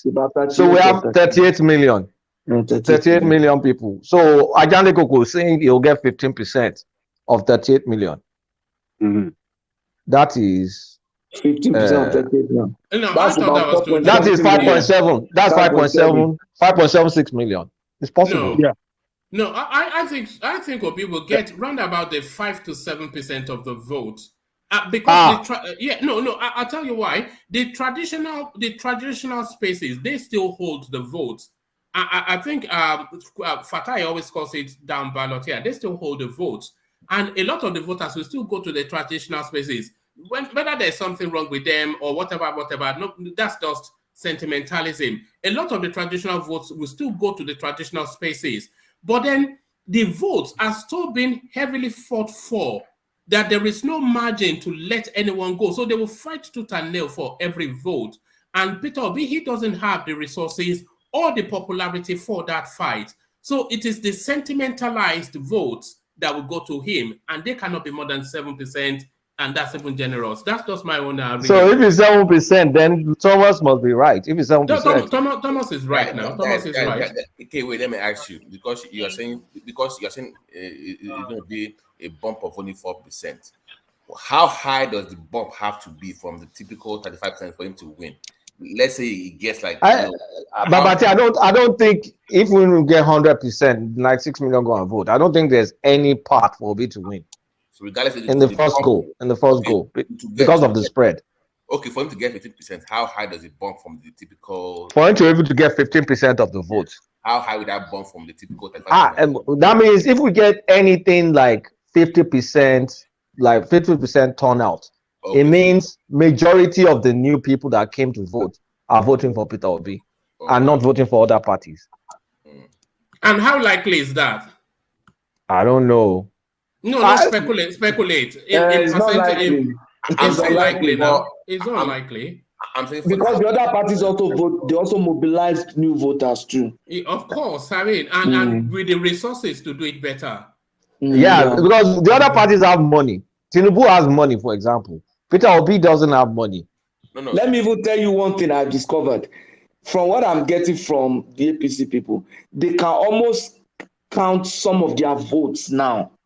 You understand? They mobilized with their structure, and from their structure among themselves, they could count that, okay, we already have this, because they have structures per location. They have somebody that is overseeing this location, and that person know that this person have delivered like 100 people. This was so they can add up. They already have something they can count now. But Obi is counting on, the wave is moving, we are spreading. They cannot definitely say this is the minimum we are going to get. Whereas APC can say minimum we can get it because they are counting on their members and their registers. So that's the issue. To add to that, you see, what I feel is, I think the problem with Labour Party is not having reliable contenders in all those House of Representative, because downstream ballots, you mean? Yeah, you get, because how it works is, if I've gone out, I'm an APC member. If I've gone out to vote for a APC councillor, APC governor, I'm definitely going to vote for a APC president.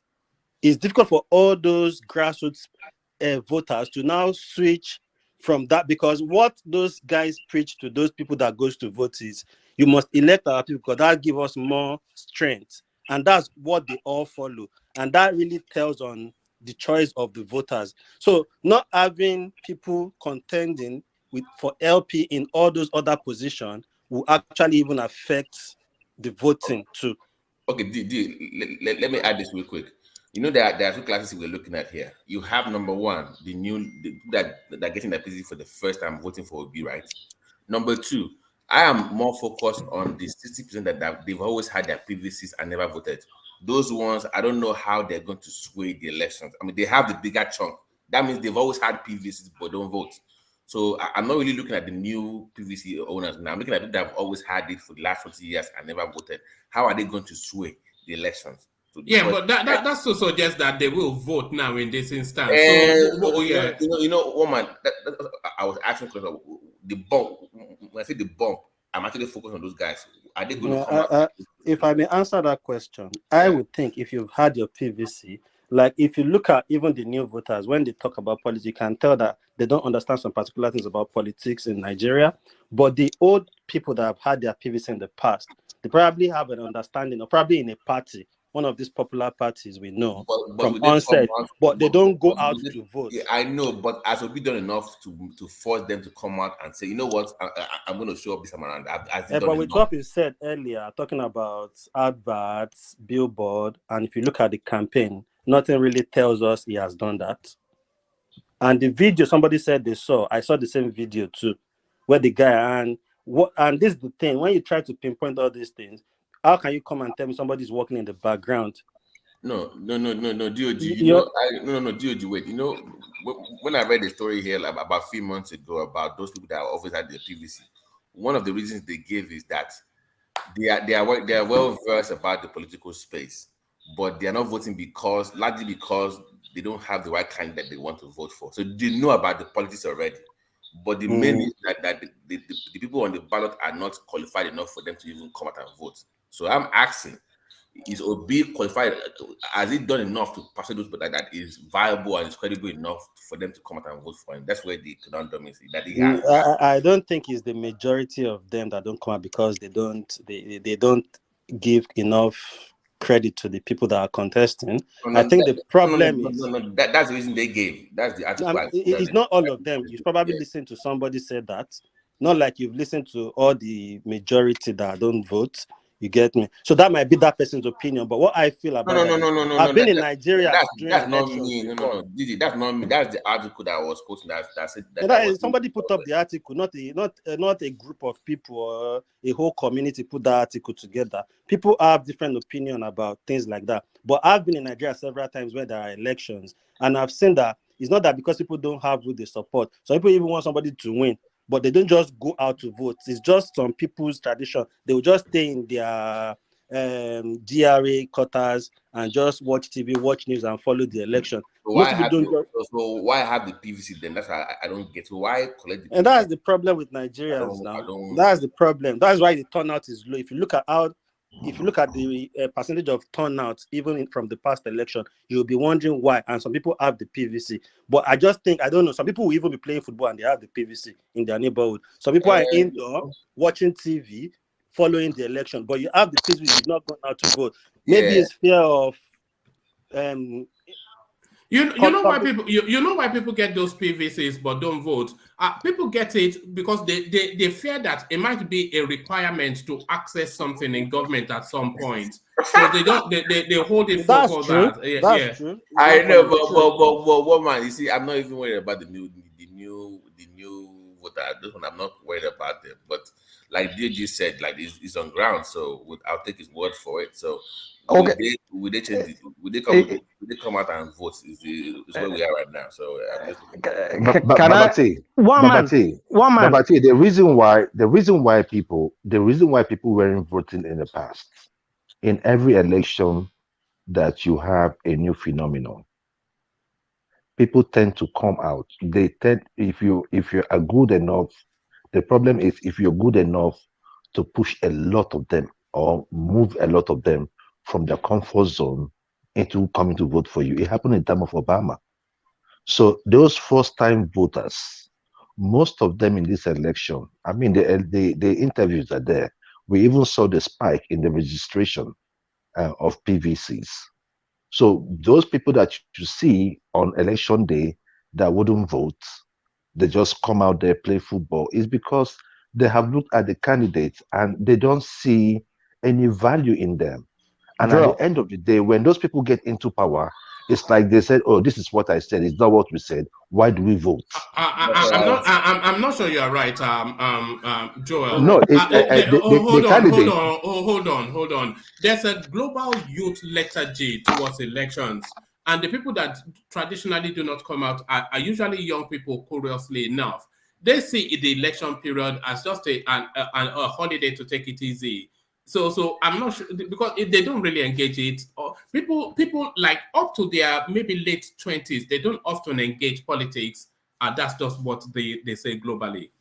And to add to that, where I think having structure comes in again in that aspect is, you see, there are some politicians that have been politicians in all these big parties that live in all these neighborhoods.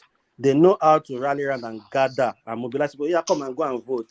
And that's where you see people saying, okay, to convince these people to leave their house to go and vote, I will give them money. Yeah, go and vote for APC, go and vote for PDP, which is how they even canvass. It's even open doors to those people because I believe most people that have had their PDP before are either supporting one of these parties.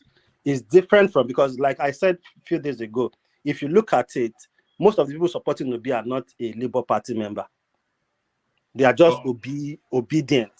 They are not a part. You can't call them Labour Party members, but there have been party members working in every neighborhood like that. So they go to canvass all these people that don't go out. So they will have more advantage if those people want to vote now, because they will want to listen to one. This man said this, because those people are always popular people that help people in those neighborhoods anyway. So they have influence on people to channel them to, okay, let's vote for this party, and they will probably even add cash to it.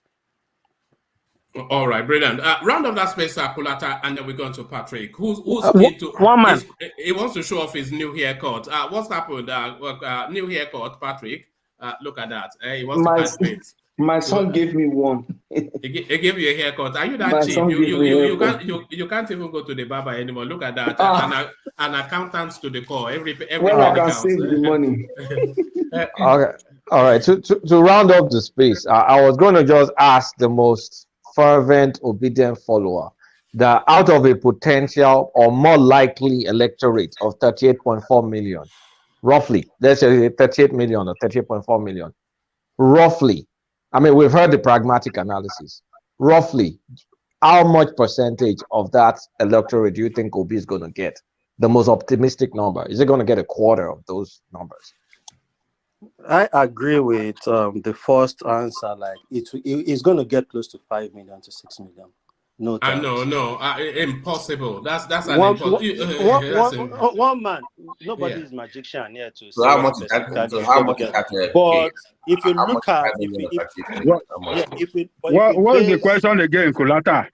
I said we've heard the pragmatic analysis that 15%. Pragmatic maximum ceiling, but I want someone very enthusiastic about Obi, that they've done analysis, the country wants change, blah blah blah. What's the highest estimate that they're going to give Obi, so we can look at, okay, how much can he get out of this 38.4 million number? I think Joel is in the best position should be able to answer that. Kulata. Sir. Peter Obi, because I know that Peter Obi is going to win, I'm going to answer it in two ways. No, just percentage, so I can be done. Okay. The percentage. I think that Peter Obi should be able to get at least 20% or 20 to 25% of that vote. Okay, a quarter of that vote. Let me give you the high part. So 25% times 0.25. So that means Peter Obi is going to get 9.6 million votes. Unbelievable.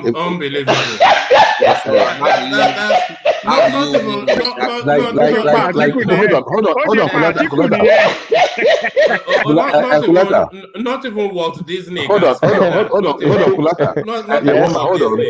Yes, sir. So, Kulata, you're saying, like, assuming that 8 million people voted that day, right? Peter Obi should be able to get 9 million votes. Okay. That's you can laugh. Why are you laughing at this? Woman, I have to go. Can I ask Kulata a question? Oh yeah, ask Kulata a question. Yes, sir. Yeah, Kulata, I just want to, when you do your spreadsheet and you do your analysis, I just want you to kind of put this in context, like make an assumption that there is no machine defect breakdown on that day, just based on the duration of time that they take to vote. What would be the rate at which, like, each voter has to vote in terms of time, in order for 38 million people to really vote? You're bringing a salient point. How many people are willing to stand in the sun? Exactly. Please put that in your analysis. No. Without getting some inducement. Let me just reply you real quick. That is where I have concern with the obedience. You see, the typical Nigerian traditional voter that's been voting for a long time don't mind staying in the sun for 3-4 hours. But the obedience, I don't think that they can endure that rain, sunlight, and staying for so long for 3-4 hours. Without inducement. I don't think so. I don't think All right. Thank you very much. I have to go. Thank you, one man. All right, thank you for joining us, Abi. So thank you for joining us, Abi. To the people wanting to come in, so that window opens as we take the conversation onto Patrick. So Patrick, we've forgotten where we started, so let's reverse back there. The Peter Obi presentation, the highlights and the lowlights, And does this add or remove anything from his fortunes on the 25th of February, Patrick? Yeah, relative to his performance in the past, I think he has done very well. He's articulated those ideas relatively much deeper than he used to do. Though I expect him to go deeper than that and get into specifics. But he has really tried. Whether he was presidential or not, I don't think so. It was just ordinary. He was just himself, and that's nothing to do whether he will perform or not. So to me, he has done well. The vice presidential candidate does not really come across to him like someone who's really done well. He's not really doing well, sincerely. He's not able to articulate his positions very clearly. His flow of discussion is broken. He has broken lines and flow of discussions. And I don't see him adding anything to that campaign in terms of votes. Is it not a difficult position being a vice, though? You don't want to overshadow your principal, but you want to also look as though you're fit to be there. So let him even shine. Let him even shine a bit. Let him add color to it. He's not adding anything. Exactly. He's overworking Obi seriously. He's overworking Obi seriously. It's I can't imagine now. Assuming, look at Osinbajo in the Southwest. Osinbajo was Buhari's vice president in Southwest. And Osinbajo came from a caucus or a group that added millions of votes to what Buhari normally carried. That's how it should be. Now look at Shettima. Everybody's saying Borno is locked down. Why? Because Shettima is there. Unfortunately, Obi couldn't find someone like that who could just at least guarantee something. You understand? If he had somebody in Kaduna that has that level of influence, then we'll not only be saying Taraba and Plateau and Benue, we'll be talking of Kaduna as well, or Kano, and that would have been a good addition. But the guy is not really, he's overworking the poor big guy, and he's not really adding value. He's not bringing anything to the table. He's from Zaria, Patrick. How much do you expect him to bring Peter Obi from Kaduna?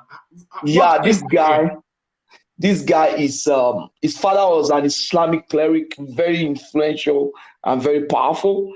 He's originally an Arab. I think they are well respected in the north. There are a lot of Arabs in the north, people of Arab ancestry. You understand? In the north, and they respect them. So I expect that. I think that was probably Obi's calculation. Oh, this guy's father was a cleric. He could do this, could do that. A Sheikh Gumi would have even done better for him. Would have at least brought some people to the table. But this guy is bringing nothing to the table. If he had contested for his Senate seat, I don't think he would have won. So it's very sad, and that's really putting that party in a very bad shape. But with respect to Obi's trying, I also believe Obi is achieving his purpose. I don't think his purpose is to actually win this election, but he's to firmly position himself such that even if in the long run everybody now feels this is the turn of the Southwest, everybody is looking at Obi. And I'm sure he's the envy of people like Ojikalu and the rest now. And Soludo especially, who's just jealous of him. It's just that Soludo can manage it well. But Ojikalu is still trying to. Because when Ojikalu feels that he should be one of the most prominent politicians in the North, he's had influence, he was one of the foremost PDP guy in the Southeast. But now this guy is just taking the shine, and it's just but he's managing it properly. But Soludo is not, because Soludo is not a politician anyway. So please, for the sake of Nigeria, I will not wish Obi'S or Kano on Nigeria. Please go to Abia State, please. Let's not even talk about that. What about Rochas? Rochas must also be kicking himself. They are jumping through his roof, kidnapping him. And as Peter Obi continues to straddle the space. But Patrick, you said even Peter Obi must know that he's unlikely to win the election. But who is Peter Obi actually contending against? That's the wider question. Is he contending against Atiku Tinubu, or is he contending against Kwakwanso? And if he is contending against Kwakwanso, if that is where his real election is, how do you think he will fare against that space? Actually, I don't think Obi is contesting. I think he's contending against himself. He's in his own world now. He has a purpose. Those other people have their own purpose. Atiku wants to win the election. Tinubu wants to win. I'm sure Kwakwanso doesn't want to win. But at the way Kwakwanso is going, if by the time that thing shifts to the north, what Kwakwanso is trying to do is to replace a Buhari in the north. That's going to be another long journey of maybe 16 years. By the time he's ready, he's going to be as old as Bubu, and he's hoping that he'll be able to be there. So if he continues like this, he will be like a Buhari of 2011, 2007. So, and if he continues to do that at this rate, he might be able to get an alliance from the south that will put him there. So he's positioned, and I think Obi is trying to do that. And how old is Kwakwanso now? He must be mid-60s thereabouts, wouldn't he? Yeah, he must be in his, I think, mid-60s or early 60s. So he can still do another 16 years. All right, going back to Peter Obi and his performance, there were certain things that he said that expanded on what was always a vague positioning. So he was more expansive, especially around how he's going to manage the port, that he's going to privatize that. It was also somewhat expansive on how he was going to manage the insecurity space, to introduce an element of transparency into the financing of security, something that will be a novelty to the Nigerian space, because we have never in the history of that country had transparency in security. So bold moves and bold statements, were they impressive? And more to it, are they practical? Yeah, with respect to managing of port, like I said the other time, that's the best model that's likely to work. If the concession management of port to private individual who have the expertise, and then I see those ports actually running well. Even the ones in the southeast and south, they're likely to pick up. With respect to security, they are talking of funding security. Yeah, some aspect of security funding that we can get approvals and it can be public, but some of the details of the dealings for security reasons might not be something that is likely to be very public. You understand? But at least they will have the institutional checks in place to ensure that those things are there. But you can't do that. Let me give you a good example. During Jonathan's time, that money that was flown to South Africa was not stolen, was not he wasn't going to steal that money. They were going to buy weapons from the parallel market. And because they were left with no choice than to do that. So it became a problem. I'll give you another example. Look at some of the Abacha's loot. Some of those loots were pockets of, they were like individuals that were identified and say, okay, since we can't trade as a country, let's use these people to trade and be able to bring fuel to Nigeria, bring petroleum products to Nigeria, bring so and so. So unfortunately, the guy died, and those money stocked out there. Assuming we lost Jonathan during that Ayolise Jaffa fly money to South Africa, and that money didn't eventually get caught or trapped in South Africa. If it got to the destination, but we couldn't get the weapon, we lost Jonathan, it would be seen as Jonathan loot. It was not a loot. It was, I'm not saying that's all it is for all Abacha's money, but I think from what I heard, that's part of it. So with respect to security funding, some aspect of it has to be relatively secret. But overall, I don't think Obi has a properly articulated policy on security. And if he does, I don't see him being capable. I don't see people around him that are capable of implementing structures and processing systems for properly securing Nigeria. He doesn't have that. He has economists, he has people like Utomi, he has people, he could also rally people like Obi and Ngozi could give him people and stuff like that. I'm sure he has some other people. But I don't think he has people that could do something in security. But a Kwakwanso can do that, and Atiku can do that. A Tinubu should be able to also do that. considering how they are currently running. But with an Obasanjo around Obi, I think he might be able to help him. You understand? To do something in the area of security. But Obi on his own, I don't see him as being able to handle security. And considering the intricacies involved in the security problem in the north, I don't think he will be able to do that. But in the overall, yeah, I think he has done better than he used to do in the past. Patrick, Shehu asked him how he will be able to govern without having a single person in the house, in any of the house, in the parliament. And he says, I don't think that will be a problem. And why he feels that would not be a problem is because the problems that afflict the Nigerian state, it impacts on everybody. So if he brings a solution, he feels that the parliament will be on board. He says, I will make them see reason. Is there some naivety to that? Yeah, I don't think that's going to be possible. That's why I'm saying that Obi is actually not running to win. Because if you are actually running to win and you want to govern, you start putting structures in place to do that. If you look at when Tinubu started his campaign, the first place he visited was, even before his primaries, the first place he visited was the National Assembly.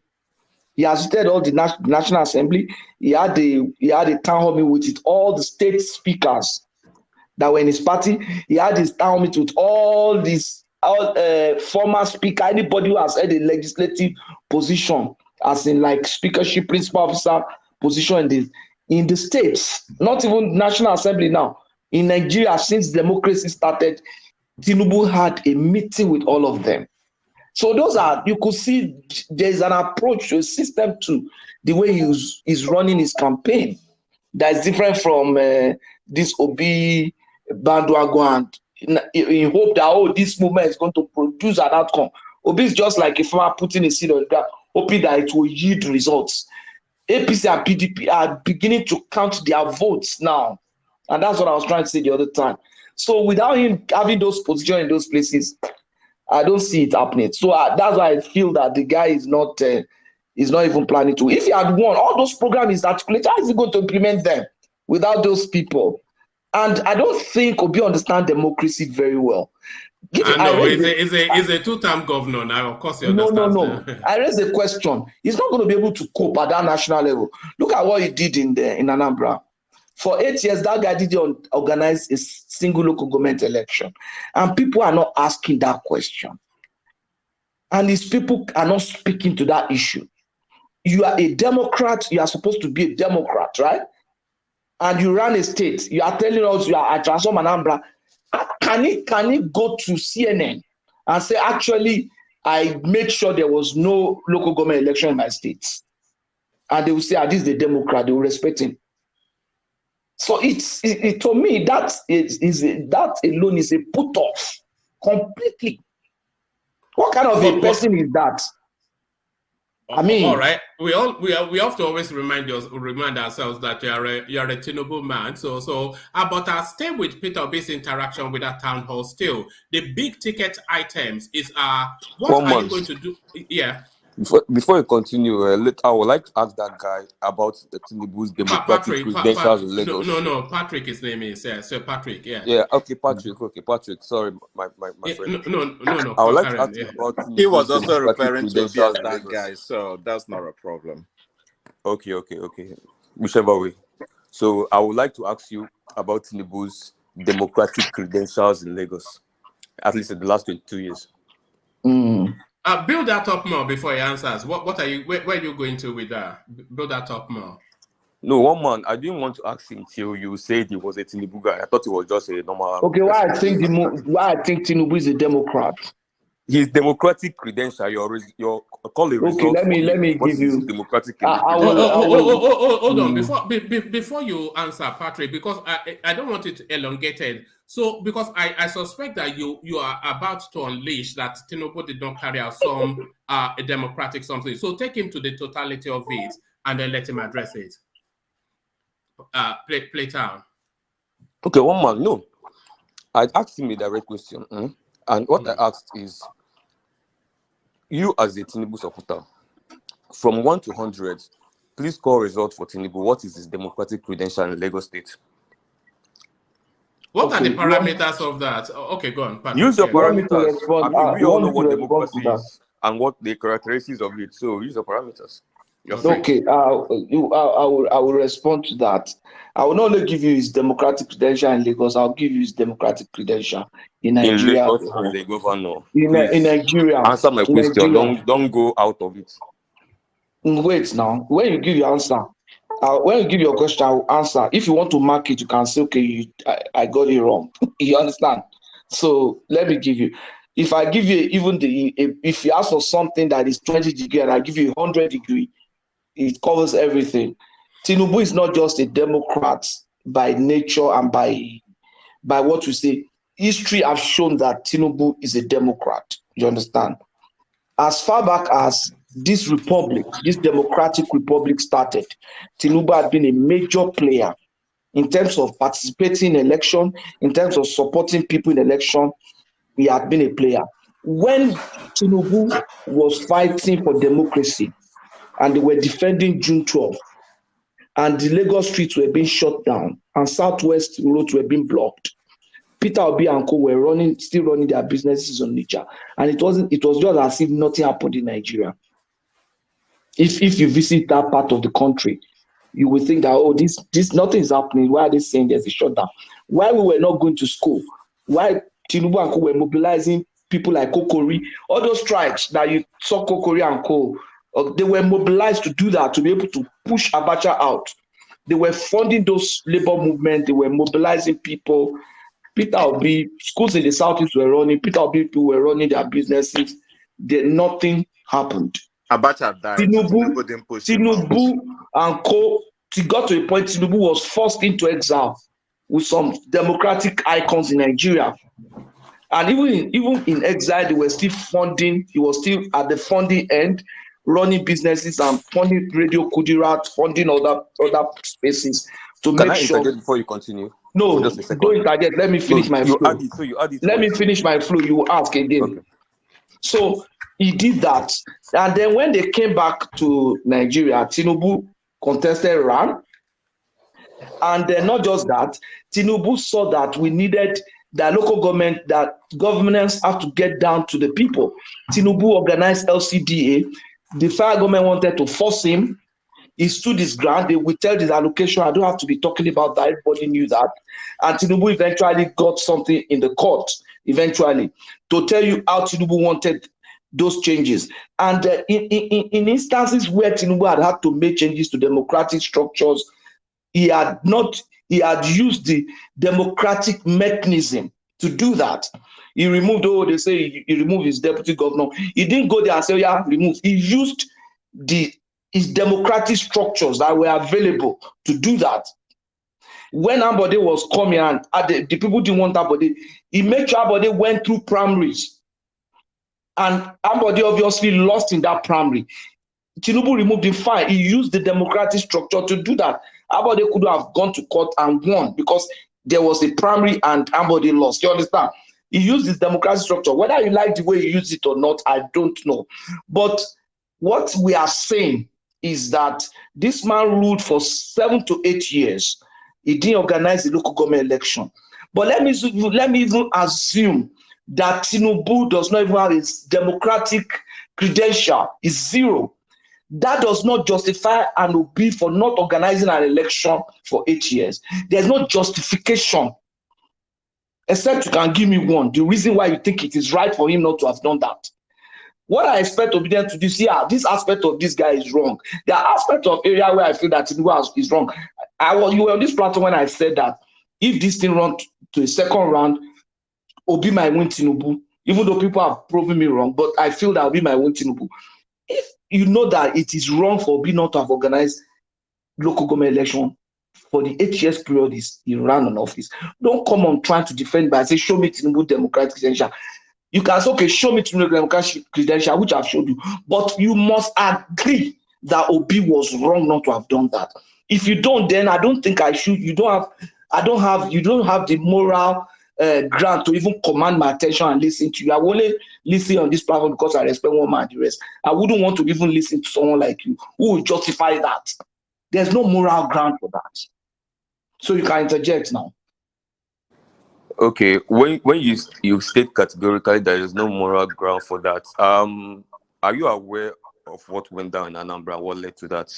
I Because don't you know, should be but I aware to don't the poor think. Give results. me the justification.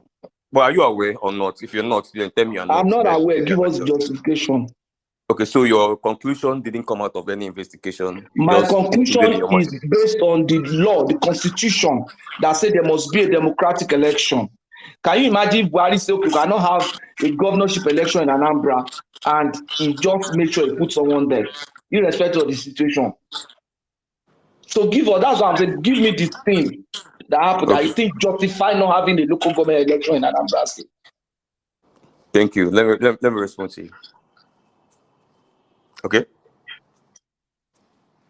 All right. So first of all, I'm glad that you ended the Tinubu space with saying, even if he didn't do it right, that does not justify Obi. So maybe that ends that space. So let's talk about the Obi. So this question, funny enough, if Obi have not answered this question, he has answered it not less than 6 different times. And he is not the only person that has answered this question. Professor Stella Okunna has answered this question. She was his chief of staff. The guy that was heading the house in the second tenure have answered this question. And one other guy in the cabinet as well has answered this question in a Twitter space as well. Because it's almost like one of the best questions anybody that wants to interrogate Obi want to bring forward. So just for the benefit that you are not following these spaces, so probably you don't know. From what I've heard from them, and all of them said the same thing, none of them conflicted each other. Before you start judging why it took, and first of all, let me correct the impression that Obi did not organize a local Go government. straight to the point now. Go straight. Tell Who is us interjecting what and justify him not to conduct Angelico, local I'm on it. government election I'm for on it. 8 years in government. Just go straight. Just tell us, First Dr. of all, Okonkwo, what Dr. first, Okonkwo said or wait, Dr. Chukuma said does not matter. oh, Just tell us straight to the point. first of all, saying Obi did not conduct local government election is a lie. He did. The question is, when did he? He did conduct local government elections. That is so. That one is false already. Obi conducted local government elections Second in time in office. 2013. Second time in office. Yes. 6 years, right? Yes. When it was 6 years or Yes. 7 years in Three, government. 3 months to No, the end now of his tenure. we are Three saying the same. months to the end We're of the saying the same tenure. thing. I just want to make it categorical. 3 Someone said months to he the end did of the not tenure. conduct it. He said Babaja, he did not conduct it, so he conducted it. Babaja, So let's move on from that. Babaja. Why did it take If longer? you want a straight answer to that, right? The former ABGA chairman, while Obi was governor in Anambra State, I think they are friends. They are back as friends now. Victor Ume, he's in Labour Party. Dr. Ume, what's his name? Yes, and Victor Ume. all ABGA, apparatus, the apparatus of ABGA in Anambra State. Go and find out. Listen to what they said. Why he did not conduct the election, the local government election, under the constitution. Under the constitution, no governor has any excuse whatsoever under the law not to conduct a local government election. So if you do not do that, and then there's a rationalization of a point of there, here and there for that. I'm just telling you, without even the laws now, without even talking about the standard or the ethical, balancing of this, go and listen to those men when what they said, why he did not conduct the local government elections. Can you please tell us what they said? Can you please tell us what they said, please? Enigmatic, please. Okay, Enigmatic, tell us what they said. Honestly, I just want people to go and listen to them, what they said, and then even under the law, if the law permits what he did. Because no, you can tell us what they said now. Enigmatic, please. Don't tell us that. We can go and watch it to help the conversation. Okay. Hold on. You opened up that space and you cleared the room to open it up. So you tell us, Playtown. You take us to where we should be. I was on it before somebody else that felt they know better said. All right. And So I'm like, okay, just inform us. And I want to be carry as on. well. Yeah. Carry on. You know what I'm saying? So if you interject and say you know better, I keep calm and say educate me because I don't know everything. All right. Take us there, Enigmatic. Sorry, Playtown. So what I'm saying is, and I mentioned the people that stated what I said.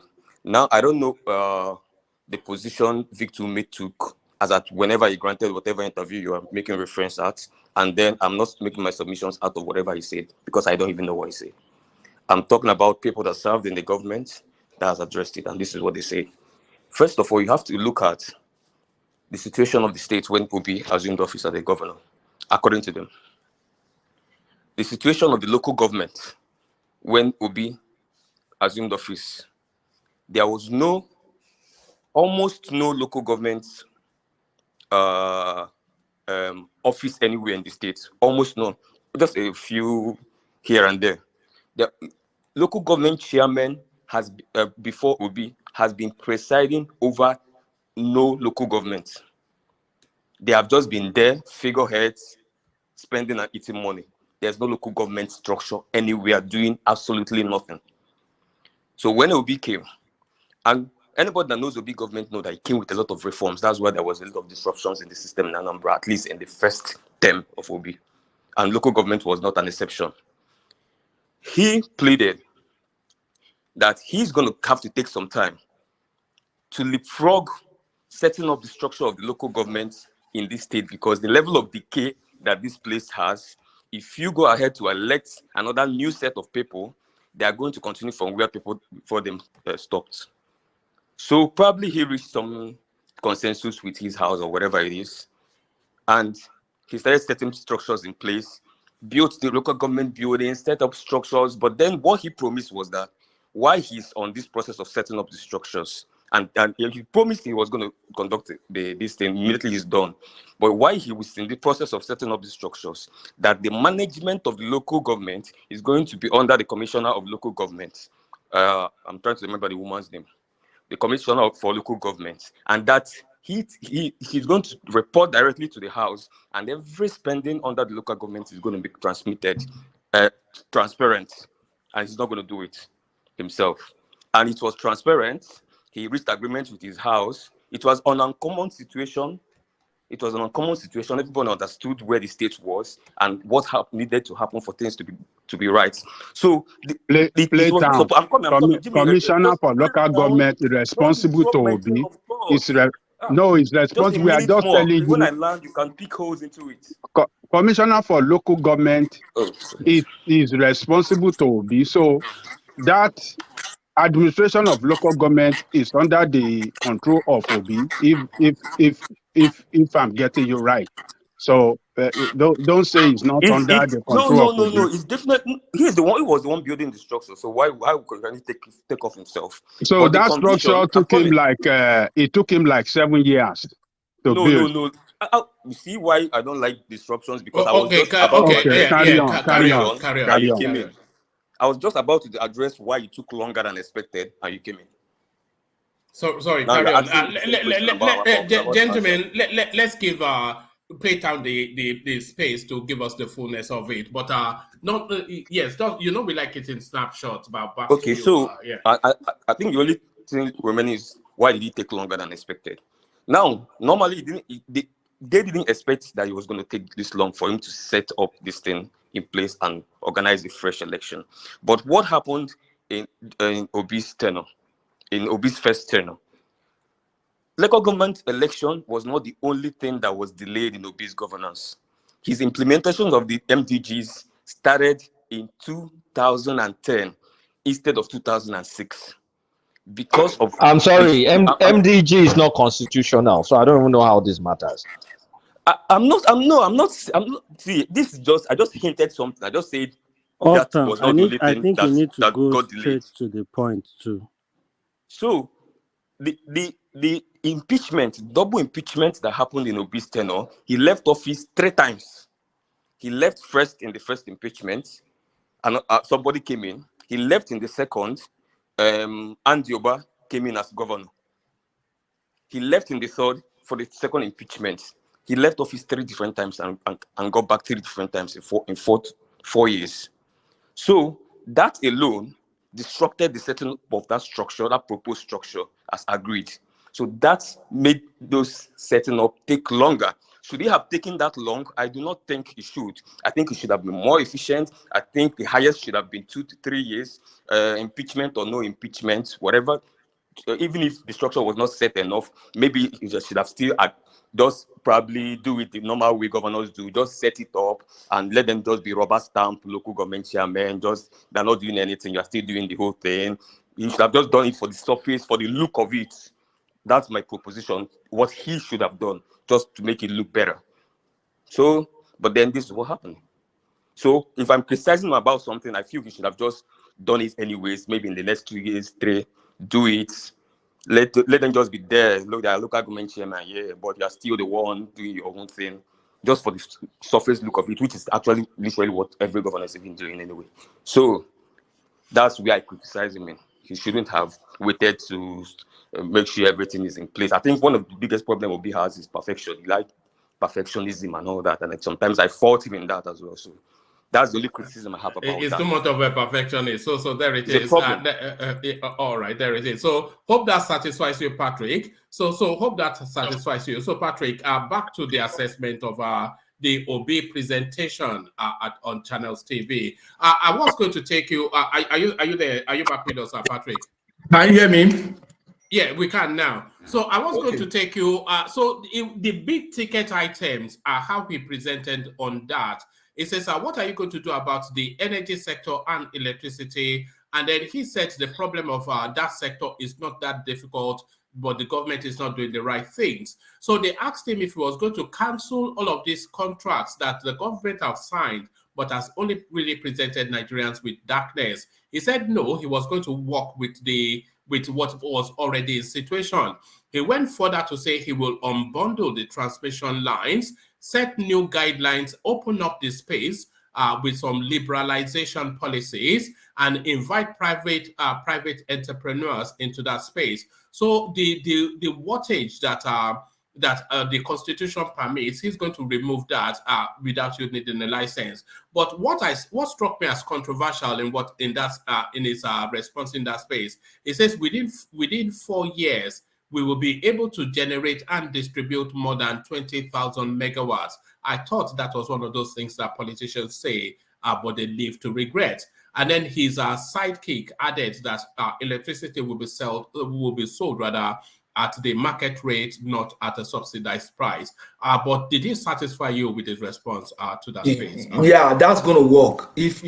If they're going to sell electricity at market rate, it's going to work. That's what I tell people in Nigeria. I say, if you pay for the electricity, what people in the West pay for electricity, that's not actually in the absolute amount, but relative price. For example, when I first came into Canada, I was spending 25% of my income. My income was low anyway. I was spending 25% of my income on utilities. If at the minimum wage level, an average Nigerian man running his house could also spend 25% of his income on utility, the same companies who are here providing this power will come there because that's even a bigger market.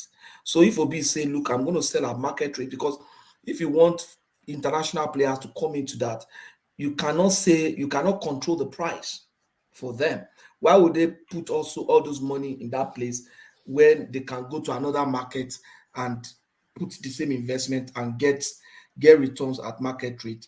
Or they come to your place, you are controlling their price, whereas their project is funded by banks that are charging them rates at the interest rate at the market rate. So that is very key. So Obi got that model right. He has to, anybody that wants to put power there and wants to run it properly must be ready to unbundle that transmission, must also be ready to throw the But market is that transmission not locked into some contract? Will he have to break a contract to do that? Is what we I don't think know. it's just being speculative now. If he gets in there and he sees the contract, he has to work with the contract.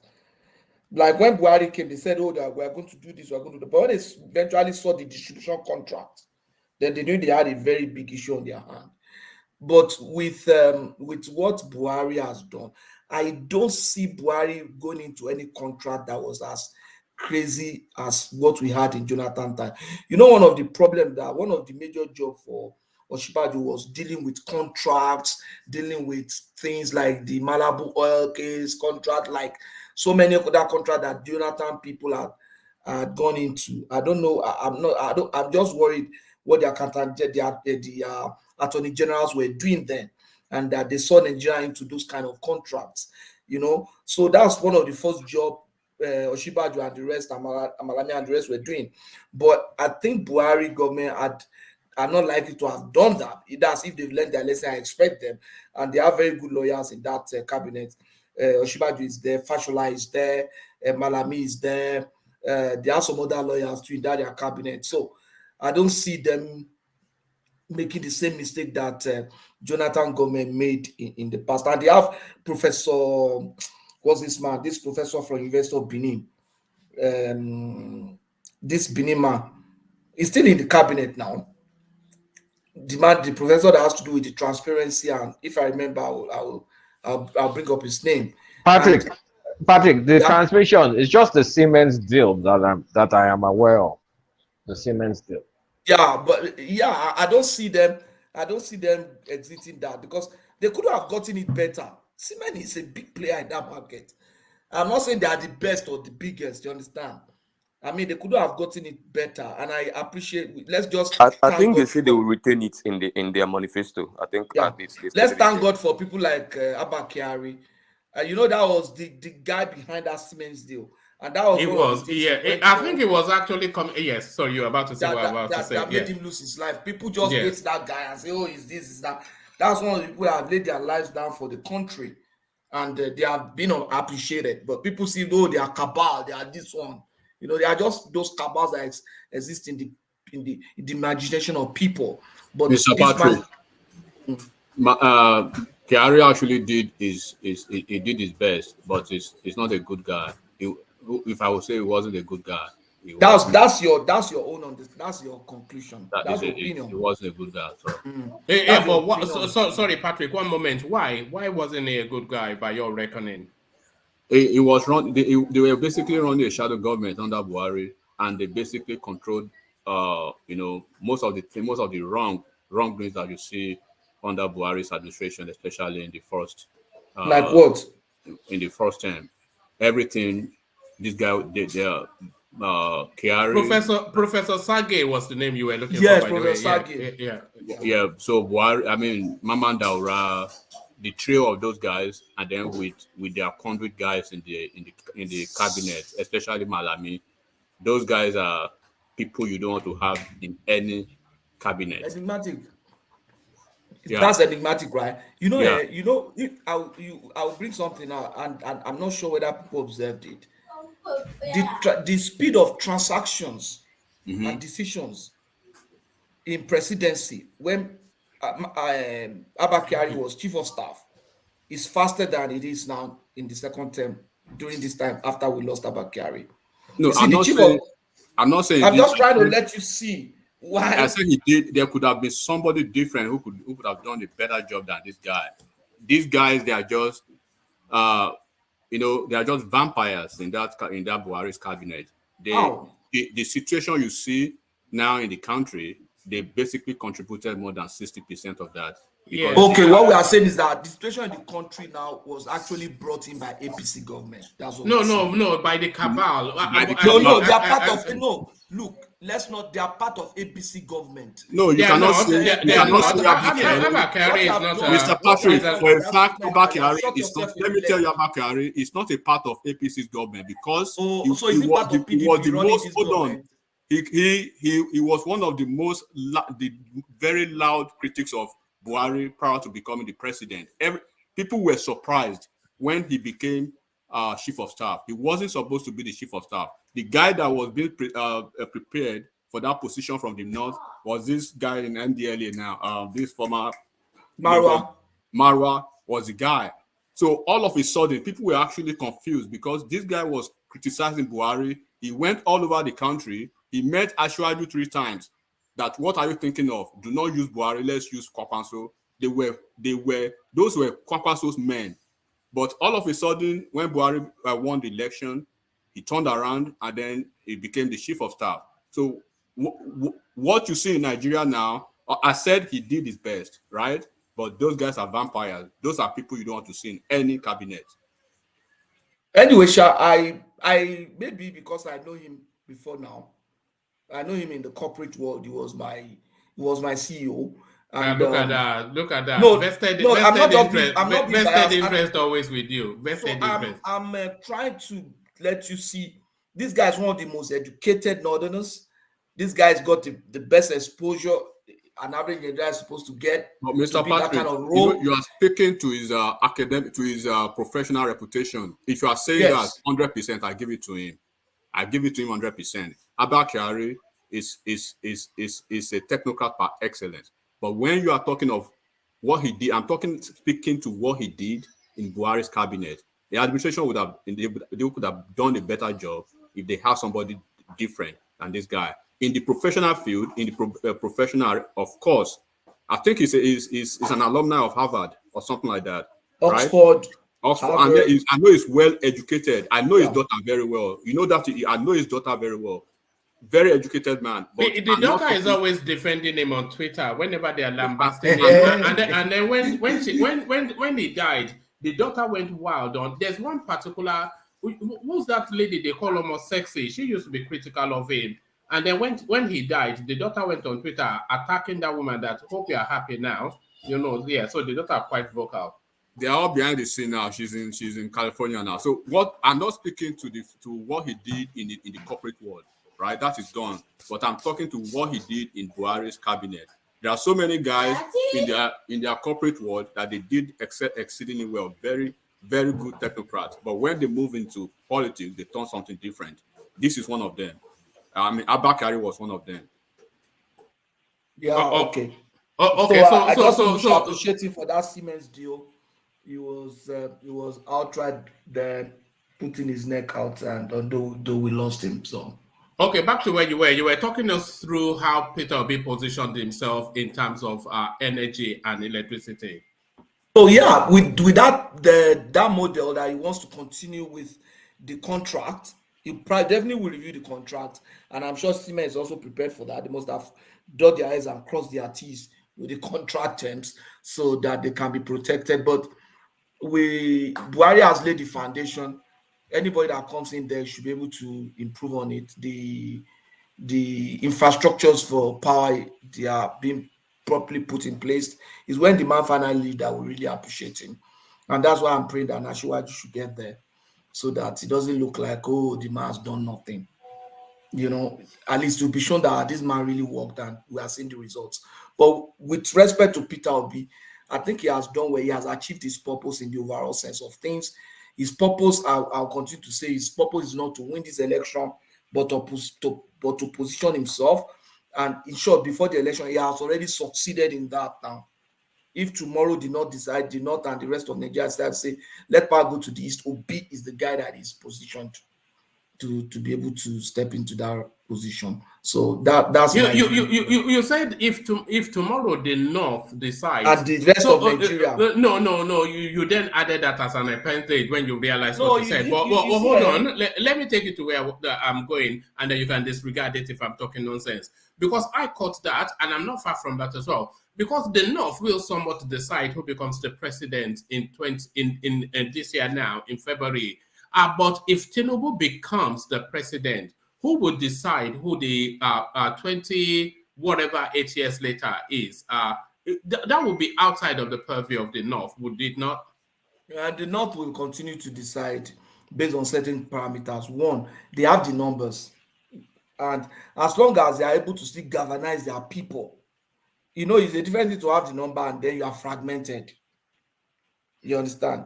But they have the number and they have social structures that help them galvanize their people together. And if they have those two things in place, the number, they still continue to have children the way they're having now.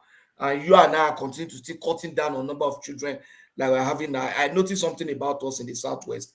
The generation of my brothers had like 4. My elder brothers have like 4.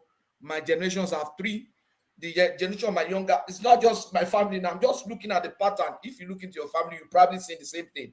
Generation of my younger ones are having 2. My fear is that maybe our kids will just have one or even not have children. Like my son, I don't think he's even thinking of having children. I have a No, son we that have now. that We have is now. It's that still is young. grown, and when you talk of this, you say, no, you doesn't even want to think about that. So that's the kind of thing. But in the north, people of my generation probably had like 20 kids. 50. Look at somebody like Datti's father. Datti's father had over 100 children, and you know how many children Datti would have had, and how many wives. Look at as educated as Erufai is. I think Erufai has about 4 wives. Somebody like Sanusi Lamido, as educated, has about 4 wives, like that, and they have children. Their children will have like 3-4 wives, and they have, as educated as they are, they have Do no you think we children. should declare a national emergency on that space? The rate, I'm not even sure rabbits have children at the rates that No, I think the southwest and the southeast should start thinking of replacing themselves. If nothing, as a couple, you should replace yourself. You should have 2 kids. If you are not, you are supposed to add to the system, because Nigeria has not written an optimum population. We are still less than 300 million, and if we have good government, we'll still be able to take care of ourselves. Nigeria should, because population is strength. But how are you able to train children at the volume they have in the north? Is somebody having 100 children? No, we might not have that 100 children, but one man, you and I know that we can train more children than we are having now. I have 3 kids. I can train more than 3 kids. Yeah, no, that would be irresponsible, though. Would you not say, if you are, because if you have both genders, does that not satisfy any? You see that you are even scaling down to 2. No. It's like 2 girls, 1 boy, 2 boys, 1 girl. That's enough. I've always thought the average Yoruba family is 2.1, which is 2 boys, 1 girl, 2 girls. Is that not the average Yoruba? I even wanted 1. The distance between my first and my second is about 4. My wife was one. I said, no. I said, let us have a girl. We have a second one was a boy. He said, okay, we must have another girl. And we had a girl. But the point is, I was contented with 1. Assuming I have a wife who has the same kind of thinking, that means we have not been able to replace ourselves. You understand? Unfortunately, it's the educated ones that are not replacing themselves. And that means our population, the productive dimension to our population is not developing. You and I, if we have kids now, our children are supposed to be, they like to be more educated than us and like to be more productive than.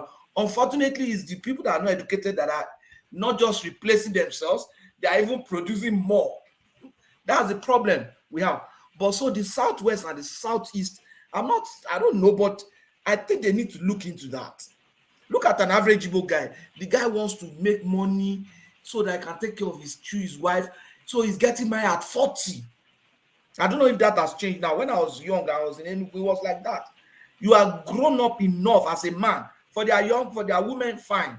They marry earlier. But for their men, they want to be able to take care of you. They want to. So they are grown up 30, 40 before they get married. At that 30, the northern guy has had like almost 60 children. Yes. So if they continue to have that numbers and they're able to still continue to galvanize their people, they will continue to be able to determine. We have been able to galvanize ourselves in the southwest, but we don't have the number.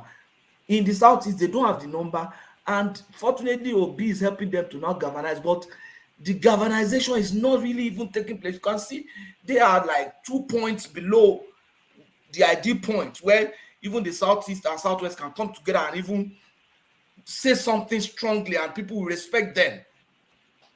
You get what I'm saying? But because we don't have the numbers and we are not even galvanized, because if the South is able to galvanize themselves and we galvanize ourselves, the two region can say, okay, let's even see if we can work together. So it's easy for anybody to join the North because the North is already a block.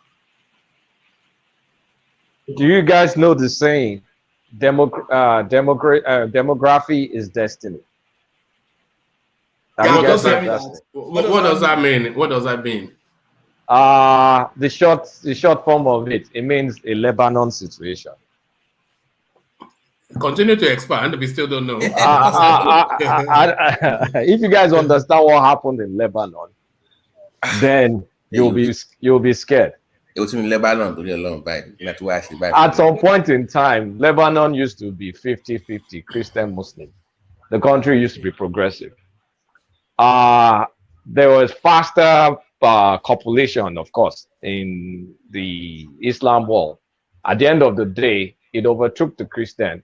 They drove a lot of the forward, I mean, a lot of the Christian out of the country. That's why you even have second, third generation Lebanese in Nigeria and Mexico, all over the world.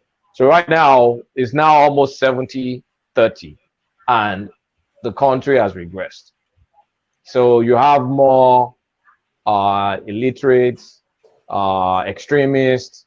It birthed all sorts of wrong ideologies, extremism entered, and so on and so forth. So if we don't educate the North, we're in trouble on the long run. Yeah, I think that's more it than us excessively populated. Yeah, but the more poor people are making babies like bunnies, the more you have less chance to be able to educate them, because they're birthing people they cannot afford. And that's why it's destiny. The destiny is just a wrong destiny. So education needs to be taken as a matter of urgency, because on the long run, we're screwed. Is it education or reorientation? Education is what will bring reorientation. Otherwise, your brain is wired to the wrong interpretation of Islam. It's only education that can make you think outside of, okay, Islam can be like this. It doesn't have to be Kama BC, Kama Resi in Yoruba, like just having babies.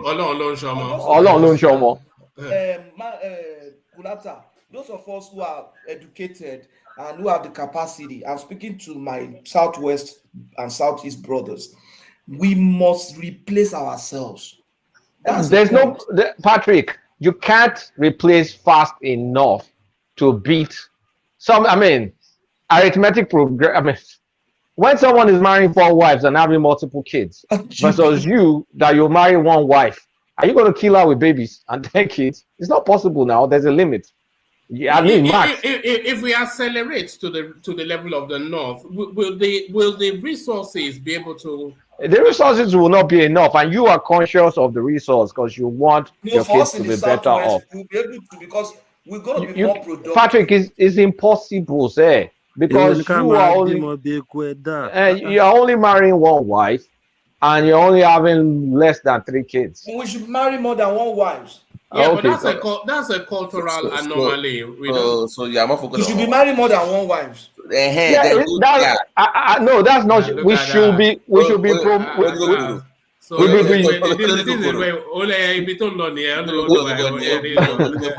should be promoting. We should be promoting Northern leaders that encourage education, so they can get out of that mindset.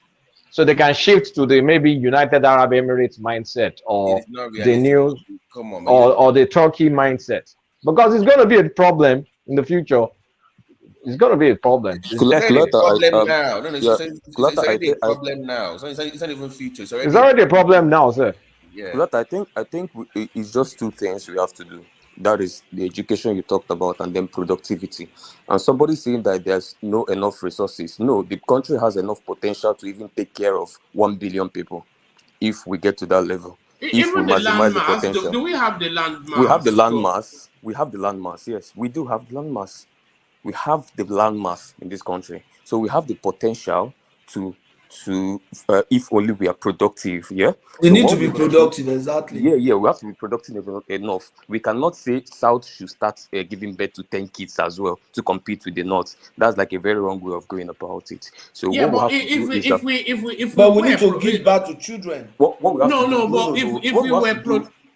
we have to do is not to compete with them. What we have to do is increase productivity, pump in education, educate the North, increase productivity as well in the North, educate the North. So the education is going to cause a long chain of reorientation over the years, and then more of them will move from the mindset they are now to the United Arab Emirates mindset. Now the procreation thing is going to lessen, I agree, and then we are going to face more of productivity here. Let me ask you a question. I agree with what you just said. I don't know. In UAE, don't they have is polygamy illegal? No, it's not. So they have more than 1 wife. You see, and what we need is they curtail themselves. Or for example, Turkey now, is a secular country, but they're 90-something% Islam. But when you go there, people are living normal life. You're not compelled to do this, compelled to do that. Religion is detached. People can go to mosque and pray, but the mentality is more forward-looking, education, technology, those kind of things. Not ideological Islam, like that's the beginning and end and the essence of your life, and nothing more. And then that is what breeds in all this radical ideology, this Wahhabism that births terrorists and all. And if there's destitution and hopelessness, you're going to go start grabbing AK-47 coming out from from Libya, and start kidnapping. We already have that. So it's only education first, and then productivity will come after that. Because you have to educate the mind. You have to educate the mind.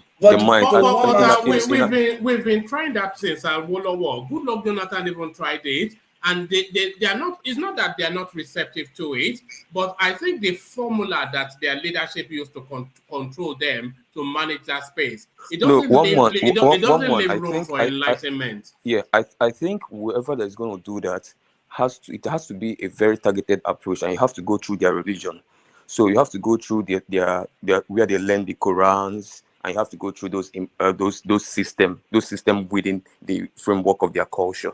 And also, do you know that the money we spend in fighting insurgency in Nigeria, especially in the north, if we spent that money 15 years ago, just half of a quarter of that money, if we spend it 15 years ago on aggressively educating and developing the north, we won't be needing to spend those billions and trillions of naira on fighting insurgency. Which is just a result of that lack of education of the last decades. Let me bring you something that will change this talk. You see, I'm reading in the comment section now. You see, we say they not have children and they don't necessarily educate them. That's not so. Somebody on this platform said, look, God has blessed me. I have as many children as God can give to me. And he said, I have a PhD holder among my children. That's what Abdul Mumin is saying. No, that's Abdul Mumin now. It's a special case. What's the percentage of that? There's the issue of that's a good news. I'm happy for that. Don't listen to him. Don't listen to him. Abdul Mumin is an educated guy. There are many illiterate. He lives in Saudi, by the way. He lives in Saudi Arabia now. Where they are giving them free meal and free everything. There are many people that have no business having multiple wives, that have wives that they just bring the child into destitution, and then they have to force Quranic education. So the best approach is a madrasa. A madrasa school is a school that has the Islamic education and also Western education together. Because don't attempt to remove the religion. That will backfire. Make sure the religion is promoted, but make sure it is side by side with Western education, so you just don't lose it all. So Kwakwanso is key here, because Kwakwanso was successful in Kano to do it to an extent, and I think Kaduna too is being successful. So that needs to permeate. Madrasa schools needs to permeate all over the country. Because when I went to Malaysia, I saw a ton of madrasa schools, and they were very decent looking schools. They look like ISL and ISI in Nigeria, those madrasa.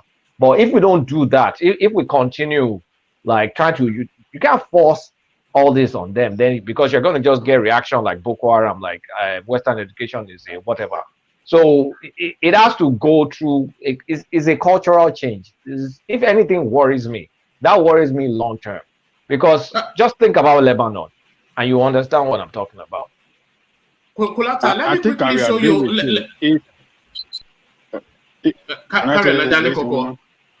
Yeah, go on. Then I want to show an example of what we're talking about. But yeah, carry on, Ajale Koko. Yeah.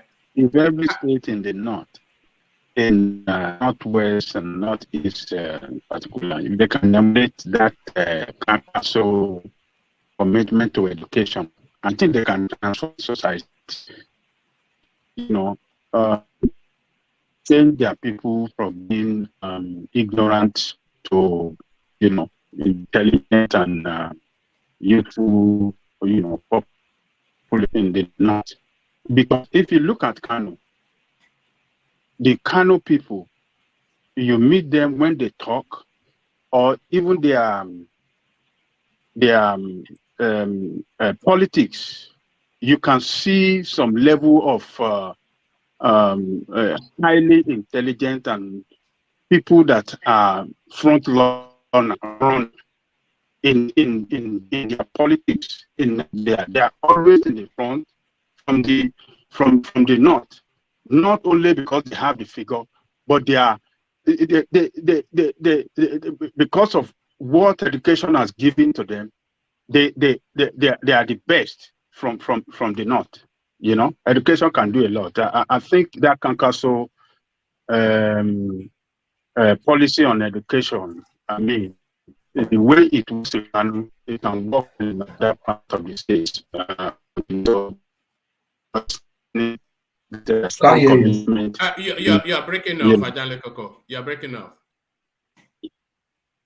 Okay. So what I'm saying in conclusion is that that Kwankwaso policy on education, I think, is worthy for other governors in the state. I mean, in the north, to emulate and use that, to transform their society and their people in particular. So education can do a lot. It can take people out of poverty, and it can give them a very good future. And that is what Kankaso achieved in Kano. Average Kano people, if you talk to them, or particularly educated one, they are intelligent people, and they are, they are knowledgeable people as well. We have one good example here, which is Jafar, we have Jafar, one of the most intelligent persons on this space. Yes. But on the screen, it's an example of what we're talking about. You can see it, Nigerian man with 86 wives and 150 children. So that's one man with 86 wives and 150 children. Block where Mohammed Bello housed his women and over 150 children. They're outraged at his arrest and say he's a good husband and father. They strongly believe God ordained their marriages. A man can have only one wife or two wives. He will get problem. Somebody should think twice that a man with 86 wives without using anything, it's God that brought us to him. Look at me now. Who is a man can put me inside? Bello has been accused of keeping his family as modern-day slaves, but even his children defend his actions. As you can see us, look at my younger ones. Do you look like a slave? My father is a real Muslim. You know the front and the back of Quran. So he can tell the whole world about the God and the prophet. So what are they saying? That he's not a real Muslim? It's them that they are not Muslim. It's not my father. We were given special access to meet the man behind the controversy that's outraging the country's 70 million Muslims during his stay in prison. I stand by my 86 wives. Allah brought them to me. If I ask them to leave, they won't. Allah said that man should marry 1, 2, 3, or 4 wives at the most. But when God gives an instruction, he must prescribe a punishment for contravening it. But Allah did not prescribe any punishment for marrying more than 4 wives.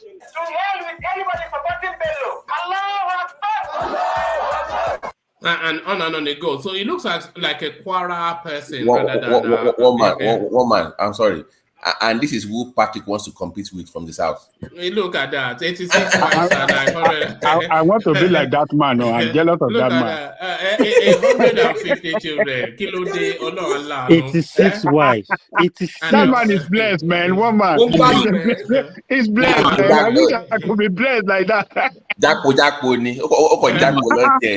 Ojoojúmọ́ ni bàbá yẹn kàn kí ló dé.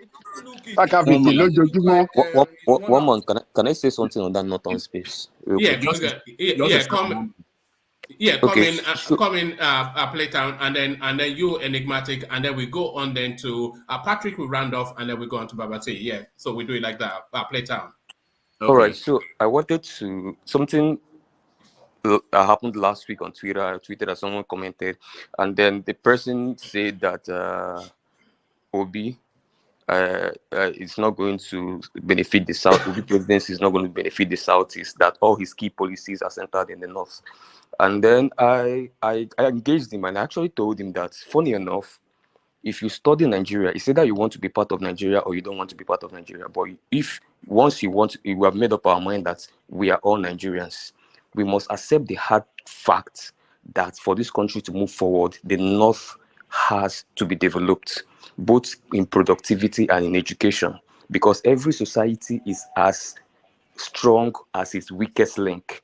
So if you develop the North, increase the productivity, utilize the vast land there, and then educate them in terms of reorientation and all of that, and someone that's talked about the Kwankwaso model of education, I've gone to read that it's really something that needs to be adopted. Really, educate that space, give them reorientation, yeah, and you find out that the insecurities there is going to go down, the insurgencies are going to go down. Then a lot of that money that we are wasting, if you know how much we are wasting in fighting insurgency and fighting banditry in the North, at least in the last decade, most of those money now will be rechanneled. We in the South, we now get better fundings for other normal developmental whatever that is going on, maybe more in power, generate 24/7. You will see the way the country is going to leapfrog. But as far as, and Jonathan was heading towards that direction, and maybe Buhari didn't do much. And again, we won't blame Buhari, because if Buhari give the level of attention that I feel North deserves, if Buhari give it to them, they are going to call him he has a Fulani agenda. Why is he focusing on the North? That is why I feel, even if I'm a Northerner, I should probably look for Tinubu and Obi, because that's the only person that if they face the northern space, they won't be accused of anything. For me, I still believe that before this country moves forward, you see that North, it has to be productive. Those kids, those millions of kids, almost 80% of out of school children in Nigeria, they have to go back to school. Whether you're going through the Muslim schools, whether you're going through the religion, whatever it is you can do to get those kids educated, you have to get them educated. You have to put in tech there. One man, some of the people, my friend in US, he has 3 friends that are hackers, like they are tech experts. 3 of them are Muslims. One of the biggest geniuses you can see in terms of tech, if you meet a Muslim guy that is doing tech, that's when you see genius. They have this IQ level. And if you go to those Quran schools and you see how they put those things in their head, so their IQ levels are high. So once somebody is able to attack that space, I think that's the fastest way to our development, really, even though a lot of people want to hear that. No, I agree with you. I've always been of the thought that the Northerners, they have an innate aptitude towards the sciences, especially those mathematics, sort of physics, for reasons you've just described, because they're used to all of this Quranic sort of upbringing, where they can, for hours, study endlessly just the text to a full understanding of it. So there's a genius brain there, but it's not only that, not as an advantage over the South, because they've been exposed to external civilization for way much longer than us. Like the Kanem Bono Empire has had Islam since like maybe 1200 something or 1100 something. They've been able to read Arabic. Sure, Arabs lives amongst them. So all that Middle Eastern civilization, they've been exposed to it for much more longer. They've been literate before us since. So assuming they embraced some form of education in madrasa form, like Kwakwanso form, Islamic plus whatever, because a lot of what we call Western education started in the Arab world. Calculus, all these things. I mean, it's only people that went to go and get it from there when they were having all these wars and co. So they have that natural advantage. They've been exposed way before us. And assuming they just continue that level of exposure and translated it and embraced education. Don't call it Western education, it's education. Just embrace education. They'll be far ahead. They'll be far ahead of us. No, let's be realistic. Looking into the future, you need that Western education to survive. No, I'm not calling it Western education anymore, because right now that drives almost everything. Technological, whatever. Yeah, but that's the reality. It is Western. It is Western. That's the reality. What of okay? I concede. Call it Western. Just call it whatever. But it needs to be packaged. 1, 2, 3. The ordinal it's from Arab world now. The Arabic numbers now.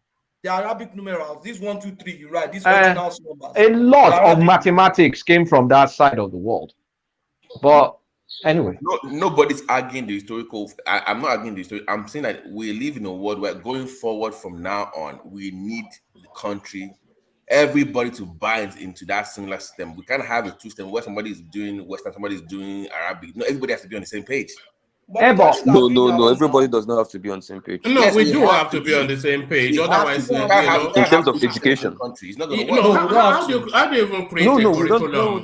No. I think that has been the A problem we've two-tier had. system, a two-tier That, system. that has been the problem we have. If you look at the peculiarity of our society, you find out that we have to adopt the comparative advantages of each regions. See, until we start doing that in Nigeria, we will keep rotating around the circle, because you have to check their traditions there, you have to check their religions there, you have to check other bottlenecks that are applicable there that are not applicable in the south. Playtown, if we don't Yeah. have uniformity, how can a man educated in Kebbi State work in Lagos? If No. he's educated under the... Until we sit down and get the proper definition of education, we might not get these things. I don't think education is always Western education, because what is the end to the means? Why are we talking about education? Because we want literacy level to go down, because we want skill acquisition for them to work in industry, for them to be able to manufacture cheap, like Tinubu said, for them to be able to manufacture brake parts and all that, and then leave criminality, and then leave staying at home and giving birth to 100 children. Now, that is the ends to the means. And if that's the ends to the means, it mustn't be Western education. You can introduce technology, technical schools, and what have you into their system. The most important thing is bring down the literacy level, and then bring down the pumping exposure into that place. And then the most important, even looking at the peculiarity of our society, is skill acquisition. Because if our only pathway to greatness as a country is productivity, then skill acquisition should be number one on the list. So tell me about tell me about those skills, please. Can you give me an example of one of those skills? So I'll tell you talking why. about skill acquisition. No. Yeah, you say of course I agree with you, skill acquisition, but tell me about those. Give me an example of the kind of skills they need up north to catch up. Okay, so I've mentioned one before. We have to take technology there, and then we also have to if you're going to turn the north to a food base of Africa, now we have to start thinking about, there has to be people that are going to be repairing those tractors. There has to be people that is going, in fact, some of the soft farm equipment has to be able to be produced in Kaduna or Kano. Now, a lot of these skills has to be learned, and you have to resuscitate the schools of technology in that space, and then find a way to also create, maybe, I don't know, clusters or whatever it is.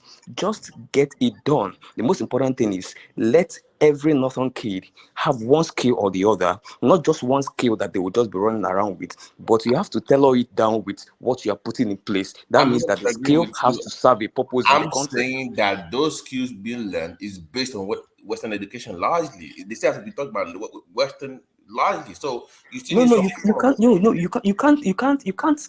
you can't scrap away Western. That's not the point I'm making. I didn't say okay. Let's keep Western education at the board or whatever it is. No, that's not the point. No, Babati, you're making a mistake. Madrasa has Western education. Yeah, it has some but element of it. it's on Islamic basis. So True. you don't eliminate the memorizing the Quran and all that stuff. You have to do all those things. But they just don't teach them just Quran. You know, Al-Majiri is just Quran, 24/7. Madrasa will teach them Quran and also Western education. That's why it's acceptable. The one they use now is the one they go to Makantara. Guys, we don't have that conversation. It is a public school, for God's sake. Take all the stuff out of school, for God's sake. It's a public school. We don't need to be. Babati, don't look at it from your own perspective. There are several schools now, right? That actually they run on the Islamic curriculum and the Western, the liberal education. But what I'm trying to say now, if you're actually very conversant with Islam, on the premise of Islamic doctrine, when you read the Holy Quran very well, right, there are certain discussion you would never have with scholars, Islamic scholars, because it's like they may probably, it's like you'll be going, crossing. They will declare fatwa on you. Yeah, they will declare fatwa on you. It becomes a jihad. So when it comes to Islam, except probably you understand the doctrine of Islam perfectly, you don't cross certain boundaries, and that's just the situation especially in the north. Yeah, when you look at the situation in the southwest or in the south, right? There are so many Muslims that actually, I'm a Muslim, I have only one child, right? And there's nothing that will make me marry more than a woman. It's basically more of because you live in the West now. No, it's not in the West. No, I think it's ideological. Not in the West or whatever. My dad has only my mom, and we're just very little family, four of us, and none of my dad's siblings or whatever had more than one wife, and my siblings, none of them had more than one wife. So what I'm saying generally, right? One of the most brilliant folks in Nigeria that I've come across are the Northerners, right? You will see very brilliant, ebullient, smart lawyers, engineers, in different fields. But when you go close to them, you understand their expectation of life is quite different from ours. These are the people that don't even think about being millionaires or having money or whatever. When it comes, it comes. But that kid or having that following the Islamic doctrine, you do not want to cross a certain boundary discussing that with them, and that actually permeates into the life. So that's why it's not for outsiders to fix. It's for them to fix, because what you're talking about is more ideological, because there's a glamorization of poverty up in the north. And that's more. When you say it is not for you are basically putting it on the laps of the Islamic leaders and the leaders generally in the north, right? Yeah, more like people that have seen the light. El Rufai, Kwakwanso, because those are the people. Guys, no, guys, wait. Let me ask you. So you're saying to me right now, as a Nigerian, that I from the south should not. If I have kids now and say, guess what, my kids, let's go and live in the north. Oh, too bad for you. You don't share same cultural values, so you can't come. So what is the opposite of having a country? There are schools, Babati, that will cater for you. What are you talking about? No. I'm saying that many people living I'm not buying into this duality thing. It's not. You cannot work in kind of Madrasa is not duality, Babati. No. It's not duality. For what I believe and what they believe, what should be the standard? Take religion out of education. Yeah, but Western education is in madrasa. It's not out of madrasa. They have it. They will learn it. But do you know what madrasa is? That's the first question. Is do you know the concept of a madrasa? I do. I do. I know that they have that in Qatar as well, and they've done very well with that. So I'm clearly knowledgeable about what. So this is the first time I'm hearing madrasa. There are lots of that school in Lagos now, in the south, in Ogun State. There are so many of my older friends. I know. I'm saying that this is my worry about Nigeria. What? Anytime we adopt anything religious, we always go for the extreme version of it, where we kind of permit it to something that is not designed for originally. That's what I'm concerned about, because we take the worst version of it and we impose it on poor people to manipulate them, and it doesn't serve the purpose what it was designed for. And you see that happening right now. It's never going to be done properly. They're going to find a way to use it to control people. No, you are speaking to probably the political advantage of that population. The only thing that probably can help, if it's maybe there is a chance for that, is maybe this devolution of power we are actually speaking to, because coming from Kulata's angle now to say the leaders, if you look at the leaders too, right? El Rufai is a first-class graduate, right? Same as all these folks. They have more than one wife, right? And I'm not disagreeing with what he's saying. Not saying that. I'm saying that I'm trying to make you understand that the reality of Nigeria, the way they always exploit those areas. You can. There are things you can. There are situations you can't really help now. It's like we want to use some magic wand to change certain things in Nigeria. It is very common. It's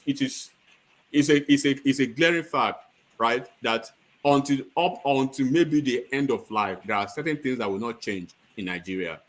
The way a Yoruba man will conduct himself, or we live his life, the way a northerner or Hausa man. Let's not make this trial, but just look I'm at just saying it. So no, the humanity, just the kids, man. I'm speaking for the kids. It's just sad to watch that we've come to this point where you are speaking to the abstract of it. I'm basically taking you to the root of what it is heartbreaking. Things that will not change.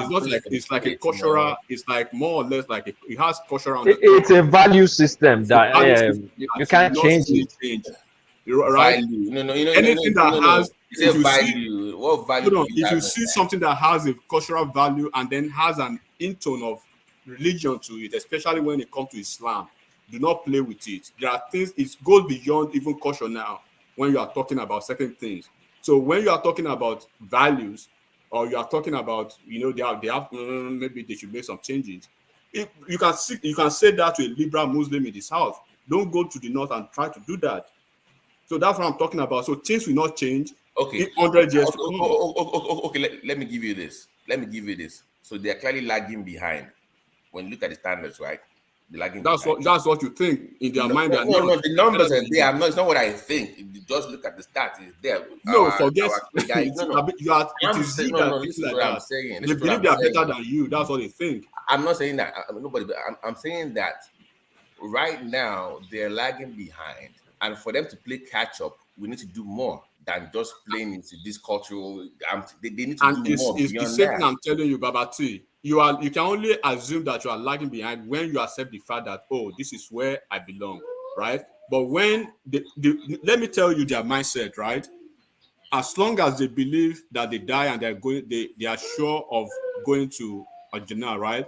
Right. Any other thing doesn't matter. 100 virgins, Abi. That is not good. No. Our journal is not 100 virgins. It is not. Our journal is heaven. No. Guys, it is not good for the country as a whole. It's the point. It's not what they think. It's not good for everybody as a country. Okay, I understand. It's not good for any country. Not only Nigeria, but we are speaking to reality now. Forget about those life is good. Life is come good. out from it. We life are talking. Is good. Babati. Yeah. Babati. So what would you prescribe as a solution aside what these guys have said? Because I think they have a point. Hold on a minute. What they are trying to say is you can't take that mercantile education away from them, that Islamic, to say you want to just replace it automatically with the Western education and the production which they suggested, which I think it makes sense. You have to bring it together to take that away from them, because I think where it's quite difficult in the North is their culture is kind of into their religion as well. So it's difficult for you to take it away from them totally and just say, okay, you just need to go and educate them. You have to go in. Their culture is derived from their religion. That's what you say. Derived from that religion, from that Islamic religion. That's it. So what would you say is the solution to it if you don't agree with that part? Because I don't want us, because you're not arguing, we don't even get it. So I want you to tell us what you think is the best solution to that, aside what Uptown, Kulata and Enigmatic has said. So because now I'm willing to listen to what you guys are saying. I'm open to that. But I've said to one man before that one of the failures of Buhari was in terms of education. I've said that to him before. I hope he remembers when I said that. Because you need somebody that is very credible up there to not totally eradicate what they have. I'm not for that. But to make them like that, the future of the way the world is going, you're going to need some form of. Now, I know the combination of religion, you've talked about that combination, but it has to be refined to the point where they are not exploited.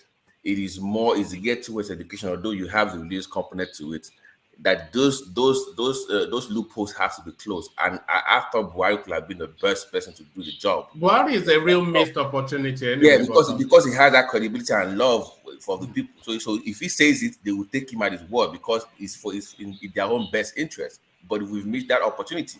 So that's what I said initially on this platform. But we missed that chance. Good luck couldn't do it because he's from the South. They couldn't trust him. But if Buhari had done something similar or even done a well-reformed version of it that focuses on the future of those kids, they would have been better. But we missed that chance. So that's my position. So unfortunately, we are. Can I interject? Yeah, come in, Ife. There are always cheap excuses and genuine implementation of policies. Nigeria is not the only place that we have large capture of what's it called, Islam as a religion. Morocco is a very, very good example.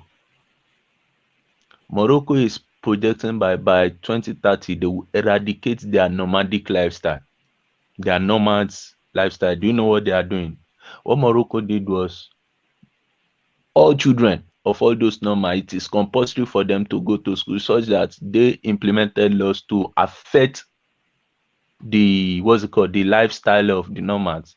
So when the nomads were losing their livestock, they put the king put them under duress, such that they had no choice than to bring all their children to to the schools. In Yemen, if you have a female child, it is compulsory that she must go to school until secondary school, and they made university education free for all their female. No, it's not Yemen. Qatar, Oman. University education for all female children is compulsory, but because of their culture, when some of the female child finish their compulsory secondary school, most of them don't want to further, and even if they go to the university, they find that the female children at times the best is they become a housewife or they go into teaching. Kwakwanso that we are talking about, Kwakwanso, when he was, I remember when he was governor of Kano State, this Kano that we are talking about, that they are high in the education now, he was jailing the parents of all these Amajiri students, and some of them were losing their properties. What happened? The education capture of out of school children in Kano went down drastically. Whenever Atiku and Buhari wants to write their biography, they will tell you that their parents were going to jail during the British rule. That's why they went to school. It still boils down to the fact that if you don't, I don't want to use iron hand approach, but you need some form of. It is needed. Just say it. It is needed. That's all the truth. That's all the truth. Because even if you go to the Islamic, even if you go to the Islamic countries that got this thing right, they use iron hand on their people. If maybe you have to use political will. Okay, thank you. Political will. They use that political will, and the political will was not what the population liked, but because they were in the helms of leadership, their citizen had no option. So if Morocco, which more an Islamic country, can get it right, Oman can get it right, Qatar can get it right. If I want you, before you go too far, I want you to factor one thing you're not factoring.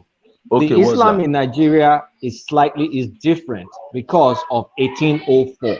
If you understand what I'm saying, now project it. It's Wahhabism, isn't it, that we have in Nigeria? Wahhabism. It's not the Wahhabism. It was a conquering tool of the Fulani ruling elite, brought about by Usman Dan Fodio. So if you go to countries like Guinea and Senegal that have native Fulani, their Islam is not like the one practiced in Nigeria, because we have way more feudalism in Nigeria because of the conquering of the Islamic scholars that used it to conquer and then govern. So for you to continue, then work on resolving that. It's very difficult. You can't resolve that. Kulata, wait now. How Kulata? So how did Kwankwaso get it right? Look, they not just need it. See now, Kwankwaso, as soon as Kwankwaso left government, it regressed. It's not. It regressed. Why? Because the government didn't want to continue on that track. Because the leaders are more vested in keeping the status quo to continue that power balance. Let me tell you how somebody made it work, right? Somebody made it work. So it's doable. So if a Kwankwaso can implement it, that means it can be done. These changes will not come from the. Let me tell you how it is. If actually they are very serious, it will start right from the status quo itself, from the mosques, from the Ilekeus, all those Quranic centers. They will have to find a way to reorientate the mindset of all those ulamas, you know, who had the grassroots capacity, right, to change the narrative to those folks. Politicians can only do a bit within 4 or 5 or 8 years of their term, and when they are gone, it's gone. So you have to start from where, you know, the situation starts from, the root. That's what I was talking to. You have to go to those. Life good. Life good. To start from there. Enigmatic, do you know that before now in the North, women don't vote? Do you know who changed it? It was Sheikh Gumi's father. Sheikh Gumi's father, late Sheikh Gumi's father, that changed, that gave a fatwa, because he's one of the respected, even from Sheikh Gumi's line, they are one of the respected. Who was Sheikh Gumi's father? I'm coming. Let me Sheikh Gumi's late father, not late. Sheikh Gumi's late father. What does his name matter? Is No, Sheikh I'm Gumi talking. the elder? No, I'm talking. Sheikh Gumi the Gumi, elder. right? His dad was a big ulama in the north, and those are the kind of person I'm speaking to. If you want to make some changes, that's the reason why I said Buhari you have to go through those kind of people. So, like, the ulamas means a lot more than the politicians, because they trust those folks than any politicians in the north. But it's more like a collaborative. See my point. If you are Buhari, you talk to those people that you mentioned. It's a collaboration. I'm not saying Buhari will just go there by himself. No, of course he has the political power. Then, but are you guys thinking about the implication that after enlightenment, the people that are subject? Wait now, Babati, make this statement that after enlightenment, the people that are subjugated will become enlightened, and that may change the power balance. The power balance. You know, when I say power balance, there's a feudal Fulani rulership in the north. Thereby, today, I don't think there's an Hausa governor, and there's never been an Hausa president. So there's a reason for that, subjugation. So if people get enlightened, then what happens to that power balance? Is that something that should be considered? So Kulata, so are we now saying that it will never change? I don't know, because I went to look at, okay, if this is a Fulani thing, how come the Fulani in Senegal, the Futajao, how come they're not behaving this way? How come the ones in Gambia are not behaving this way? Okay, you know, earlier I said that Nigeria, we always adopt the worst version of this thing. You know, that was my earliest. To answer your question, right, from Islamic perspective, there are, I would say there is a possibility that there could be changes. Thank you.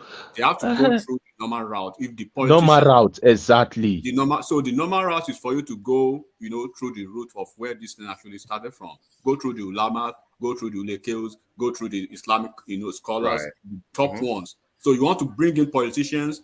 They have this trust with those folks, but because they know most of them are just doing it for political. Okay.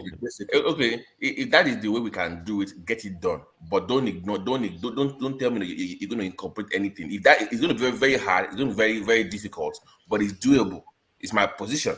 Don't say because it's very hard, then you're going to ignore it and incorporate anything. No. If you have to go to those guys you mentioned, then let's do it as a country, because we can't afford to have this in the next coming decade. But see, I'm trying to tell you there's a reason it hasn't been done, and there's an incentive for not doing it. For you to even start it, Babati, there must be that political will. The politicians the political first. So the politicians we are going back to reach out to those folks. So are they really I know, but like I said, we're going back, because you just said we're all going back to the same point again. Once again, Buhari being the guy that missed the opportunity should have been the very best. Yeah, Buhari really messed up in that. Yeah, because I think it would be difficult for a non-Northerner to be a president to implement all those things. Look at what Goodluck went through now, trying to do the same thing. It was hard. Yeah, that's a very good point. Who's this guy?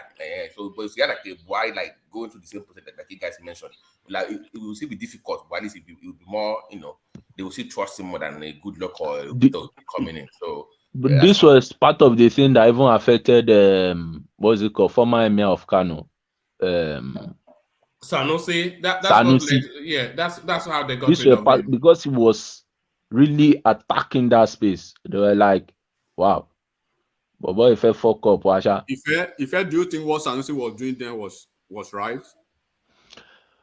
Well, if I look at it from my Oh, own perspective, hold on. Before you answer, do you not think it was right? Because I heard another tone in your voice there, enigmatic. Is it No, not right that it's insisting my that answer females should is be educated? my answer absolutely right. But do you see how he was treated at the end of the day? You see how he was embarrassed. So this is what you will see if they don't really actually do the right thing. That's an emir for you. All right, back to you, Faye. Back to you, Faye.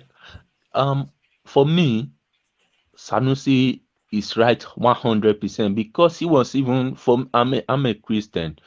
Sanusi was talking about if you don't change this thing, people will define Islam as Nigerian Christians would define Islam as a religion where Backward. there's poverty, backwardness. That we have to change the concept because even the Quran talks about education that is compulsory for you to learn.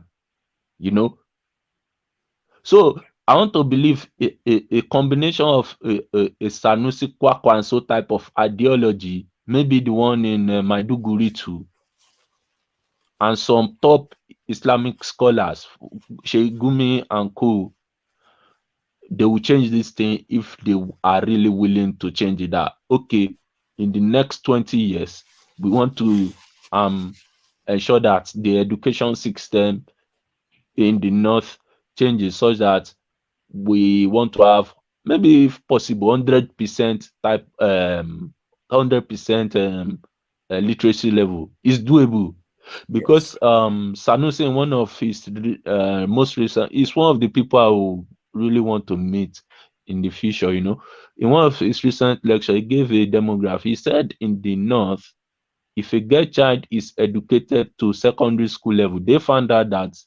the average number of children they have is 3 to 4. But the uneducated one, you are looking at 6 and above, 6, 8, 10 and above. So he was saying that even for us to start, if we can capture all our ladies, all the girl child in the north, to have at least a secondary school education, the literacy level will go up. So the question is, how is that going to be implemented? Is it that they want to put it that if you have a girl child and she does not finish secondary school, you are going to jail for, let's say, at least 5 years? Look, if they implement it, get the first person, second person, nobody will want to go to jail. They will change. It's just for them to just, and unfortunately, the South is imbibing all those give birth to children, don't take care of them. So guys, Karen, finish. Yeah, part of you know that in the UK, if you have a child, you are liable to jail time if the child does not go to school. If your child does not go to school in the UK, you don't register that child, you go to jail. So the European countries and the other Islamic countries that we can emulate that are getting it right, it's not as if it is coming out of their way. There are drastic measures that if you go against it, you are in soup. Those type of things needs to be implemented, even in the South too, because we're having a situation where some people just give birth, they are not ready to take care of their children. If your child does not go to school, you are going to jail. Is in the UK. In Nigeria, that's not even up to UK in terms of literacy standard, should adopt such. But I believe it should work. Yeah. Because the articles and the bodies of this were telling us that their fathers were being taken to jail by the Europeans. That was why their fathers don't have to leave them to go. And I think even during the Western education period, parents were forced during Awolowo's era, such that if those people come to, according to what my mom said, she said that then during the education of the South, the ladies, they don't always want them to go to school, but the male, they believe that the male are stubborn. They always allow the male to go to school. So my mom said one day all these people came to the house, his father put him behind the door, that she jumped out of the door. That was when they saw her, and they did that over your head thing for her, that they got her enrolled. And when they got her enrolled, her father could not stop her again from going to school because it will affect his father too. So the Western education we are talking that we even have in the West, in the Southwest, the Awolowo policy were more or less drastic too. One man. Yeah, Sorry, yeah. Sorry, I was gonna train sorry, it. guys. That birth thing that one man was talking about, that they have all these kids. How do you even implement birth? Like, you have to make a law to say you can't have more than 4 or 5. How do you even implement that in the north? You can't. Do you beyond just trying to do some kind of No, you don't need to implement a law to say that if you have more than 4, no. Implement a law to say if you have a child and he does not go to school, you are going to jail time. Nobody will tell anybody. The first thing is you first of all look at the capacity you have. Then when this generation of children start going to school, you see that from the things they learn from the enlightenment, by default, they will also reduce their own musical number of maybe children they want to have. But that does not mean that you not have a positive effect on everybody. And I think the problem is even part of the problem we're having of all these out of school children across the country. If you look at it, you find that it's the generation of maybe all those children that their parents did not have at least a secondary school education. I want to believe from what I've seen from my area. Part of those of us that our parents were lucky enough to have that Western education from Awolowo and God bless Obasanjo era, that's the TTC I'm talking about, the teacher training colleges. Some of us that our parents went through those systems. I don't want to believe that we in our own generation now will now have children and say that they will not go to school. I don't want to believe it's possible. So that takes me. I just want to trade a question with where we've now found ourselves. So, out of all the candidates, who do you think have a team or that will have a cabinet that could actually put all these things in place when it comes to the North? I think the only person that did not speak on it, based on his type of politics, is a Tinubu type of person. Tinubu knows that if he talks on that education in the North, it may affect him. But that does not mean he cannot implement it. But a Kwakwanso type of person, since he has done it before, I would not be surprised if a Kwakwanso type of person becomes the president one day and you just find that you start bringing all these draconian policies that if you don't go to school, you lose. Yeah, people lost their properties under Kwakwanso governorship in Kano, whereby some of these Amajiri, by fire by force, they just had to leave Kano because Kwakwanso policy then was, if you have a child and it's not going to school, they will jail you. You go to jail, or you lose your property. They sell it off for that child to go to school. So Kwakwanso got it right. All right, brilliant. Let's take it back on stream and move it on to Baba T. And by the way, to the comment section, the space is still open for super chats.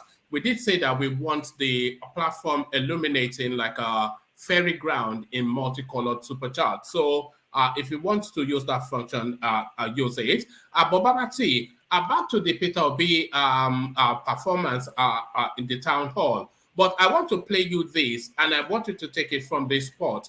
So I'm not going to prefix it.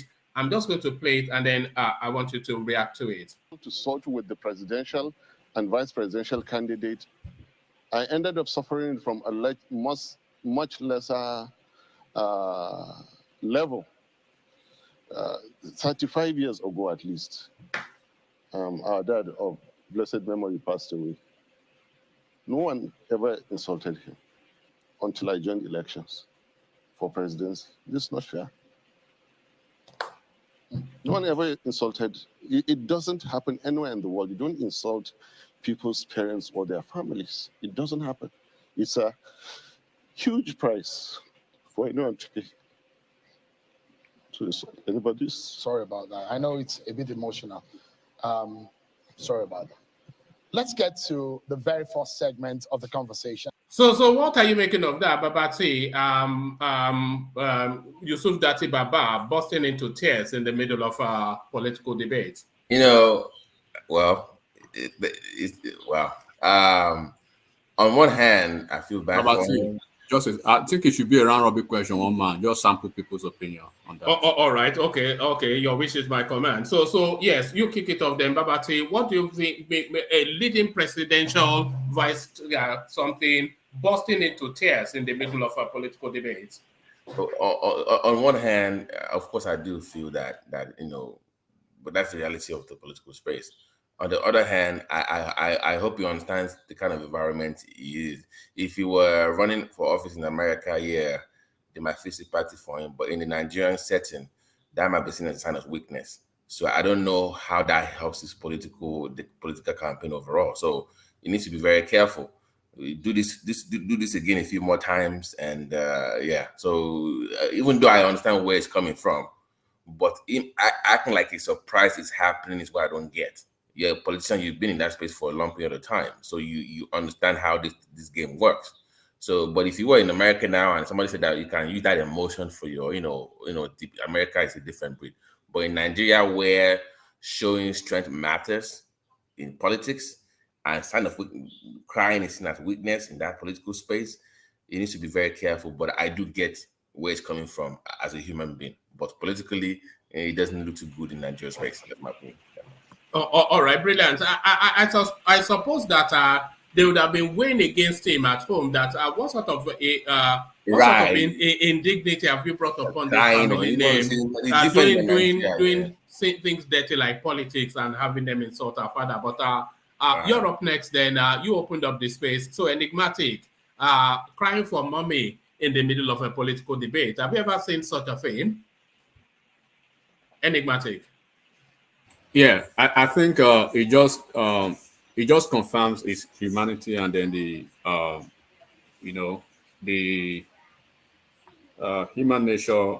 I think got the best of him, but he understands the terrain. The Nigeria's political terrain is not for the faint-hearted.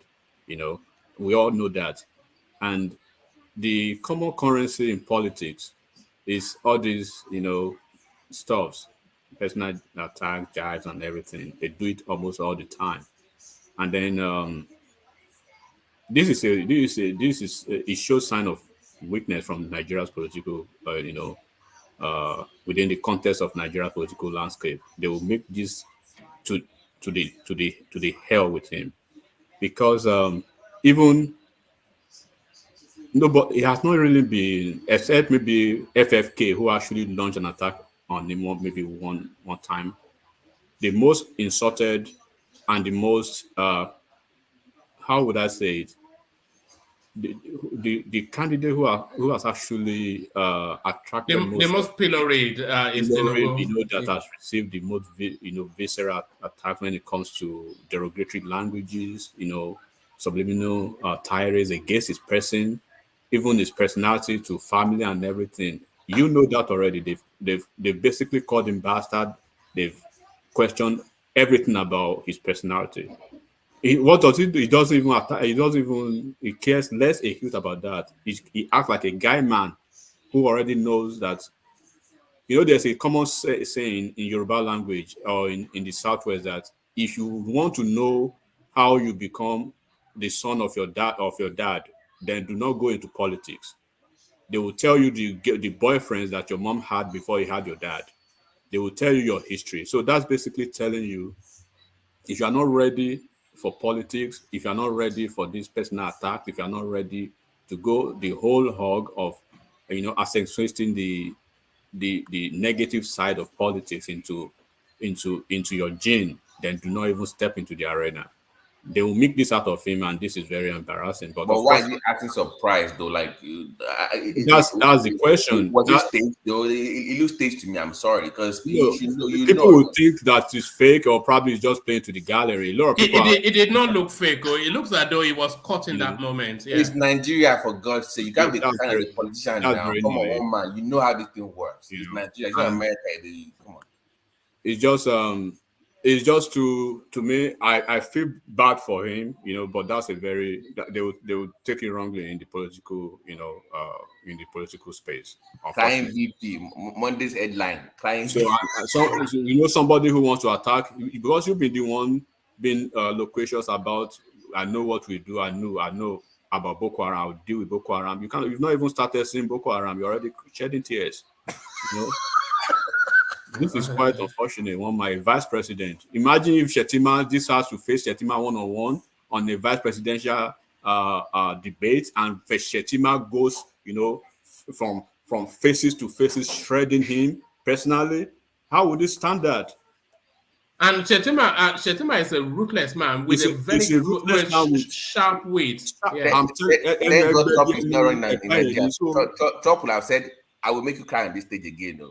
So Shettima will probably believe that I'm coming to this stage not to do anything, but I will ensure that I get some tears from your eyes before I leave. And Shettima will do that because they've seen him now.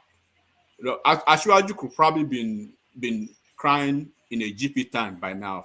They've made memes, they've made remixes. Even Balabu or whatever, it has probably somebody will win a Grammy from that remix alone, even next year. Tell me what they've not done to that man. It just shows you that I'm a guy, man, in this game. I know what is going on. I know the arena, and whatever I see, I ask for it. So you are asking for it when you go into that political arena. But unfortunately, I believe people will speak to him, and he needs to get his grip together. Joe Biden was here. Come and see what Donald Trump did to Joe Biden. He flung Joe Biden back and forth. Joe Biden stood his ground. But bro, I've been in this politics 47 years before you. No matter what you say, no matter what you do, I'm still Joe Biden. We're going to go toe to toe. If you do not have that insultive tongue as Donald Trump, you can use other strategy, other tactics. He does not have that, obviously. Then you can use the Peter Obi'S tactics. Peter Obi'S tactics being, coming with a humble, bringing this humble gesture and stuff like that. And you have to find a way to navigate Nigeria political scene, or you keep making a big mockery of yourself. Unfortunately, but all right, brilliant. So play Summer gets the hint. Super chats to the space. Oshitokun Lori national television Otilule. So I'm not sure. I'm not sure what you mean by that. What happened to you? This one man. We need your Yoruba green card. I'm sorry.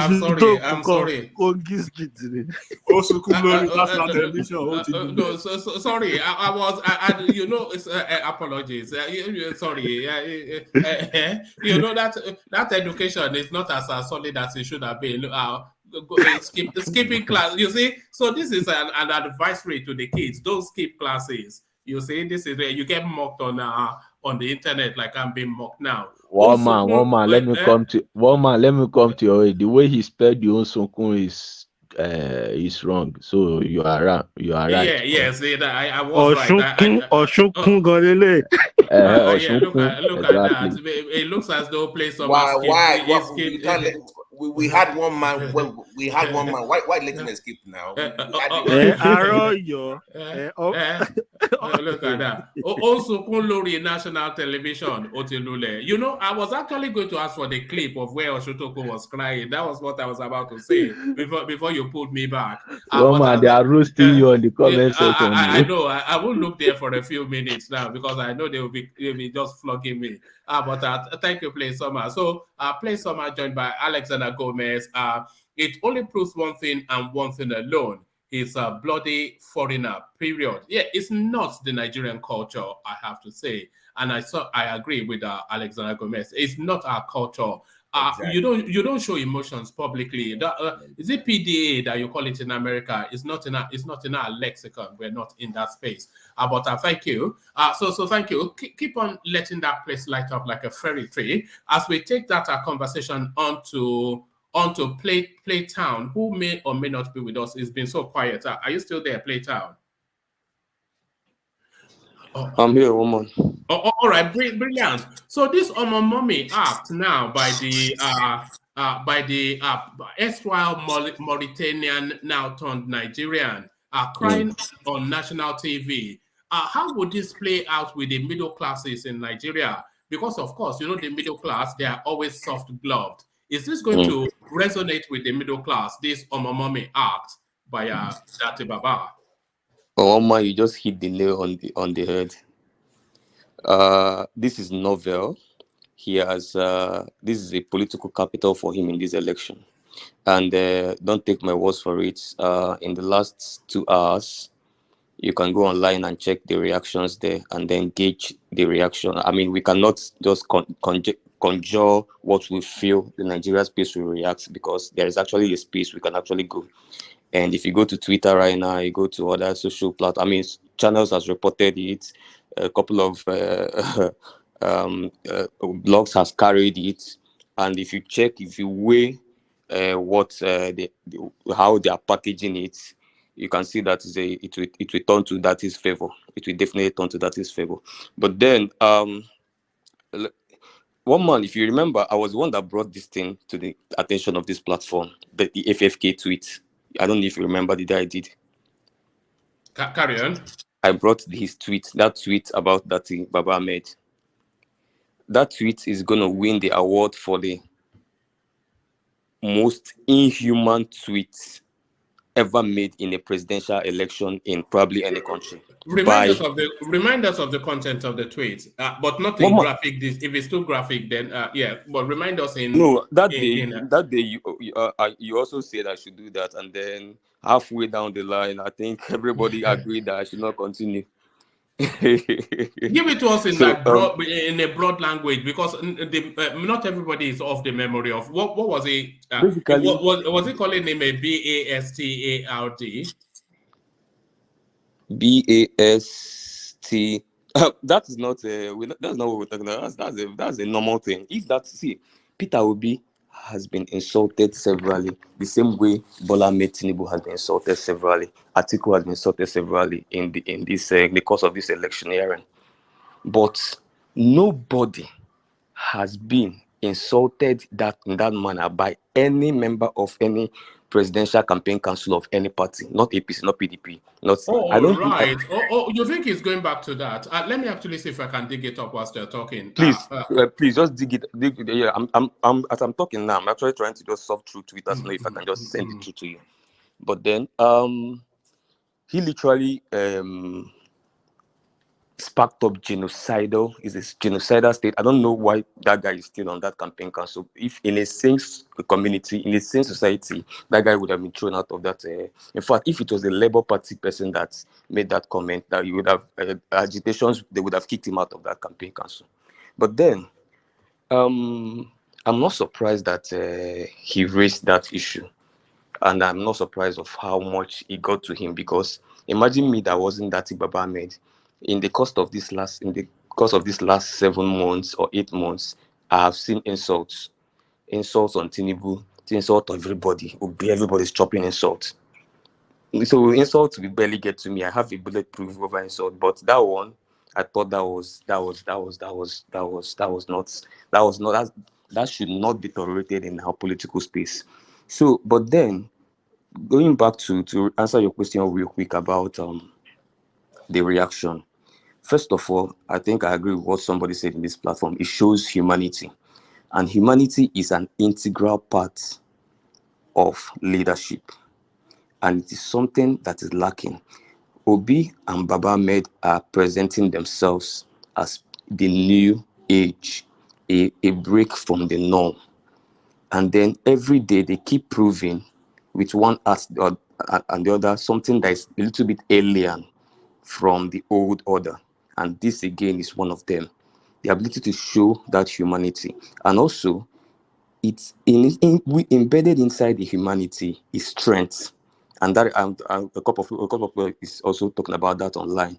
It shows the strength of the man. And then putting it in context, one man, if you had played that video a little bit longer from the beginning, you find out that before he went down to that part, he made it clear about how he cautioned Shettima in his press release, and he told Shettima that if after this press release he says any of such things he called out now, and if he dares do it, that he will get 3 for every one he does. And he, Shetima, knows that him, Yusuf, can do it. So he made that clear.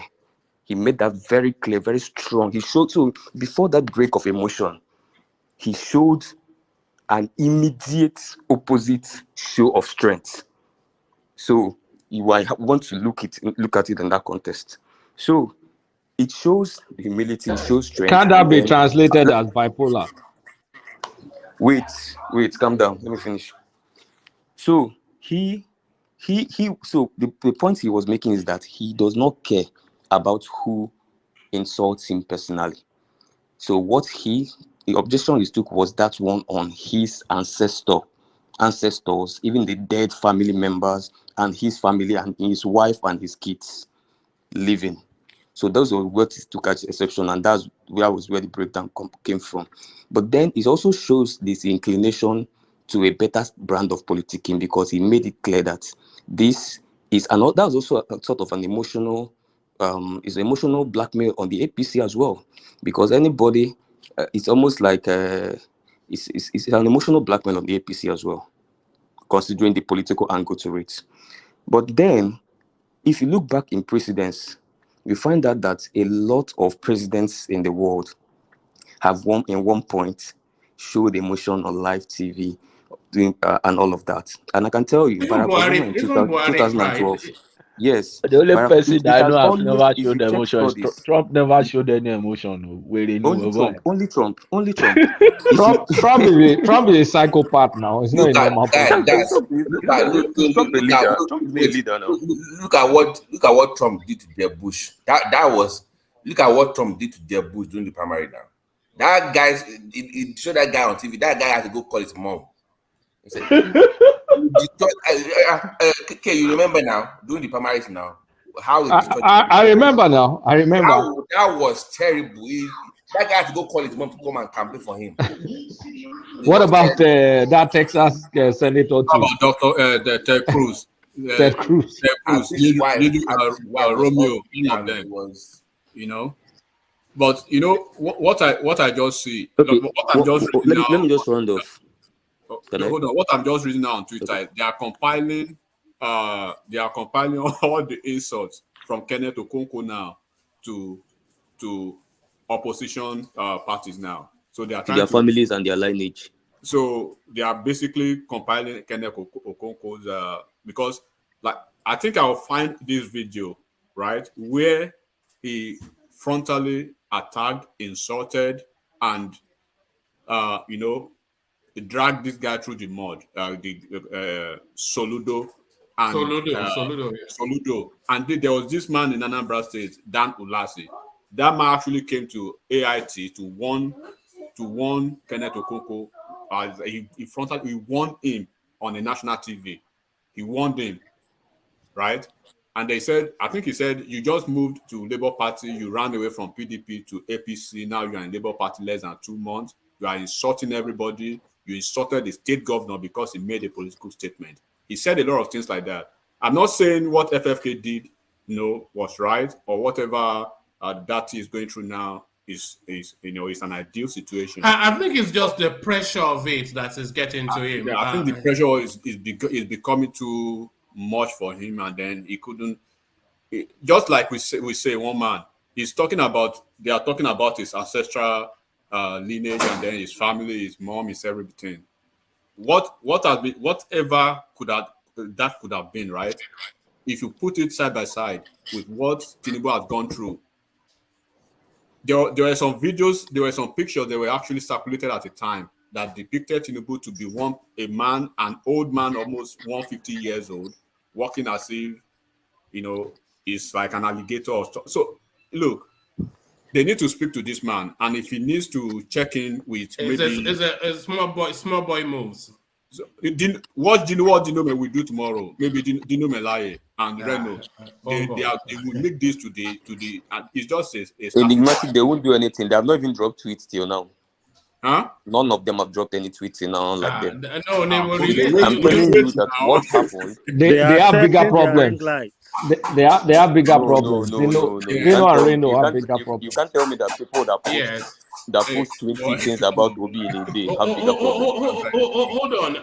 You said they had bigger problems, and that is to say that Atiku has been rushed to hospital in London, which was going to be a topic. Which was going to be a topic before we are. This is the second time. I wonder that then they will release photos of him eating breakfast after his hospital release, and they will say he went to have a meeting. And oh my goodness me! But back to your Uptown. God will help him. He needs to start what he finished so he can take his final whipping politically. Yeah. All right, back to your Uptown. Uptown, Playtown. Sorry. President Peter Obi, GCFR. Have we lost you? You see, he doesn't like him being interjected. Can you still hear me, by the way? Can't you hear me? I'm here. No, we can now. Carry on. Okay, so you can hear me now. Yes, carry on. Okay, so just to clarify what my brother Enigmatic said, that he was very clear about what he was faulting in that in that town hall. He said that jabs and everything, that you can throw anything at him, and he addressed what Shetima did, which he has always also addressed back with a press conference. He said that what nobody should do is to take it to the family. You shouldn't take it to the family. That you can call him anything you want to call him as Datti that is contesting, or call Peter Obi his principal as Peter Obi that is contesting, or any other contestant. Fine, he might be excused in the ground of politics, but please, he's not done anywhere in the world. Don't involve the families or the family heritage of those people and insulting their father and saying that they should be bounded like slaves and put in a chain, in a cage, and then was that what Fadika said? Yes. He said they should be bounded in a cage because they say they're having sex with cow. Oh God. The father is having sex with cow. He should be bounded in a sledge and then tied their legs. But that is so ridiculous. You don't have to be crying about stuff like that now. Wait now. Can I interject? Sorry. And the father hold on. Let's play down land. The father should be tied with Datti's children and Datti's wife and put in a cage and deported out of Nigeria. And then that's just like those 10% of what he said. So the point that he's making is face Datti the way Shetima everybody's doing. It's fine. If I have a rebuttal for you, I'll rebut just like I've been doing. Don't go. Nobody has insulted this man who is a well-respected man that died 35 years ago. So I think that's the point he made clear. So the point about insults and all that, I don't think Datti is surprised. Datti knows that everybody is chopping insults in this season. Abi is chopping, he's chopping, Shetima is chopping, Tinubu they chop, Atiku they chop, everybody they chop on daily. He knows that. He admitted that. He just said there's a boundary, and that is the boundary he was pointing at, and that's the point. And then the point I was making, Barack Obama in 2012 shed tears. George Bush shed tears on live TV. He even went ahead to address the press guy and said, he's made a comment. He said, I do a lot of crying in this job. I do much more crying than you do in this job, just to justify what he did on live TV. But you've gone to compile a dossier of crybabies, and you're now wait now. Even people like Richard Nixon and all of these guys. So it shows for me, this is novel. We have never seen it in Nigeria before. So that is crybaby politics. We've never seen it in Nigeria. And for the fact that it's coming from a Datti Baba Ahmed that has never shown a sign of weakness before. You saw the way he stood up to Shetima in that press conference. You saw the authority and the presidentialness of that press conference. So if it was coming from somebody that has been, maybe if it was coming from maybe Iben Ayade. This guy, you go be baba the way you dey spin the chair. You're just spinning and spinning. I'm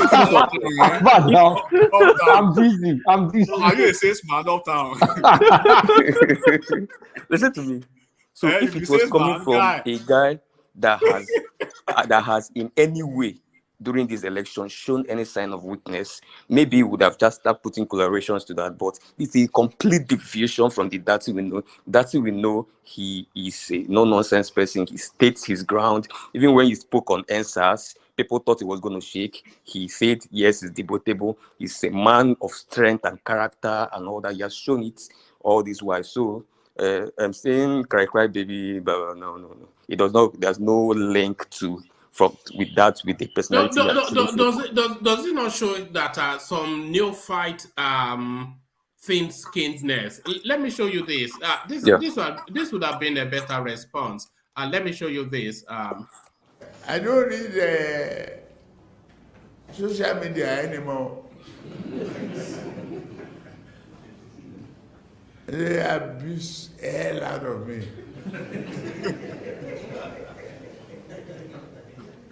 If I read it, I get high blood pressure.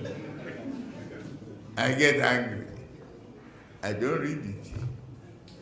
So, if I want to hear anything, my children or any of my workers will tell me, this one say this one. If I'm tired, I say, please.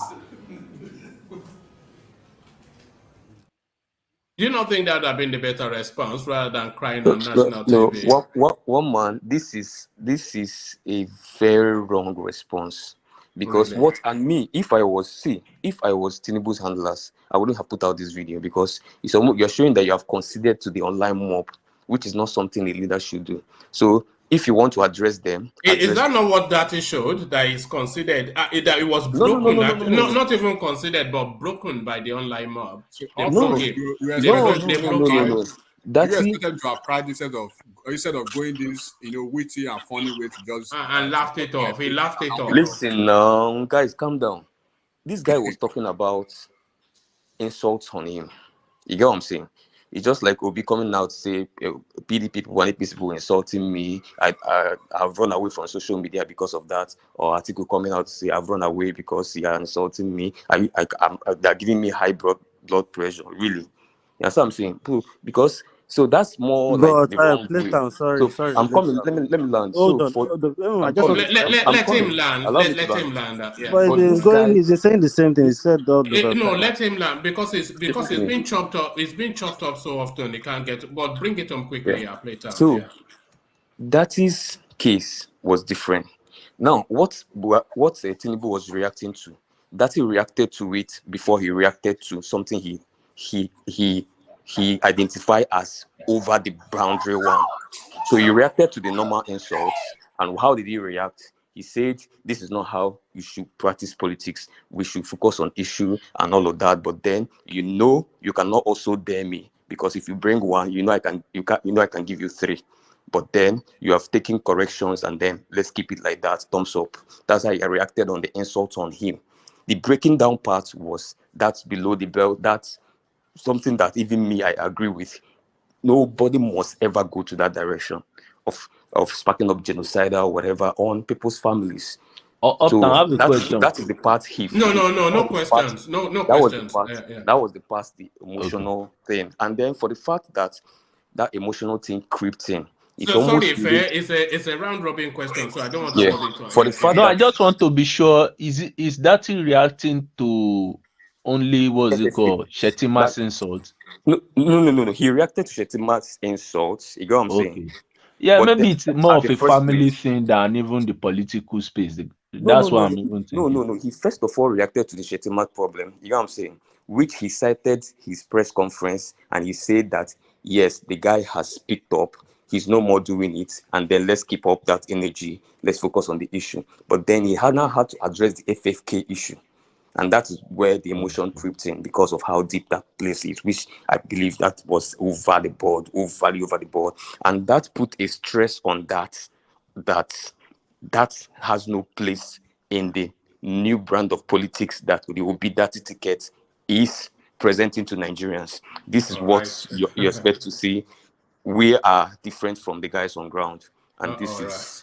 Yeah, the new. And sorry, you said the Twitter space. What's been the reaction on the Twitter space? What are they saying? Yeah, so the arguments going around Twitter space, unless maybe tomorrow morning it might now change for whatever. But I've seen some blogs post it, and then the donations to it is the emotional whatever it is, shows emotion, and then it's almost like an emotional blackmail on the APC, really, especially especially FFK and all that. So I think FFK cannot do that thing again. So you must be joking. no. Even if he does it, even if You you must see be joking. FFK, that post is not the only post he has posted about P2B. And I mean, these guys literally attack P2B 100 times a day on their Twitter pages. You know what I'm saying? But then that one was specific. Even me could differentiate that one from all the other insults FFK does. FFK calls Datti the daft, Peter the punk, and says a lot of things. Nobody really cares about it. I mean, we all know FFK is a fool. You understand? But me, I really, that particular one out of all other tweets, that was unacceptable. Nobody can keep quiet in the face of that. You must call it out, and then it ends there. All right. I'm going to play you one more clip, and then from you, I just move straight on to Thomas. But this will be this. So you say that FFK cannot respond anymore. But I've already now gotten a response from in both. that direction. Yeah, hold on. I've already gotten now an instantaneous response from both FFK, Dino Melaye, and Reno Mokri. So they've sent in their response and they've asked me to share it with you. So watch this. Let's see. Just can you hold on? Just watch this. So they've sent in their response and they've asked me to share it with you. So this is FFK, Reno Mokri, and Dino Melaye, and this is what they have to say to Yusuf Datti, Baba Ahmed. So this is their response. So let me play it for you then. So thank you for sending it, FFK and the rest of them. I don't want to have this anymore. Ladies and gentlemen, we got him. That's what they are thinking. That's it. So thank you, Uptown. Let's move it on to Thomas via RB Super Chat. It says that is a focused man. That is to the clip of Tinubu responding to social media criticism. And RB continues, DJ Playtown, they enjoy your flow. So there it is. At least you entertained him somewhat. Thank you, my guy. All right. So to you, Thomas, then this new now innovation into the Nigerian political space, crybaby politics, Mauritania style. What are you making of it? Is this something we should welcome, Thomas? Thomas. All right, we don't appear to have Thomas. So we've gone from Thomas to Eze DK, who normally comes as Solomon. So Solomon, this cry thing, how is it playing out in Abuja? Yeah, good morning, everybody. Good morning, one man. Good morning. I don't understand. Playtown, he started coming on this platform now. For once, he has never said anything these guys do beyond that. In fact, everybody in the OP movement, he has never criticized them. At least he should try and be fair. And when people do something wrong, you see, this one is wrong. But if they do something that is not making sense, I'll try and criticize them tomorrow. That one is your business anyway. Concerning this that is a weak guy. It's not because he's successful in whatever business he's doing and all that, and they feel like this is politics. Politics is not for. I'm not trying to say you should be mean, but you should be somebody that you can be. He has been bullied now with this thing. It shows that they bullied him with this thing he did, and two things are involved. He has. I feel he has been bullied and or he's being strategic anyway. Like Uptown said that he has gotten people are now sympathizing with him on Twitter and all that. All those things, those Twitter people, if you watch them, they're all the obedient. It's not people, it's people that have always been supporting them. So this guy, and that has not even gotten the insult people like Tinubu or Atiku has gotten. He hasn't. He calling him a bastard. Do you know what I don't support him, but do you know what they've called Tinubu?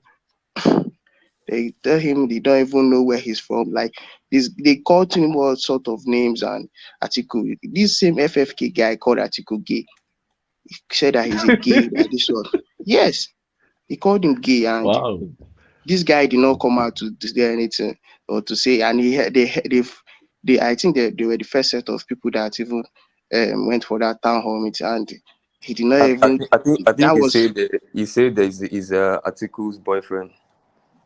he Like this guy, Jesus he did Christ. not reason the thing because it's not relevant. Everybody must insult you, and you should be mentally strong to face whatever. Yeah. You see this FFK that is even working for Tinubu now. Did you see what he wrote about Tinubu at the time? Yes, now. Yeah, it's great. Yes, now. But wait, please, can someone even answer me on this platform? It's just what politics. Is he doing? It's just politics. Even this FFK and what I say put that kind of person in your? How can he give that kind of person an appointment? That means Tinubu's presidency. He can deliver now. These things are politics. This thing is politics. Give him he can minister. deliver. Oh no, Uptown. Jesus. Let me answer that question for you. Hold on, right? Why do you think they've not given him a different portfolio in that PCC? They've given him this particular assignment to deliver. It's an attack dog role. And then what they expect of him is what basically he's doing now, right? So he's heading an entire section. Don't worry about that. You are thinking too loud about that. Okay, what you need to look at is what is his job. What is the job description? What is his? He did the same thing, right? Check what he wrote about Tinubu. Tinubu wouldn't have hired him, right? If Tinubu is not a good politician. Atiku, Tinubu, Obi, right behind the scene, they know this is all politics. Do not be surprised if you see Obi working for Tinubu tomorrow, or if you see Obi and Atiku, all of them working together, and this Reno, and then what is his name? Dino Melaye, that all of them are going they are attacking each other now. At a point, do not forget that this same Dino Melaye was the official MC of PDP, of APC. Same Kenneth Okonkwo was the official MC of PDP and APC. Now it's on the other side. Is the attack bulldog of Peter Obi, right? So it's an equivalent of FFK in Peter Obi's LP. So why most politicians will laugh at this guy now is that they say, "Can you see what we are talking about? You've come to go bring a baby politician. He can't even stand a Chihuahua, backing, and he wants to be a Boko Haram dog." So this is what they will be using. So it's all politics. He needs to understand this and just grow up. All right, back to you, Solomon. Yeah, so as I was saying, this guy is not strong. He's not fit for this office. Is vying for, and I know he's not going to get into the office, even if let him stir up emotions and all that. He's not going anywhere. Look at the way he was even bullied out. Is this Solomon? Sorry. Sorry. Let Solomon. Sorry. Carry on, Solomon. Yeah. The senatorial slot he won in 2012, and they bullied him out. And he should just focus on his business. He can be a philanthropist, and he should even be a donor in this Obi movement, and just not be. Well, I don't know why he came up with, or who brought him into the game, or to be the vice president to be. It's not making sense. Obi is even stronger than him emotionally and mentally, because Obi cannot just be bullied. Yeah, we don't do business tire. But this guy, just little things where they tell you, they come place, they come stage, they cry, all those kinds of things. He's a weak guy. He can't even. I even believe when they finally tell them that they've lost the election, he might even cry too, because they're definitely going to. Solomon, now they'll go beat you, Solomon. These people they cry. You see, they push their. So you think Solomon thinks everybody's Atiku? Atiku cried. You know, Atiku cried when he lost the election.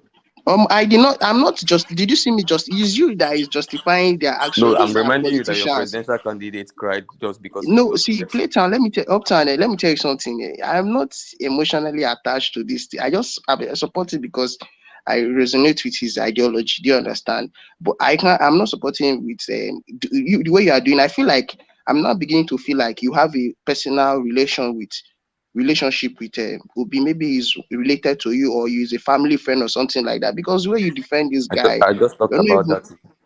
Sorry. Eh? Nobody talked about Obi now. We were No, talking no, about no. this. I'm just because the way you defend this guy, I just feel like wow.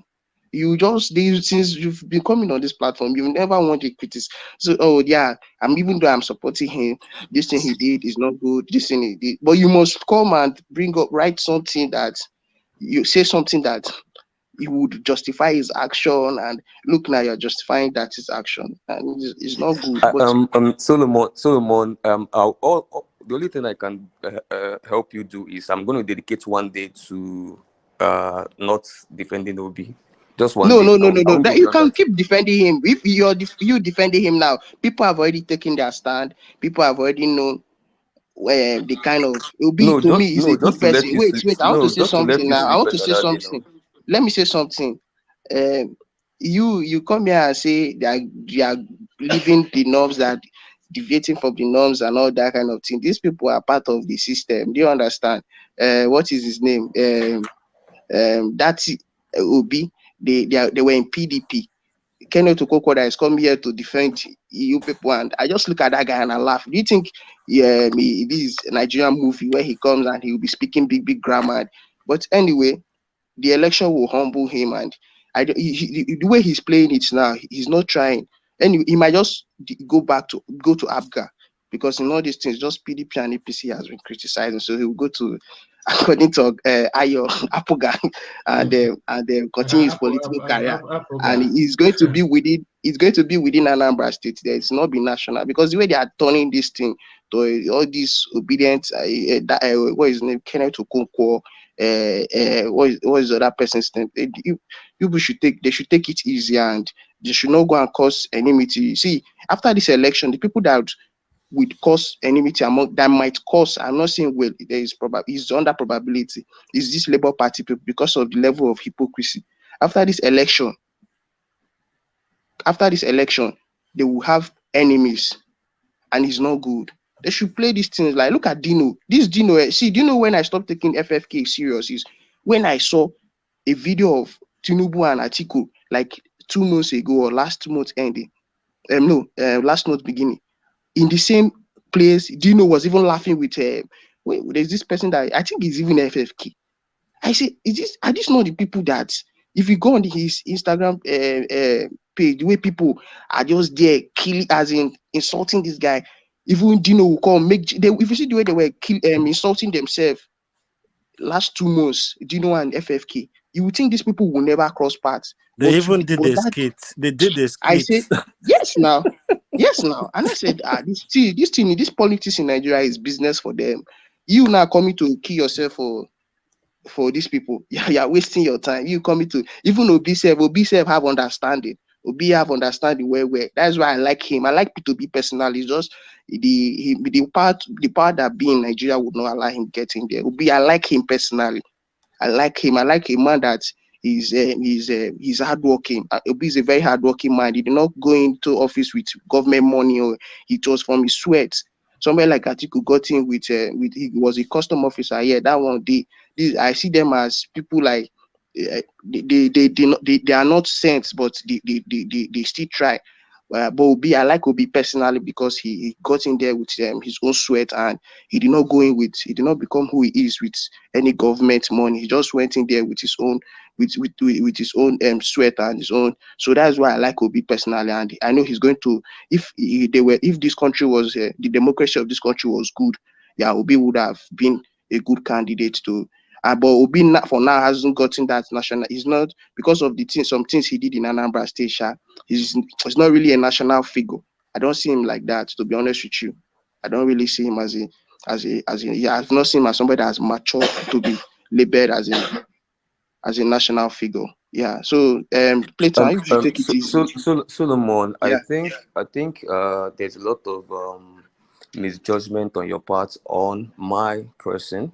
And why I'm saying this is because I'm probably the only obedient you can find online that always tell you that I prefer to argue about Obi's policies and antecedents as opposed to whether his wife is black or white. And I'm the only obedient online that has never talked about Tinubu's bulaba and bluffs and all of that. In fact, I have defended him. I'm the only obedient that have done that, that have defended that and said that that should be a non-issue. I'm the only person that does not refer to Tinubu with ideas about health and all of those things. I only, if you see me criticize Tinubu, you see me criticizing on policy. If I'm criticizing on policy, I want to know what is the infrastructure he did in Lagos. I'm talking about the facts and the figures and the digits. I don't care about how old he is. I'm not one of those obedience that care about looking for the next bluff he's going to make on the next political campaign. He's an old man. He has nothing to suggest capacity or non-capacity as far as I'm concerned. So for you, out of the entire, so what I think is that you are using a judgment framework you have drafted out for probably the spaces you used to enter online. We have some obedience, those stuff, and you're using that framework and you're It's not using a just launch, a it's not judgment just on me, and then you are Solomon, in short. Hold on. You missed your vocation, Playtown. You know what you should be? You should be a lawyer. That's what you should be. You should be a lawyer. you're probably the 1000th person that is suggesting it. But you should be a lawyer. my good friend Solomon, I think what you should do is that the fact that if you want to criticize what I'm doing or what I'm saying, I will need you to provide I'm counter not arguments. criticizing you. No, I'm I'm not coming. criticizing No, you. I I'm didn't say just telling criticize you. you. I said All right. if you want to criticize Have something that I final did, say and let's leave so that if space. I place a defense for somebody, because the way I was taught and the way I was brought up, if I place a defense for somebody, I do not expect you to say that I should not place defense. That sometimes I should also criticize, even if there is a defense or not for me to defend. And no, I would rather, if I place a defense, counter me with a counter narrative. That's why every time people come to challenge, I'm always saying, bring Let a it counter go. narrative. That's it. Yeah. That's how people talk. All right, let's just let that go. Let's let that go. And Solomon, whilst you have the floor, I want to share a headline with you and just a brief commentary on this. This was going to be the talking point for today before we debated into the Obi presentation on our channels TV. About this headline now, Solomon. So this is your man. PDP presidential candidate Atiku sick, flown to London via Dubai for medical treatment amidst campaign. So this is the second time in about 6 weeks that he's had to be rushed off to London. And almost predictably, within the next 2 days, they will show pictures of him sitting in some cafeteria with scrambled eggs and toast and Dino Milaye and accoutrement. And they'll say, oh, he was on business. And here is him now they might even add an Oyibo person to act the role of business partner. But all they talk about Tinubu's health is the person that we should be concerned really about, not Atiku Abubakar, who is permanently in and out of hospital. Yeah, you see, I saw this headline before now, and in Nigeria here, the propaganda they carry in Nigeria is too much. Wait, let me say something. They said Atiku went to Abu Dhabi or Dubai it was Abu Dhabi, they said. Yeah, that he went there for medical treatment, and now he has gone to London to meet the British Prime Minister to lobby so that he can become the next, so that they would Britain, so that Britain will support him. And I was like, wow. And now look at what you're saying now. Look at the headline now that I was seeing: presidential candidate Atiku flown to London from. See, these are in Nigeria here, they carry. They carry propaganda a lot, and it's not good. It's not good, to be honest. Let's try and be bringing out real news, and because right now, this news now, which one are you going to believe? I can still show you the other headline I saw, that he went to Abu Dhabi for treatment, and he went then from Abu Dhabi he went to London to campaign to lobby the prime minister, the British prime minister, and these things are not good anyway. They should stop it. And so that the country will So be it's fake will have. news. Fake news is your response. I mean, fake news. Yeah. What were you accusing Playtown of again? Remind me. One man. This is not. What This were is you not. accusing See. Playtown I of just told you again? now. Playtown, their own is they bring out the news like they will see something that they are You going don't to have and a defense. No and, worry. no. See, let me tell you something. This news Don't now trouble is different yourself. from. Wait now. This news now is different from the one I saw. How will you say? Look now. They said he has died from Dubai. He went to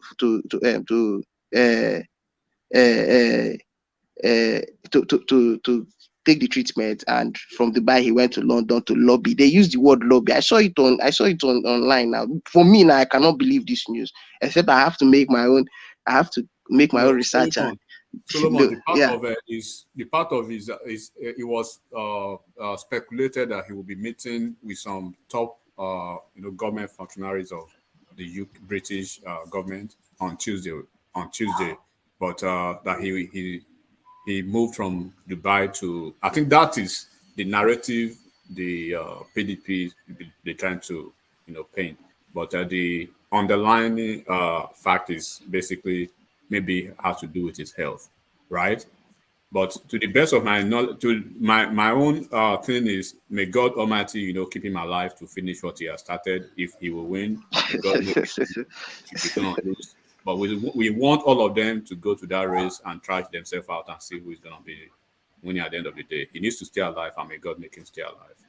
Yeah, so one man, I'm not being hypocritical here. I'm just stating fact that like I like he just came, like he said now, he said he saw the same thing. So you will not blame me because I will not believe this one and believe that one. I have to make my own proper research, and I'm not being hypocritical. I'm not justifying. I'm not. For now, this news to me personally, I don't find them as. It's fake news. It's fake news, Abi. Yeah, but I will have to make my own research. I will even come back tomorrow and tell you, or later, tomorrow and tell you, oh, this is it or this is not it. Yeah. Thank you, old man. All right, brilliant. So there it is. So it's a case of pot meets kettle. Pot meets kettle. You spent a good 20 minutes lambasting Playtown, only for you to do exactly what you. So there it is. Pot meets kettle. So pot meets kettle. So let's move the conversation on and take it. Oh, let me remove this from the screen. Let's move the conversation on and take it in the direction of Thomas, who has now rejoined us. So Thomas, crybaby politics. Is this something? Would Adedibu approve of this? Would Adedibu? Will Oloye Baba Saraki the senior would they approve of this? Crybaby politics, Mauritania style. I think. Good evening, everyone. I think this guy maybe he's just doing some comedy. To me, maybe it's just funny. We just use this English. You think Somebody it's is an funny. act? Do you think it's an act? You think he was putting on an Is act? the guy is acting? The guy is acting. A grown man like that, a purported vice president. Television.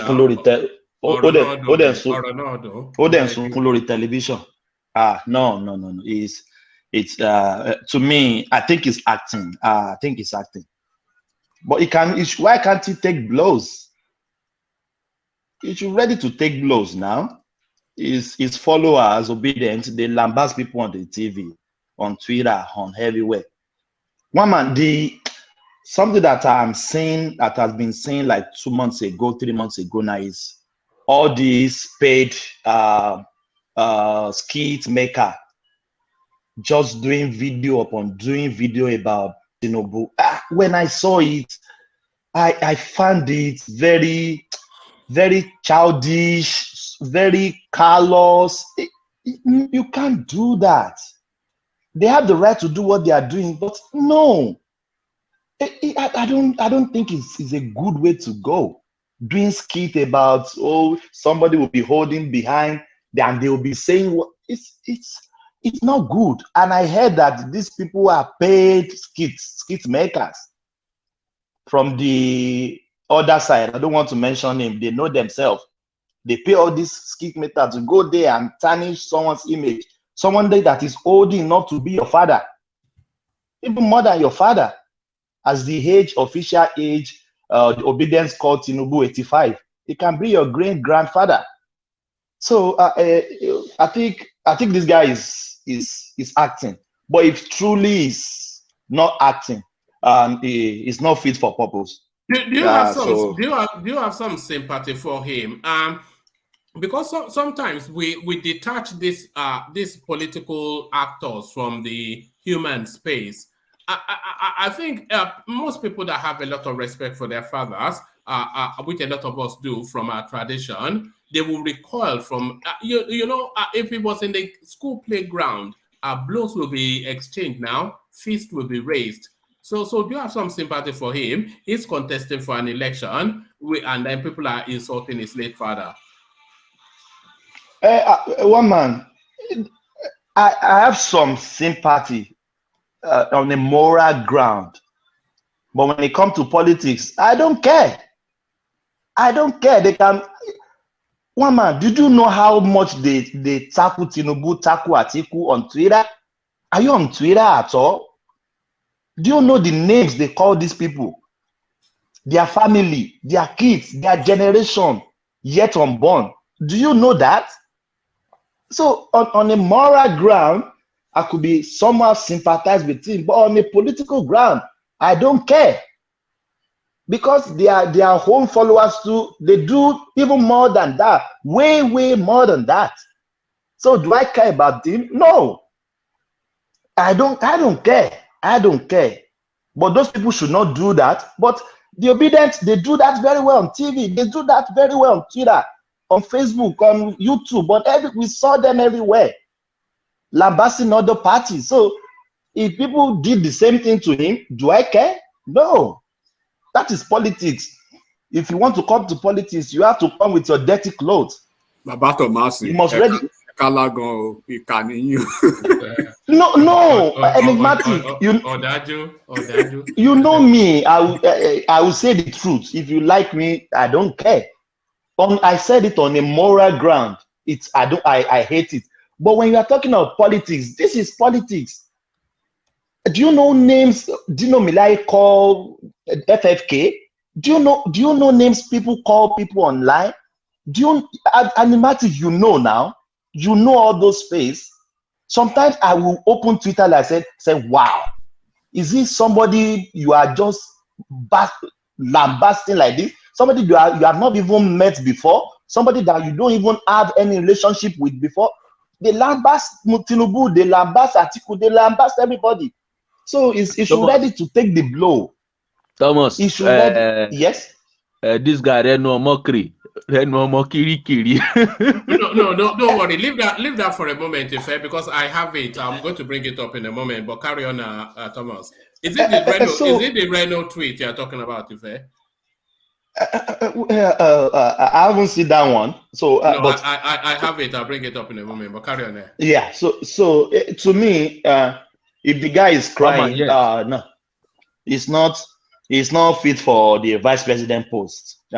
And even I'm not taking one man, even from now till we do the election, I'm not speaking on Peter Obi anymore. And even that year, I don't even care about them. Because speaking about them to me is wasting of time.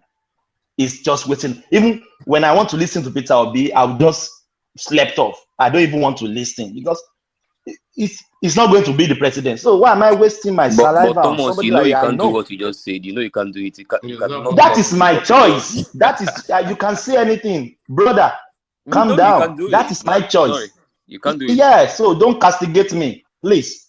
I'm not ready to speak on Peter Obi anymore. If you have any news, I will speak on them. But Peter, I don't waste. It's just wasting of time.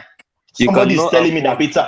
Let me finish now. You must not answer everyone we are talking, please. If you respect that, let me speak. No, carry on, Thomas. Carry on. Somebody is telling me that Peter Obi will get 9 million votes. Is that not? Where's the 9 million coming from? Is it coming from heaven? Let's be realistic from once here. Let's talk about people that is realistic. Party that we know that they can win election. Party that we know that they can galvanize, they can go to the grassroots, win election, not some obscure party that don't even have any leg. I was in my hometown. There's no traces of Labour Party anywhere. From Lalate to Adoawaye to Iseyin to Okeo to Ibarapa Mejeje. There is no traces of Labour Party anywhere. So, and you are telling me to take somebody. All the Barapas, Mejeje. If you are going to Iseyin, you have to pass through Igbora everywhere. What they call it? Eruwa. All the you have to pass. You know, I am from there. My mom has I told you, my mom has a vast of land there for farming. I was there. Nothing Labour, nothing. So, and you want me to be taking that kind of party serious? I've said it thousands of times. Peter Obi is not a bad candidate, but the party is the party can even win a councillorship, councillor, as little as councillor from the whole 36 states of the country. There's not even a councillor. Come on, guys. Let's speak about people that is serious, not somebody that is not serious. One man. Thank you. All right, brilliant. Thank you, Thomas. So thank you, Thomas. So from Thomas, let's go on to for cultural and local government. Everybody I think your local government area is known globally. You know, Thomas. Now everybody knows. One man. You know me. I don't deceive myself. Yeah, I'm honest to myself. I don't deceive myself. I went to my local government. Nothing to show for. Nothing. You are in Oyo State. You are doing campaign in Oyo State. Is it Oyo State that will vote for in Ibadan? You are not going to grassroots. And we are talking of Ibarapa, Mejeje, Lalate, Eruwa, Adoawaye, Okeo, Iseyin, all those places, Shaki. You are not there. You are saying you are in Ibadan. Let's talk serious politics, one man. Thank you. All right, but you must comment on Peter Obi because it's a meat and drink of the social media space. If Peter Obi was not in the space, they will have nothing to talk about. If only for the laughs, it's good copy. But for the laughs, DOG, so the crybaby politics, Adedibu would not approve, I'm sure. Adedibu, I will prefer you eating an amala and sweating than to be crying like that.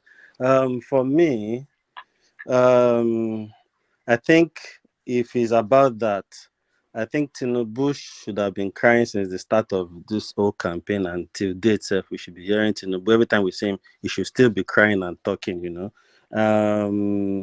In a way, there is a way you come, and I think the best way to handle it is the way Tinubu has said, how he responded to how all the bashing he was getting for social media.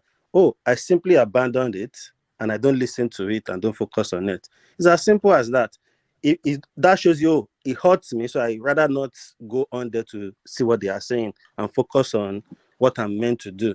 I think him crying like that is just shows he's a chicken, and I don't think that guy has actually really brought a lot to the table for this Peter Obi campaign. Obi, right? Yeah, sure.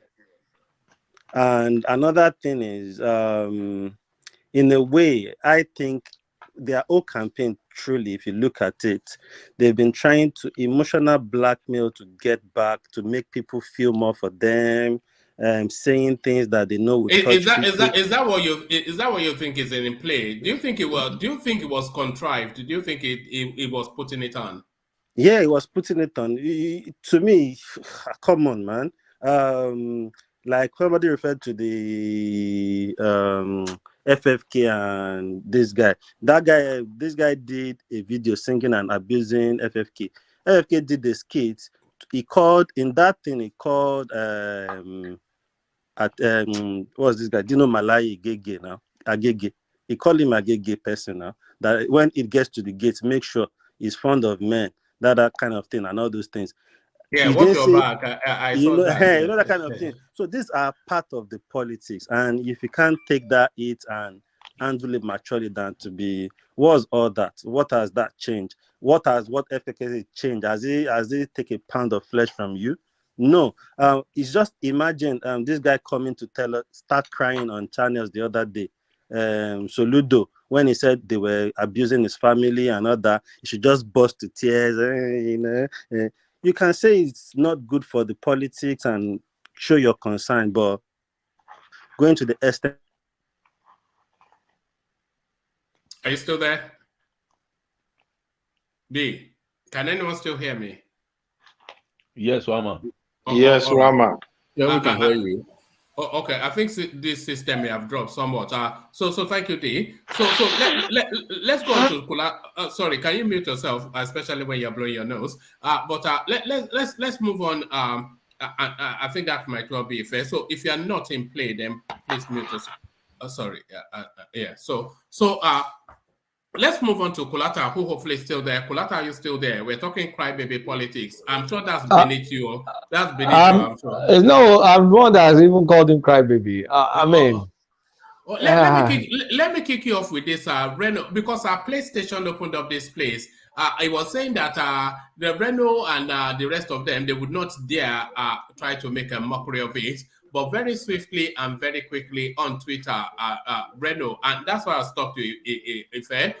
Reno already on Twitter, you see him, of course, the verified handle of Reno. It says, I really felt sympathy for Senator Yusuf Datti Baba Ahmed as he almost shed tears over the insults directed at his late father and their origins. I agree with him. That is wrong. Senator Baba Ahmed should take heart. May God bless and compensate him for his travels. So there it is. The mocking starts already. So it's unbelievable. That guy, he will cry some more. I mean, I guess he was emotional about it, but I mean, you've heard the jab for weeks now.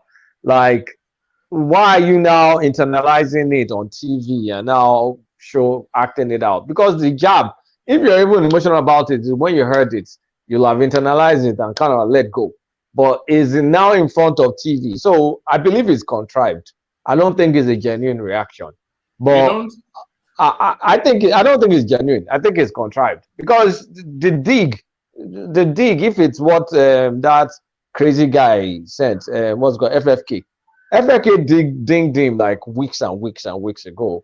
So why is it in front of the TV now that he first acted macho? And he now acted like a like a Dolly Kingsbury. And now started if you be guy man, when we were in secondary school that we used to yab each other's parents and go, all these things you will have grown past all this stuff now. So first thing, you've opened yourself up. Everybody now knows your weak spot. So that means they're going to be hitting you in your weak spot. Is he not a politician? When you let everybody know where you're weak, they're going to go attack it. It's like you're going to UFC, you have a broken leg, and then you're saying, no, for sportsmanship, don't eat my broken leg. Come on. You're there to fight. So that was a blunder. There was no strategy to that. He made a mistake. Do you not think it could also be a bait when you're talking about what are you baiting now? The only people that are going to freak out, the only people that are going to say kumbaya over this are already hotter people. It's really his weak parts, because if all those opponents go now and dig into that place, they might be falling into a hole that was digged by him. Which hole? The guy is playing checkers, not chess. Sorry, there's no strategy to this. It's kind of society we are in. I hope you know the kind of society we are in. A highly religious. Playtown. The only people that could be moved by this are already voting for Peter Obi.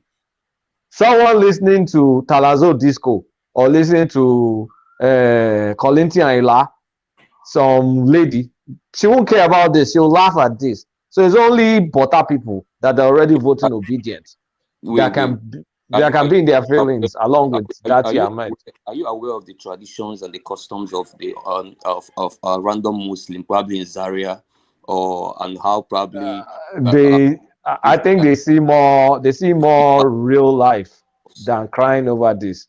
They're dealing with life-threatening issues. So I don't think they have time to be crying over someone someone's dead father. I think that he was apart from it was a moment that probably wasn't. I mean, Sheun, I don't even know where Sheun digged out that question from. I mean, he can't just squeeze out that question. Are we blaming Sheun now? No. I'm even saying that I should be thanking Shehu himself for even providing. I mean, because normally that wouldn't address this. Playtown, But I'm even thanking Shehu. I'm not there's blaming him because now Playtown. Shehu has brought the environment for this thing to happen now. So thanks to Shehu. But I know you tried your best to spin it properly, but there's no upside to this in the Nigerian context. This is Nigeria now, where Nigerians, this is not America or something where everybody will say, "Oh, that's so emotional." No, we're Niger people. Should I ask you One. something? Should I ask you something, Kulata? Ask me now. Did you watch how Lakon emerged as the winner of Big Brother Niger? And when he started, when in the show there was a Wait particular. now, Playtown, It was respect never. me. How would I be watching Big Brother? Abba? No. I'm not looking to. I mean, it's fine if you don't watch it. I'm just asking. You may be watching it. You may not. Playtown. You So, just but then reminded the me of point, something. These people's Obi support now. I swear to God, if this is just Big Brother Niger, I'm telling you the truth. Like the way people are supporting Obi, it's just the way they support anybody coming out for Big Brother. This will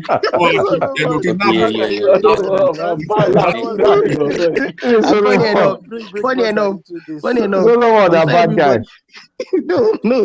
I did try. I don't reason NSAS before.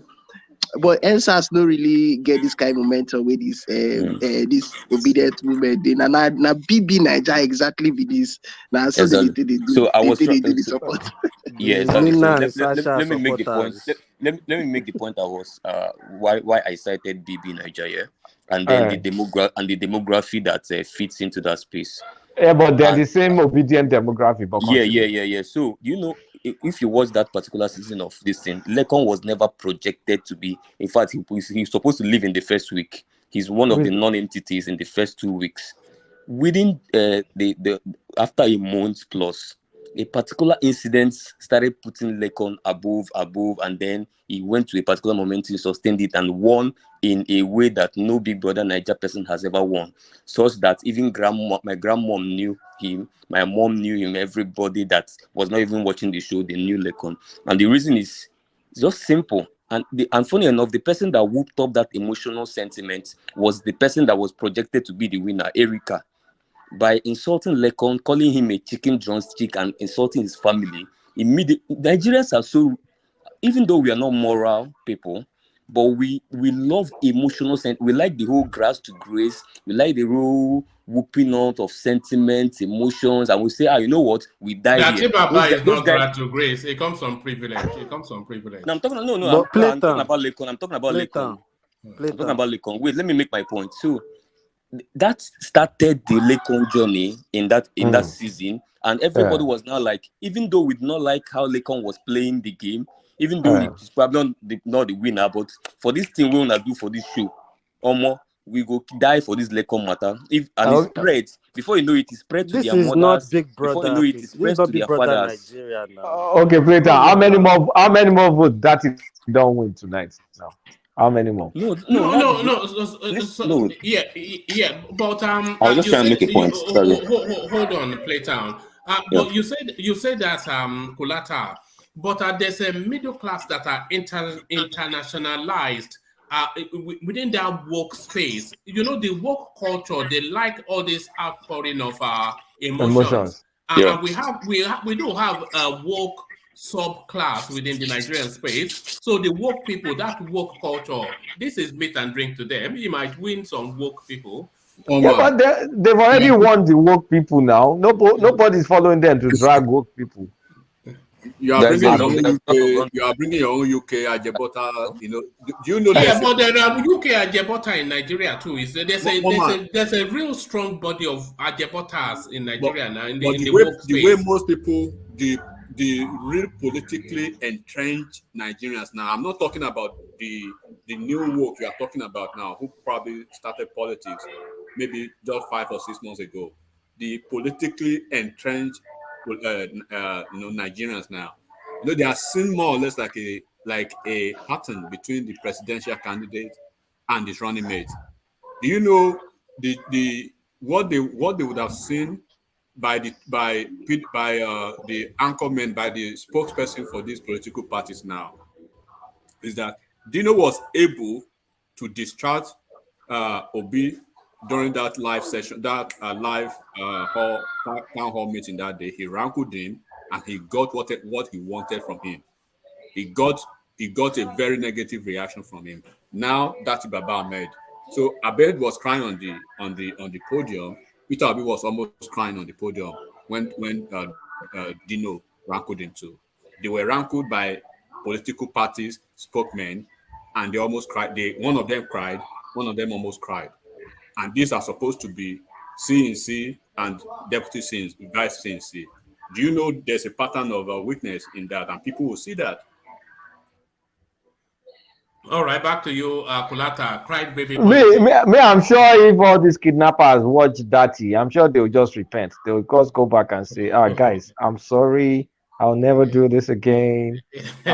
This is emotional. Okay. This is just also imagine when Reno gets over him. He will cry till he can cry no more. My God. Shall we they cry? I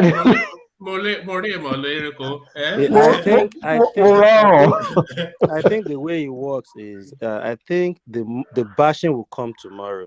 Now is the obedient that will jump out to be supporting him, that you will be seeing on social media. Then tomorrow you will see people coming out to bash him. Then the obedient will still respond. I've seen the obedient call just normal people on comment sections name, calling them slaves, calling their children, their generation will suffer. You know what amazes me? Datti cannot handle obedience, assuming was on the other side. Because the obedience, they have acerbic remarks. Very, very, I mean, the worst of the worst insults online. It will cut through you. Nobody really cares about fans and their banters. People care about people in the PCC of their opponents. People that is speaking for the party. That's who they care about. Nobody cares about the banters. Do you know what PDP people are talking about Obi online? Do you know what APC is talking about Obi? And then do you know what obedience are talking about? Not 10% of what they care. They care. Even on this platform, I don't think anybody cares about what people, ordinary Nigerians are saying online. So, but you know, if I was contesting, right? There are some people that are already targeted by this section. So let's even not take it to the wider space, right? This platform alone, there are so many people that have been targeted by their views, by their opinions, right? And then when you see who actually laid the background, started, because by the time they want to juxtapose ideas, and let's say the corner of the political party who have been more insultive or more insulting, or who have been castigating or denigrating others. When you put it side by side, when you want, you can basically see where the pendulum will tilt, and then this is why we are telling them it's all just politics. 49 days away. 49 days away. It's all just politics. People are making ideas over here. People are internalizing it, right? Already having issues with people that they've not even seen, they've not even met, they don't even know how they speak. They don't even once they hear your voice, they already have an opinion. You guys need to chill and calm down. The VP is already crying. The presidential candidate.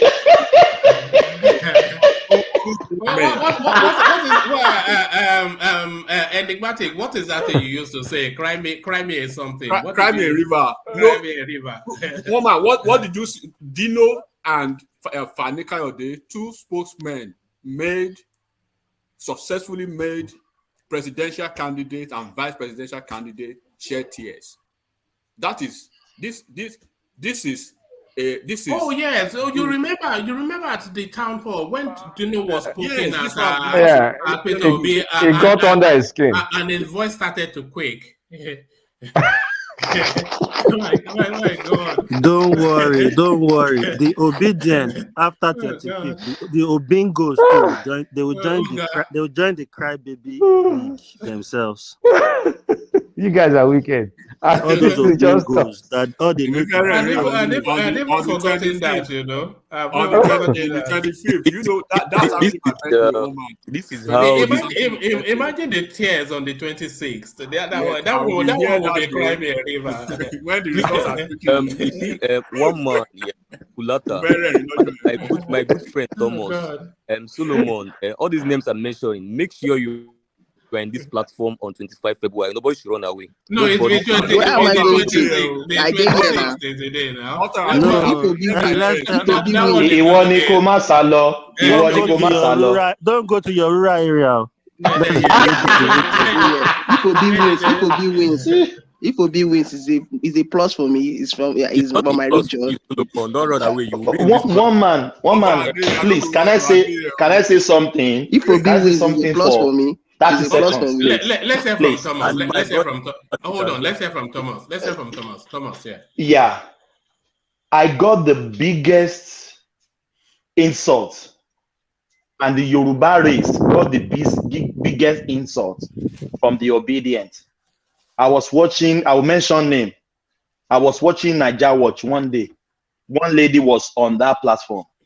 If you see how you ridicule all Yoruba race, that is this Tinubu Yoruba race has to offer Nigerians. He categorized all the Yoruba. Let me finish, please. Please. You should learn to listen. No, hold please. on. Settle down, Thomas. Thomas, parabale, Thomas now. Hold on, everybody. Hold on, everybody. Everybody, are we about to have a dirty moment with you, Thomas? Are we about to have a dirty moment? I can't. No. You can't have a dirty moment with me. I've passed that. But if a supporter, thank you, my brother. If a person, you are shouting at me. Okay, let me finish it now. Guys, let's hear from Thomas. Carry on, Thomas. Yeah. If a supporter of a candidate came out on an international platform, belittle all Yoruba race, do you know how many people we have in Yoruba race throughout the whole world? Not only in Yoruba land, in Nigeria. Yoruba is in Brazil. Yoruba is cut across all the world. And Yorubas are not dying. We are not crying because of that. Even though I feel very disappointed on that platform, even the Momo host cannot even call her back. That no, you can't. Is Yoruba race that presented Tinubu as a candidate in APC? Do we not have Igbos? Do we not have Kanoris? Do we not have all ethnic groups in APC that presented Tinubu? But if a platform can descend so low and ridicule all Yoruba race because of one Peter Obi, and you are saying, let's just move on. All right. Don't worry. I listened to that episode too. I had to go and. Sorry, enigmatic, please. Now, one voice. Let's have I listened to it. I had to go and withdraw my Yoruba card. I disowned Yorubaness. Like, this is too much. Because it wasn't just that lady. I think there was another guy. I mean, it was like back to back, like 3. I'm like, what did we do? Nobody else vote for Tinubu for primaries now. Like, why would you? She really insulted. She was mean.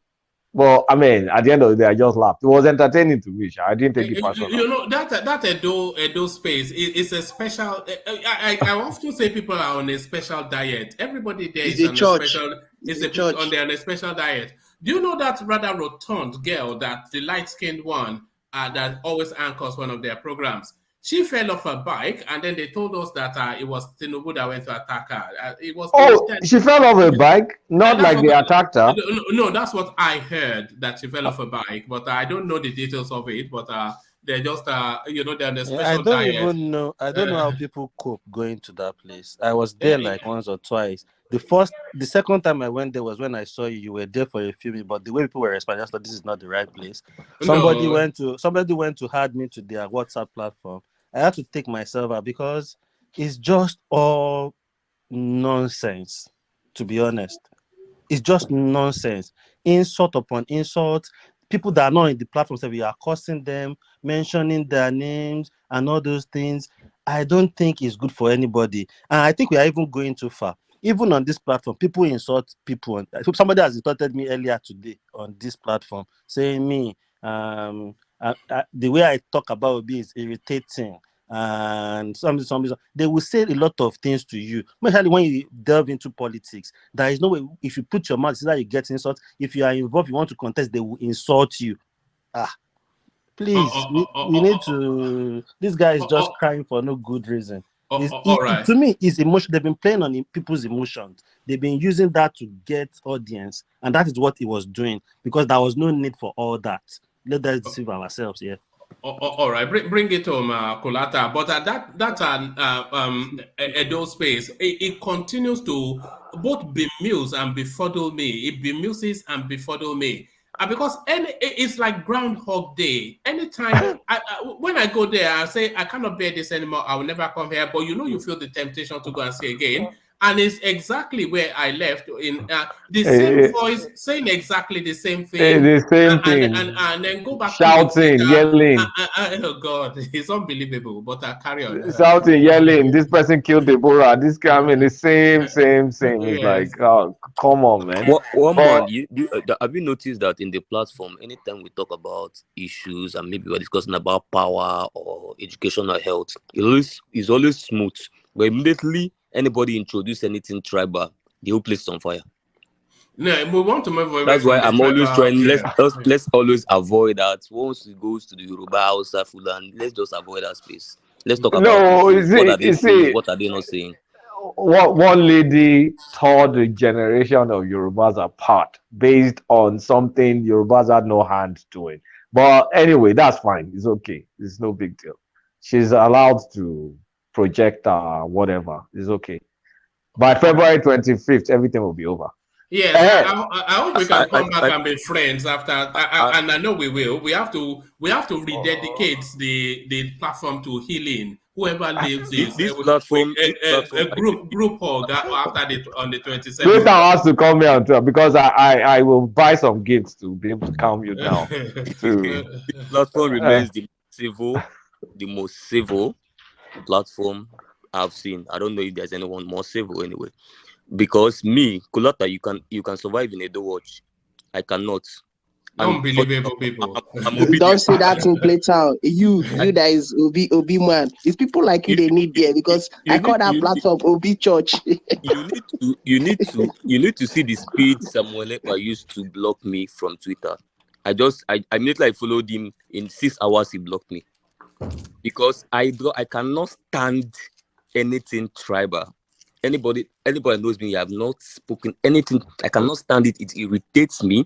And whether it's coming from obedience or it's coming from Tinubu camp or Atiku camp, I attack. Once it's tribal, you see me attacking everybody. If you go to my Twitter, if you go tribal, if you are obedient, I'll attack you. If you like, come back at me, and I know I will still defeat you. You can't defeat me because on the foundation you are attacking me on, you don't have a ground.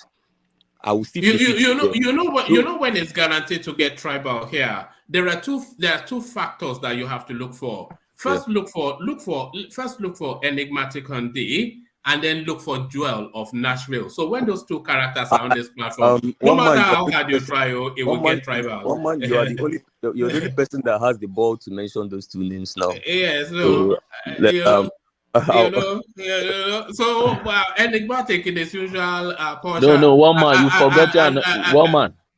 You forgot another name. What piece? No, what piece? The only thing that triggers was if you don't say the Edo, if you don't say the Edo people are the master race, then you are in trouble.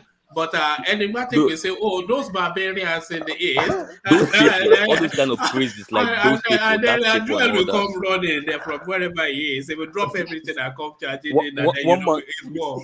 One man, I think the problem is fundamentally that what people have the mindset that if you criticize Tinubu, you have criticized Yoruba. If you criticize Obi, you have criticized Igbo. No, Playtown, no. Playtown, that's not true. The thing is, if you're not that believe that Playtown, I'm not a tribal person by any stretch. But when I'm talking and I'm maybe criticizing Obi or just not praising Obi, let's put it not praising Obi or not worshiping Obi, you just see seeing people writing, "Oh, he's anti-Igbo, is this, is that." I'm like, if you knew me, if you knew my personal life, you wouldn't even be able to say this nonsense. because you have to worship Obi for people not to call you, for people to say no, you are not tribal. But then the people saying that, how do they feel for a Yoruba person supporting Tinubu? So it's just kind of like, hey, guys, stop playing the ostrich here. Don't put your head, dig your head in the sand and say, oh, this person supporting Tinubu is a tribal person. And you that you are Igbo, you're supporting Obi, you're not tribal. It's just, come on. It's ridiculous. I think that is the problem here. For me, I believe if you want to criticize Obi, criticize two things: Obi and Labour Party. If you want to criticize Tinubu, criticize two things: Tinubu and IPC. APC fielded Tinubu. Yoruba did not field Tinubu. I don't know where people are going to go and drag an entire ethnic nationality into party politics.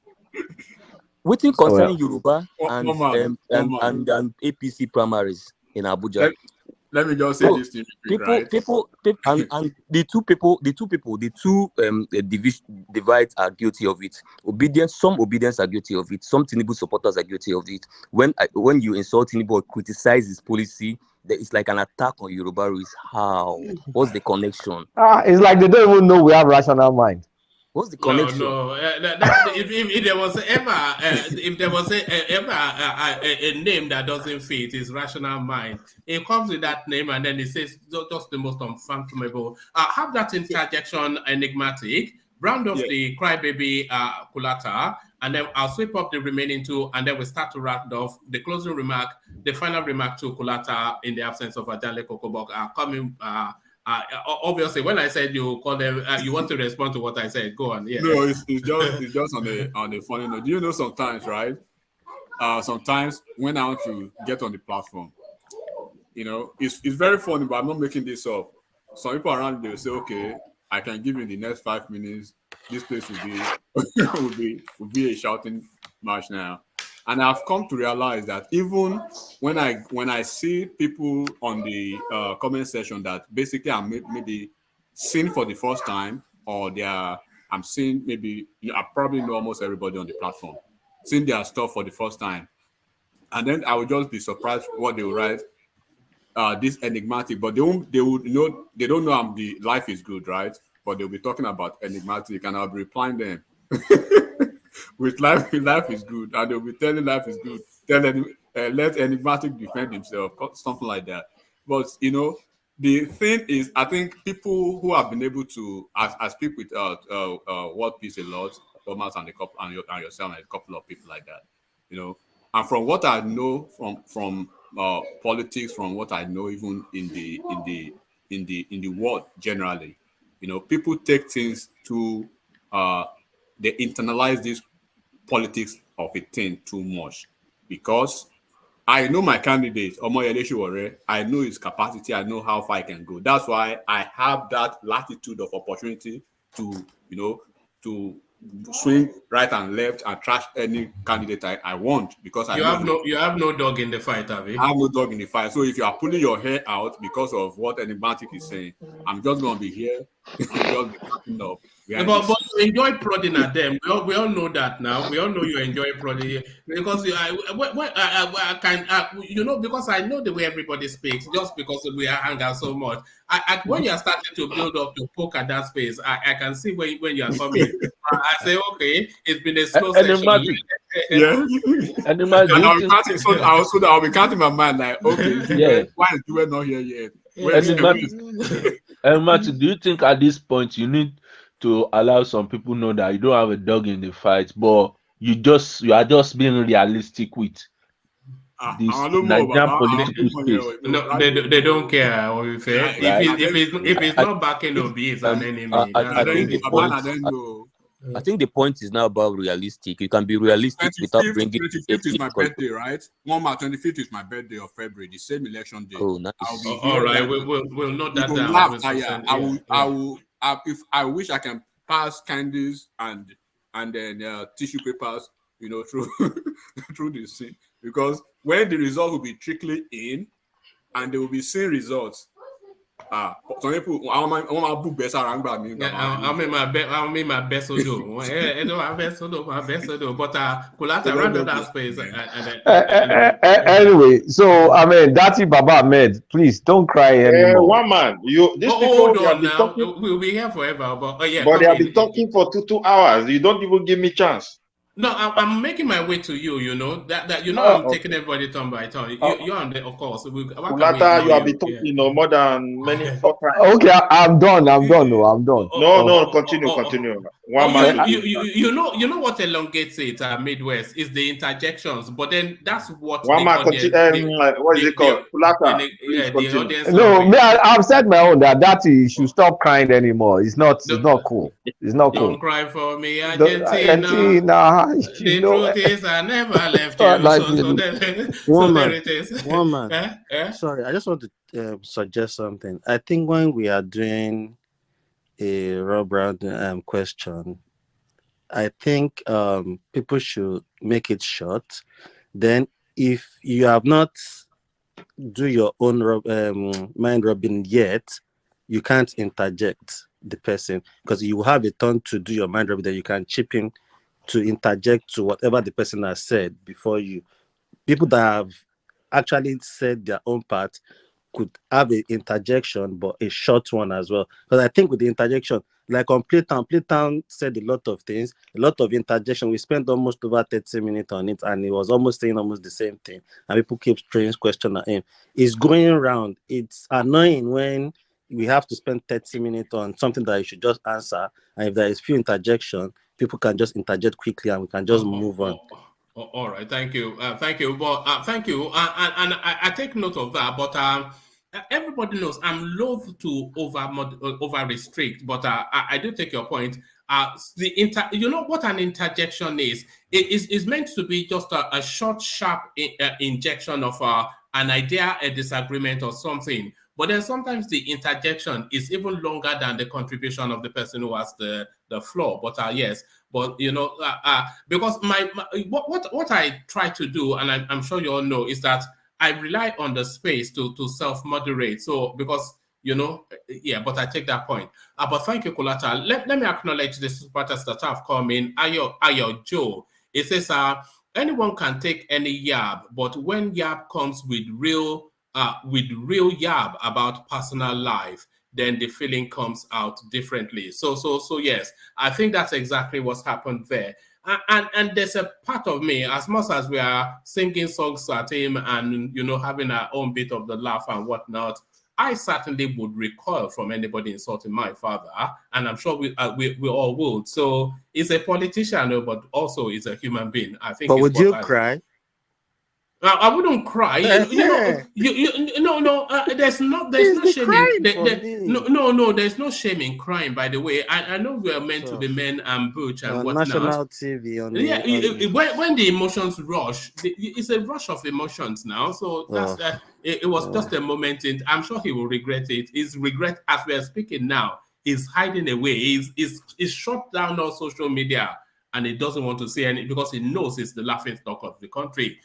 Anyone can take any yab, but when yab becomes real personal about some, well, you know what he said. So thank you for that, Ayo Joe. So let's go on from Ayo Joe. I think somebody else came in with a super chat, and that was RB. So RB comes in. He says, competing with monsters and expecting fair play. So yes, politics is a big boy game, and you have to put on your big boy trousers. That's just it. It's some Ajabota boy from Mauritania. He wants to come and politic in Nigeria. Well, welcome to the real world.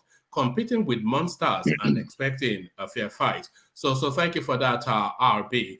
Let's just see, is there anyone else? Let's scroll to the bottom. Yes, and that wraps it up. So thank you for the super chat. So exactly how we want it. The place should be illuminating like a fairy ground. So illuminate like a fairy ground to the delight of Ife's commentary. So Ife, Omomomi politics, new to the Nigerian landscape, Ife. One thing I know about politics is, I think the first thing is you have to go into politics, you have to call a family meeting to tell them that whatever they hear outside they should not take it personal, you know.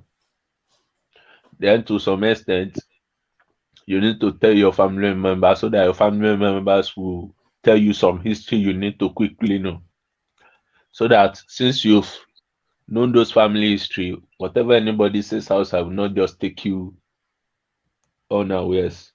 What I believe is maybe the FFK attack and the Shetima attack was more of a family thing that somebody knew somewhere and they told them. Then they projected it based on the way they normally speak, and everybody knows them for. Then it really touched him, you know.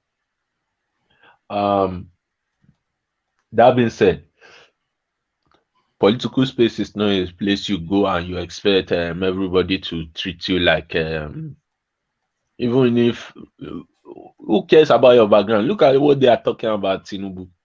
They normally I've seen a post where they even abuse Tinubu's mother that even though yes, that she was more of a slave trader, you know. They made a skit for Tinubu, Baba we know well. The abuse that can affect somebody in life is abuse of health, children, and family background. They used to abuse Tinubu's daughter too, Yalode. Even the They son, used to she yes, they used to abuse them, you know. When people so that's just politics. And for him to come to the national TV to show emotion, it's not even a good projection for the country itself. Can you imagine we have these people go for international business negotiation in front of figures like Trump, and we know in business transactions is even more dirtier than what we are seeing in politics. Because business transaction with the slightest mistake, you can sell the whole country, and they can see that I don't have a thick skin for negotiation or to take insult, you know. So those are the things. I am on collateral, enigmatic, and DOG's path. We don't want crybabies in Nigerian politics, especially in Nigeria. Nigeria is a very, very diverse place. Can you imagine an Ibadan person handling Can you what's it imagine called? an Ibadan person crying on I cannot imagine Kote Leshele anyway. Never mind. Can you àwọn imagine orin tó ti Kole máa fi Leshele? kọ́ tó máa fi bú One le kúrò ń lò ní. one man Look at the quick one. Ibadan. Look at the way they handle Ajimobi. Let's Ajimobi. Tó bá jẹ́ ìpàdé jẹ́ ọ̀dọ̀ Ìgbò. Bó bá jẹ́ ilẹ̀ ní ìlú ní bá wà bẹ́ẹ̀ ilẹ̀ ní ìlú ní bá wà lálẹ́ ìlú ní Did you see ìpàdé jẹ́ FFK ọjọ́ Ìgbò. tweet? FFK tweet 2 hours ago about Atiku. Ẹ̀bìrà yín léèrè. Ẹ̀bìrà yín léèrè. So àwọn orin àpárá wọn yẹn. Wọ́n á ti fi cup bù náà. Àwọn eléwì yẹn náà tẹ̀ máa bá tiẹ̀ jẹ́ because àwọn eléwì yẹn God Almighty God I enjoy it though if you are not the victim of it it's funny but when they put your name to ewi God Yoruba man God when they special when beat, they use special bata beat. to start bata drum talking drum to start insulting you and they start singing along with the talking drum. Then you know what you are up for. And secondly, if you go and check, let's go.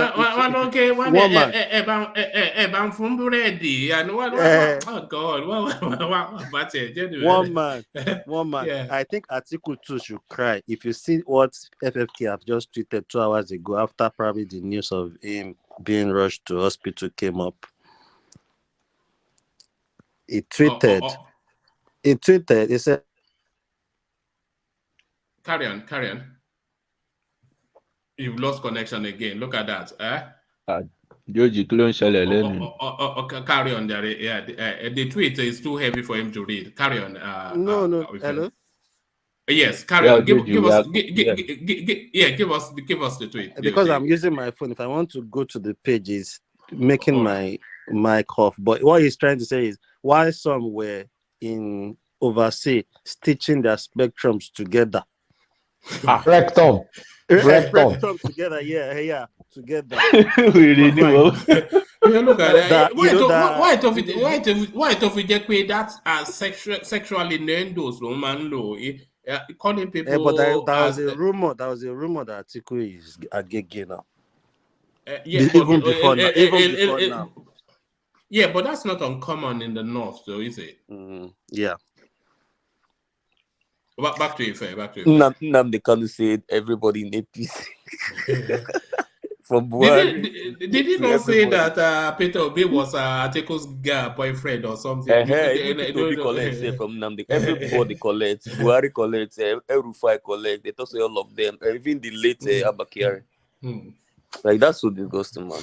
Like Nigeria, man. We're a case. Nigeria politics. Up to see what they talk about the supreme leader. You go collect to Supreme leader call supreme leader. All right, back to Ife. Yeah, so unfortunately, that's the space we find ourselves. Our culture is a culture where, like, we stuck on that Apala. Okay, look how those Apala musicians. They are in Laomo would have this word versus Orlando Owo. You cannot grow up listening to Orlando Owo or Ayinla Omowura or Batile music. Who again? Pasuma versus this other Fuji musician Oshupa, and somebody start abusing. Yeah, we are not projecting people to abuse themselves, even from the religious standpoint. It's not good, But when it comes to politics, you are going to deal with an array of characters, and you should be ready to have that thick skin. And even it's a leadership skill where it means that can you imagine yourself this type of that and they are maybe president or in position of authority. No, no, it will deal with you. If that guy had the power, it will it won't you will be the one crying if you have power. Exactly. So those are the things. So for me, I think, my friend, sorry, I think it has something to do with the position his father occupied before he died. I heard he was a kind of a cleric, a Muslim, respected Muslim cleric, just like insulting a sheikh or maybe a religious figure. Yeah, that's so because of that we are saying the same thing. Because of that, that's why he even needs that thick skin. Yeah. You understand? That's the most reason why the more reason why he needs that thick skin to accept insult. Actually, leadership skill, what's it called? Requires you to have the ability to accept insult. Even if you look at from the religious standpoint, if you are in a position of leadership, be ready to accept insult. So for somebody insulting him on national TV and he crying, well, we have different level of what you can tolerance level. Yeah, tolerance level, but his own tolerance level is too low. It's too low. That's the way I see it. It's too low. So the Nigerian political space is not a space for crybabies. Yeah. So sorry. Who's that? Please don't get me copyright struck. Who's that now? All right. Sorry. Carry on, Ife. Yeah. So the Nigerian political space is a space that when you want to come and be ready to be insulted, and in most cases don't even respond, because the more you respond to insults, the more the insults come. And either you like it or not, I'm not a Tinubu fan. I really respected him, when he came out and said he does not even go to the social media space. Can you imagine what would have, and with his age, what would have happened? There are some tweets that I know if he sees gone, Afiki Babama fainted down. So insult is part of our politics, unfortunately. So yeah, and because we have diverse culture, and funny enough, if you want to look, I don't know.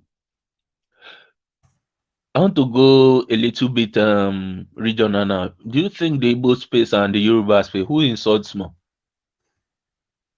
If Yoruba people insult you and you understand Yoruba, you understand what Abi? they are insulting Yeah. you about, chai. Or some things they will say, you will cry. You will be Yeah. crying right there in their front self. I think the Igbo space is more like just what's it called? Petrol type of reaction, you know, it just It's come more boom. reactional, All right. emotional, all of that. Yeah. All right. But the Yoruba space is more like you may want to go ask your dad, like, is this true? That one is diesel now. Yeah. All right. All right. Round it off in a couple more sentences, and let me move on to Midwest. If any. Yeah. That's just my submission on that. Yeah, that's all. All right, brilliant. So you are up next, Midwest. I haven't waited all day. Anytime you come to one man, they just make you hang around. But Midwest, you're up now. So through that space, then we started off with going through live streaming the Obi town hall meeting. But then we've ended up in what came out of that. A lot of the things he said, standard stuff that I said before. But the highlight, of course, Datti Baba shedding a tear. But what are you then making then of the Mauritanian crying on Nigerian soil, Midwest? First of all, thank you very much, and I greet my fellow panelists. I also greet all the listeners and viewers all over the world. Datti is a Nigerian, he's not a Mauritanian. Perhaps every one of us have a place of origin. Some people are in Lagos, but they are from Ibadan. So that is life.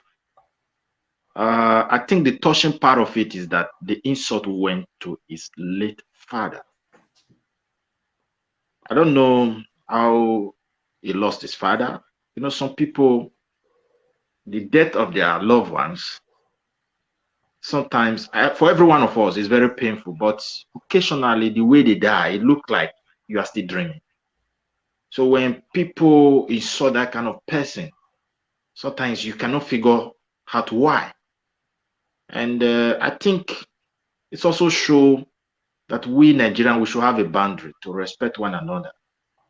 That is it. He did not shed tears because of the insults. And I think it went beyond that to, you know, at that very particular moment, perhaps to remember some moment in his life with his father, with his late father. So sometimes that can easily trigger emotion, and sometimes it make you break down. We are human beings. Everyone have a limitation. I hung it there. Whether he cry or not, I believe that will not stop him not to be our vice president. By the grace of God, I believe that Obi is going to win and nothing's going to stop Obi. Amen. And I will also come to Baba. For me, I don't insult Baba Tinubu all the time. Never, I've never done that. Because the only thing, when I look at this marathon race, is beyond one day. We're talking about 8 years. I still remember that you are too old for this race. This is marathon. You can't. So let's also give it to Obi. That is my own opinion. I always respect him. He's not a saint. Obi is not a saint. And the nature of is he a sinner though? He's not a saint, but is he a sinner? When someone is not a saint, doesn't mean one is a sinner. So let us put it that way. But we are all sinners now. Why are you saying? Is there anybody but that is a once sinner in the world? Even the Bible says we are all sinners. I don't want to go into no pushing now one man because that one will trigger another thing. I want to quickly also trip in a little thing. So Baba said the kind of insults I have received. He referred to himself. I don't go to YouTube again. He said they insult hell out of him. He did not say they insult hell out of my late father. I don't know whether you understand. There's a difference. So Baba said, no, I don't even go to that place. If anything they are doing, my children will tell me, Baba, this one said this one or some of. Who are his children? He's not only talking about his parental children. He has a lot of people all over in Nigeria as his children because the man did a lot. You know what is called politics of Let's go along and look for brain all over every people beyond ethnicity. So we should respect him for that. And that is my own opinion when it comes to this candidate that is on board.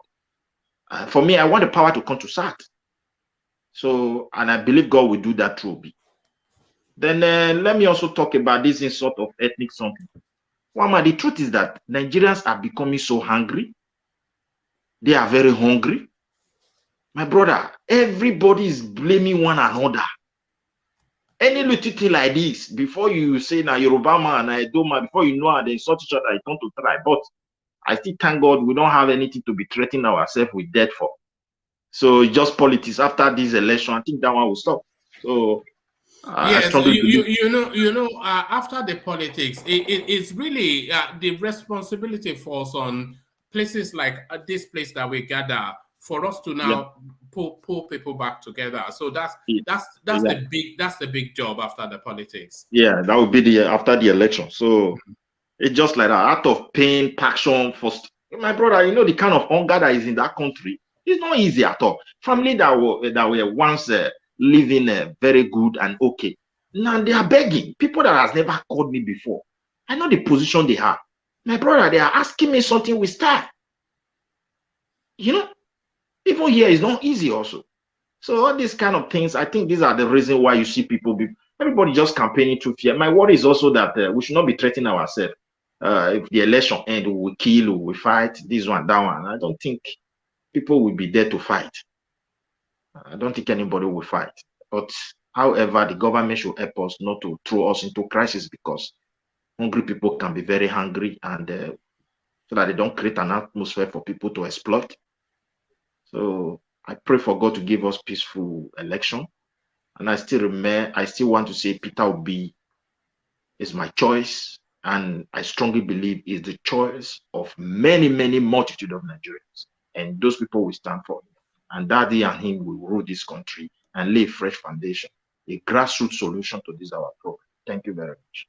Brilliant, well put. So brilliant, well put. So, gentlemen, we keep threatening that we must not go past the 6-hour mark, but rather it's the reverse. We are now hitting 8 hours. Can you believe that? And you know, I feel we could still do another 8 hours, but alas, we must save some for tomorrow. So we start to take the closing remarks. In the absence of the mighty one, a man of equal might, Kulata, the final word. We wrap it through it. I suspect Babati has already left us. But to fulfill all righteousness. Babati, are you still there? No, it's very unusual for Babati to be quiet. So you know he has already. So thank you, Babati, for your company today. We'll see you in the next session, hopefully. So from Babati, let's go on to let's do it in the order that is on the screen. So from Babati, let's go on to Enigmatic Hondi. Enigmatic, final word. Gentlemen, just a short summary. 8 hours. Enigmatic closing remarks. Yes, sir. So countdown to the D-Day, February 25th, 2023, for 9 days to go. Let's see who becomes the next president. So I've narrowed it down to APC and PDP. So Obi has given a good fight. Kwakanso has given a good fight. My Omoyele Sowore will regroup and come back hard next 4 years. So I wish everybody well. Do not make enigmatic on this opinion, a big deal. Just laugh and then have fun. God bless you all. Thank you. All right, thank you. Thank you, Enigmatic. As we hear the young Enigmatic in the background waiting for Daddy's attention. So thank you, Enigmatic and Enigmatic the younger. So from Enigmatic and Enigmatic the younger, we go to the youthful, or even young, given that sounds patronizing, Playtown. Playtown, closing remarks. Yeah, one man, thank you very much. Generally, I think the Obi'S Datti outing today was really very, really, even me as obedient, I'm also even more impressed than I expected to be, because I felt there were more categorical statements. Saying that without equivocation and without fear that subsidy will go immediately, and he stressed the word immediately. He didn't even try to make it ambiguous or whatever it is. Say he's taking it off immediately. I think so. I like the fact that weeks to the election, candidates are beginning to be, I don't know, Obi and this guy, they are beginning to say, this is it, and this is it. Give us numbers and all that. I think another part of it that was interesting to me, and I like the jab, the funny parts where Sheun asked him about how many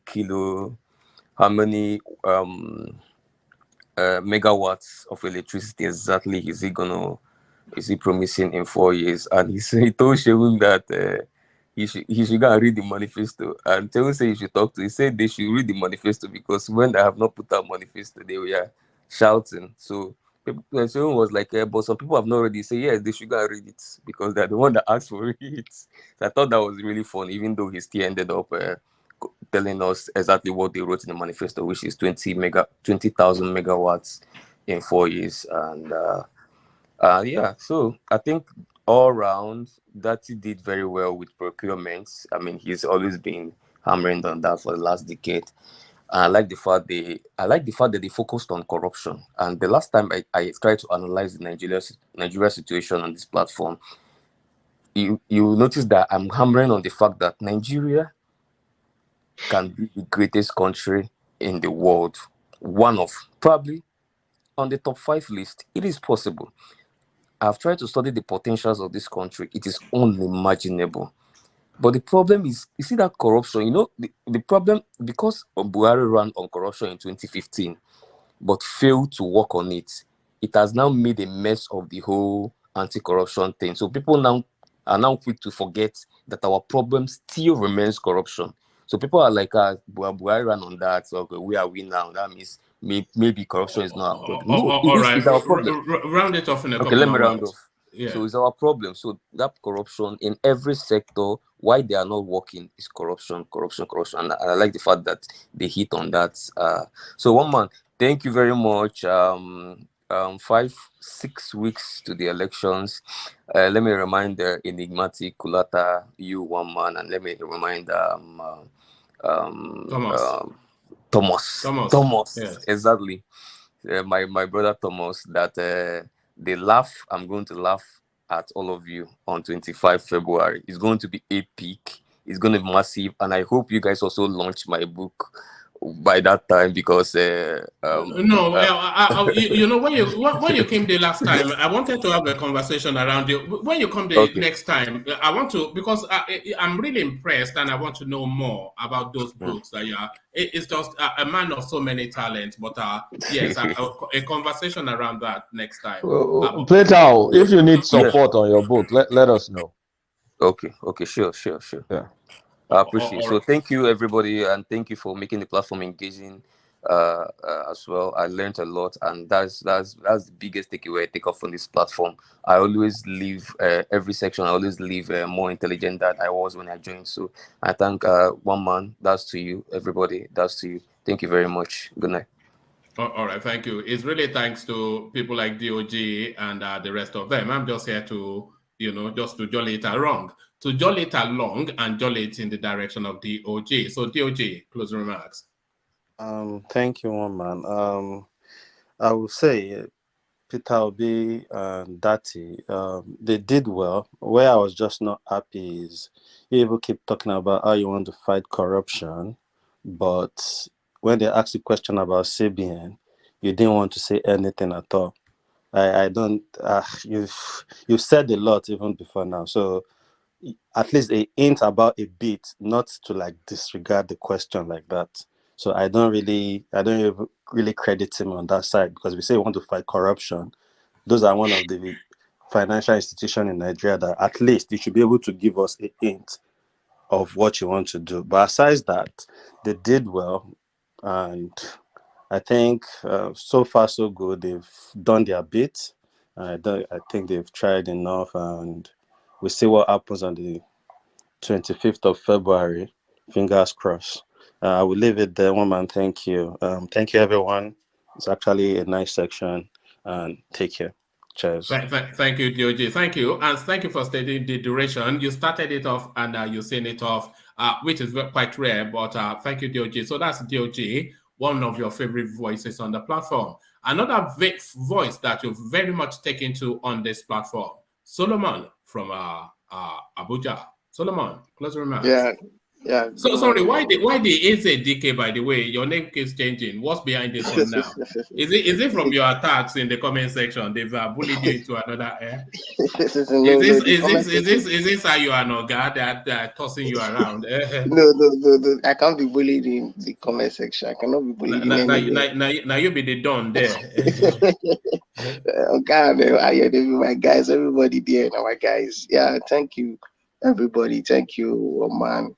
Thank God for this section today, and just I learn every day. I come in like I'm already addicted to this program. I feel like if I don't stay a day without get engaging in this program, and I really achieve a lot in it, and I thank you. And sorry, Solomon. Patrick was after your number, so if you're happy for that to happen, you have my Instagram. But carry on. Yeah, I'll just drop it there for you. Yeah, this election, if Obi should win, it's going to really change a lot. To change a lot, to be honest, is to change a lot, and it will be good for the country. And even if anybody wins, it will still be good for the country. And I just want everybody to just their expectations should not be too high. Everybody should just their emotions should be in a very, like, they should not expect too much. They should just expect anything good. Like, expect anybody to be the president. Like me, anybody that comes in as the president of the Federal Republic of Nigeria, I'm cool with it. To be honest with you, I'm very, very cool with it. So thank you, one man. Thank you, everybody in the comment section, the panelists. Yeah, thank you, everybody. Oga, Ayo, and Mr. Thomas, Rational Mind. I would do what is his name, and everybody. Yeah, thank you. Do you think I can survive in the comment section? You guys are too quick. You are too quick for me, man. I don't think. I think you'll be insulting me, and I wouldn't even know. You are just too sharp in the comment section. You know, you people. Yeah, I don't know. You need special. You need special license to come there. The comment section is not for people like that. You don't need to be a crybaby to be in the comment section. You need to. All right, you see that, and that's exactly what I mean. But thank you, Solomon. So thank you, Solomon. So from Solomon, we go on to Midwest. Midwest, closing remarks. Okay, thank you. I just want to throw something in. Like today, I saw this our new. You said you didn't talk about the central bank. When you look at the reality on ground, Nigeria central bank is becoming so complex. So I don't think anybody can even figure out exactly what is going on. Kind of politics. Do you know that the new Naira note they just printed? There is this Ghanaian television with ITV. They normally have a program they call Wasunu. That means what is happening. He went to marketplaces in Benin. They gave him this note. After pouring water, they clean it with handkerchief. The handkerchief, the entire handkerchief was stained with this the color of the ink of that the color of the currency. So you can even watch the money and the color will just be going out. So I wonder which one is now fake and which one is now original. If you wear white and white, you put that money and you get sweat in Nigeria, then it will stain your white cloth. Imagine. And that's the money in circulation now. When they told him that, look, if you put water, you clean it, he didn't believe.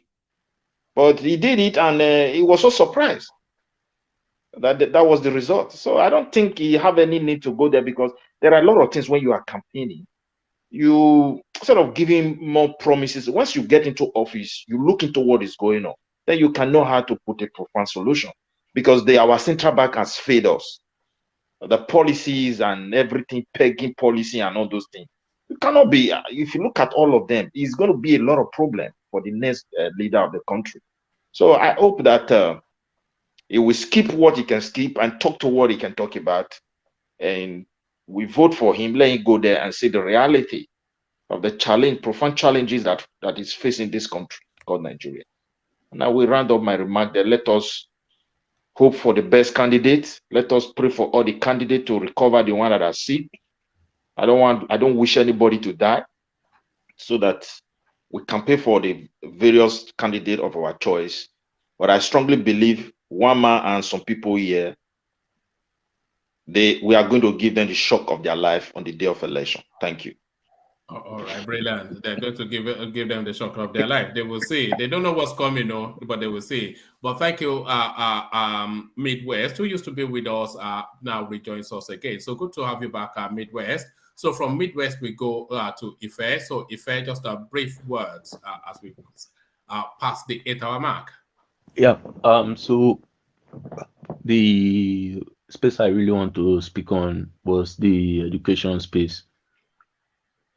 Irrespective of the culture, but make it short though, Ife. Yeah. Irrespective of the culture we find ourselves, either defined by religion, either defined by our traditional beliefs, we can look into the culture and get the best out of it. If there is a political way, if there is a religious way, if there is a societal way, everybody can we can have a very high literacy level and to trickle down to the productivity of the country, such that the problems we're having, insecurity and whatnot, will be reduced to the barest minimum. Thank you very much, Roman, for always coming out to host us, and every other person that has one or two inputs on the platform. Really thank you. The Ayo, the Oga, the Orids, RB, everybody on the comment section, Rational Mind. You guys are wonderful. And also Malpego, you guys are really, really doing well. So thank you very much. See you tomorrow again. Yeah, bye. All right, brilliant. Thank you, Fair. So thank you, Fair, of course, the poetic voice of, I think it's the Badagry intonation. So there it is, Kolata. Almost night and day yesterday and today. Yesterday, Ijaigboro. Today it was so like, rowdy yesterday. Yes. Today is like guys chilling out in the wine bar, So it's just this thing. It has a life of its own. It really does, but it's always fun. That's one thing. It's always fun. Can I make a confession? I've not watched Netflix in months. Look at Netflix. My Netflix habit is dead. Like, because a lot of the time I used to watch Netflix, I now use it on your show to talk Nigerian politics. I was just thinking, like, there's so many shows that just piled up that I'm never gonna watch. Maybe I should just cancel my subscription. But anyway, it's not happening. So I mean, today was a good day. Obi did good. I mean, I already wrote his candidacy off like weeks and weeks and weeks ago. I don't think he's going anywhere. He has too much ground to catch up. It's virtually impossible for him to catch up. But he's made a lot of positive change to our politics. For the other candidates, I pray for Atiku. I pray he gets back into health, or I pray he's healthy. I want them to run a good race along with Tinubu. I don't want a protracted race. I want someone to win first round, and let's be done over. I mean, let it be over with, because we need to heal. Many people have taken this thing personal too far. They go tribal, they go emotional, especially the obedient. I hope they'll be able to handle it. But it's glad that people like us are letting them know that it's not going to win early on. So at least they can prepare their minds for it. So it's not a shocker. So I really do want a peaceful election, and everybody get with the results, and let's move on with our lives. But the outstanding relationships being formed on your platform is very, very special. It's like I feel connected to almost everybody here. I mean, I mean, it's like friendship. It's no longer just talking politics. So you're really, really bringing people together on your platform. It never I spend more time with you guys than I do with my wife. Of course, I'm 24 hours with my wife, but it's really just the usual. But in terms of seated, concentrated, I think somebody pointed. It was Ajale Koko that actually pointed it out. that we spend more time together than we spend with our Oh family. yeah, it's true. But my wife just looks like it started again. Though. Like, Yes. well, it's more like, well, as long as it's not harmful, I'm not. I could be going outside and doing all sorts of calamity. So, Yes. so I mean, I'm also doing what I like. So as long as it's something I like, she's down with it. She's fine. She's fine with it. But now my kids now know there's a Tinubu, there's a Peter Obi. I'm like, say, Daddy, are you going to talk about Tinubu and Peter Obi again? I just started laughing that you guys have been paying attention to what I've been saying. So it's a good thing. At least they know that they have their dad has another life outside of America. I'm trying to make them know that no, we're not from here. We're from Nigeria. So that is going to be Nigerian president. So whenever we get a president, when we go and visit you, you'll know.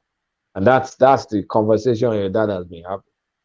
So it's good. It's all fun. It's wonderful. The biggest part of it is the interacting with different people with different life. And I'm glad, like, I'm learning from a lot of people. There are many new contributors here that are excellent. There's this lawyer guy from Scotland.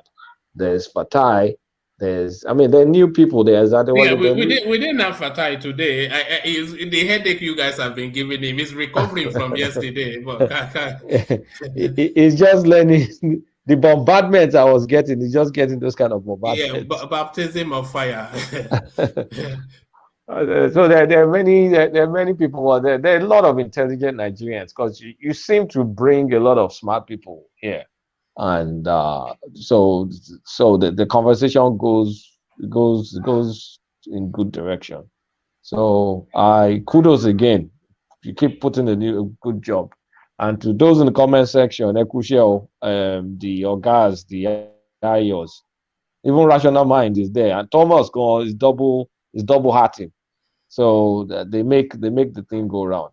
So National Mind, I wonder how you're going to cope on the 25th if Tinubu wins. The guy is probably going to blow a gasket. Just keep him away from guns. That's all I'm saying. Keep him away from guns. It's going to blow a gasket. All right, man. Let me go prepare for tomorrow. Thanks, right, man. All right, thanks a lot. So that's Kulata, of course. Who doesn't know Kulata? World famous. People are accosting Rudolph on the streets, asking, engaging him in conversations about Kulata. So there it is. Thank you, one and all. A real delightful session. I thoroughly enjoyed it. Hope you did as well. So the sweeping up the super chart, Alexander Gomez, as ever, the name that registered in that space. Oh, I forgot to highlight this. This was to point at Thomas. Thomas, if you are in the comment section, this one points at you from George Blue Shell. It says, please, is Thomas 3 million challenge still on? So people are looking to raid your wallet, Thomas. They want to brutalize you financially. So that's George Blue Shell. So Play Summer comes in with the super chats as well, which he does occasionally. Alexander Gomez, as we've already mentioned. RB, he came in with little snippets to just interact with the conversation. Ayo Joe was there as well, keeping it 100. I did ask that the place should illuminate, and it looks as though some people heeded that. And RB came back in again. So thank you. And of course, you know what usually happens as soon as the session starts, Ayo is there promptly to mark his register with the buy the coffee. So let's bring that up to just to highlight that Ayo did, as he often always does. So that's Ayo right there, and that's Ayo right there, who in this instance was actually joined by World Peace, who has been promising a booyaka, but we're not going to make any mention of what he actually did. So that so that's what booyaka means in Edo land. So thank you for the booyaka. It was a boo, but no yaka, but still, thank you. So thank you one and all. Also to the happy clappers, the super chatters, the in-betweeners, and the regulars. Join us again tomorrow. You know we are doing it again tomorrow, all the way through to see who has the final laugh on the, because PlayStation has been promising a hearty laugh, but with the joke be on him. So the mystery to be resolved, but we follow the trail. So I'll leave it there. Carry conversation and within comment section, but here I say double one this time. Peace.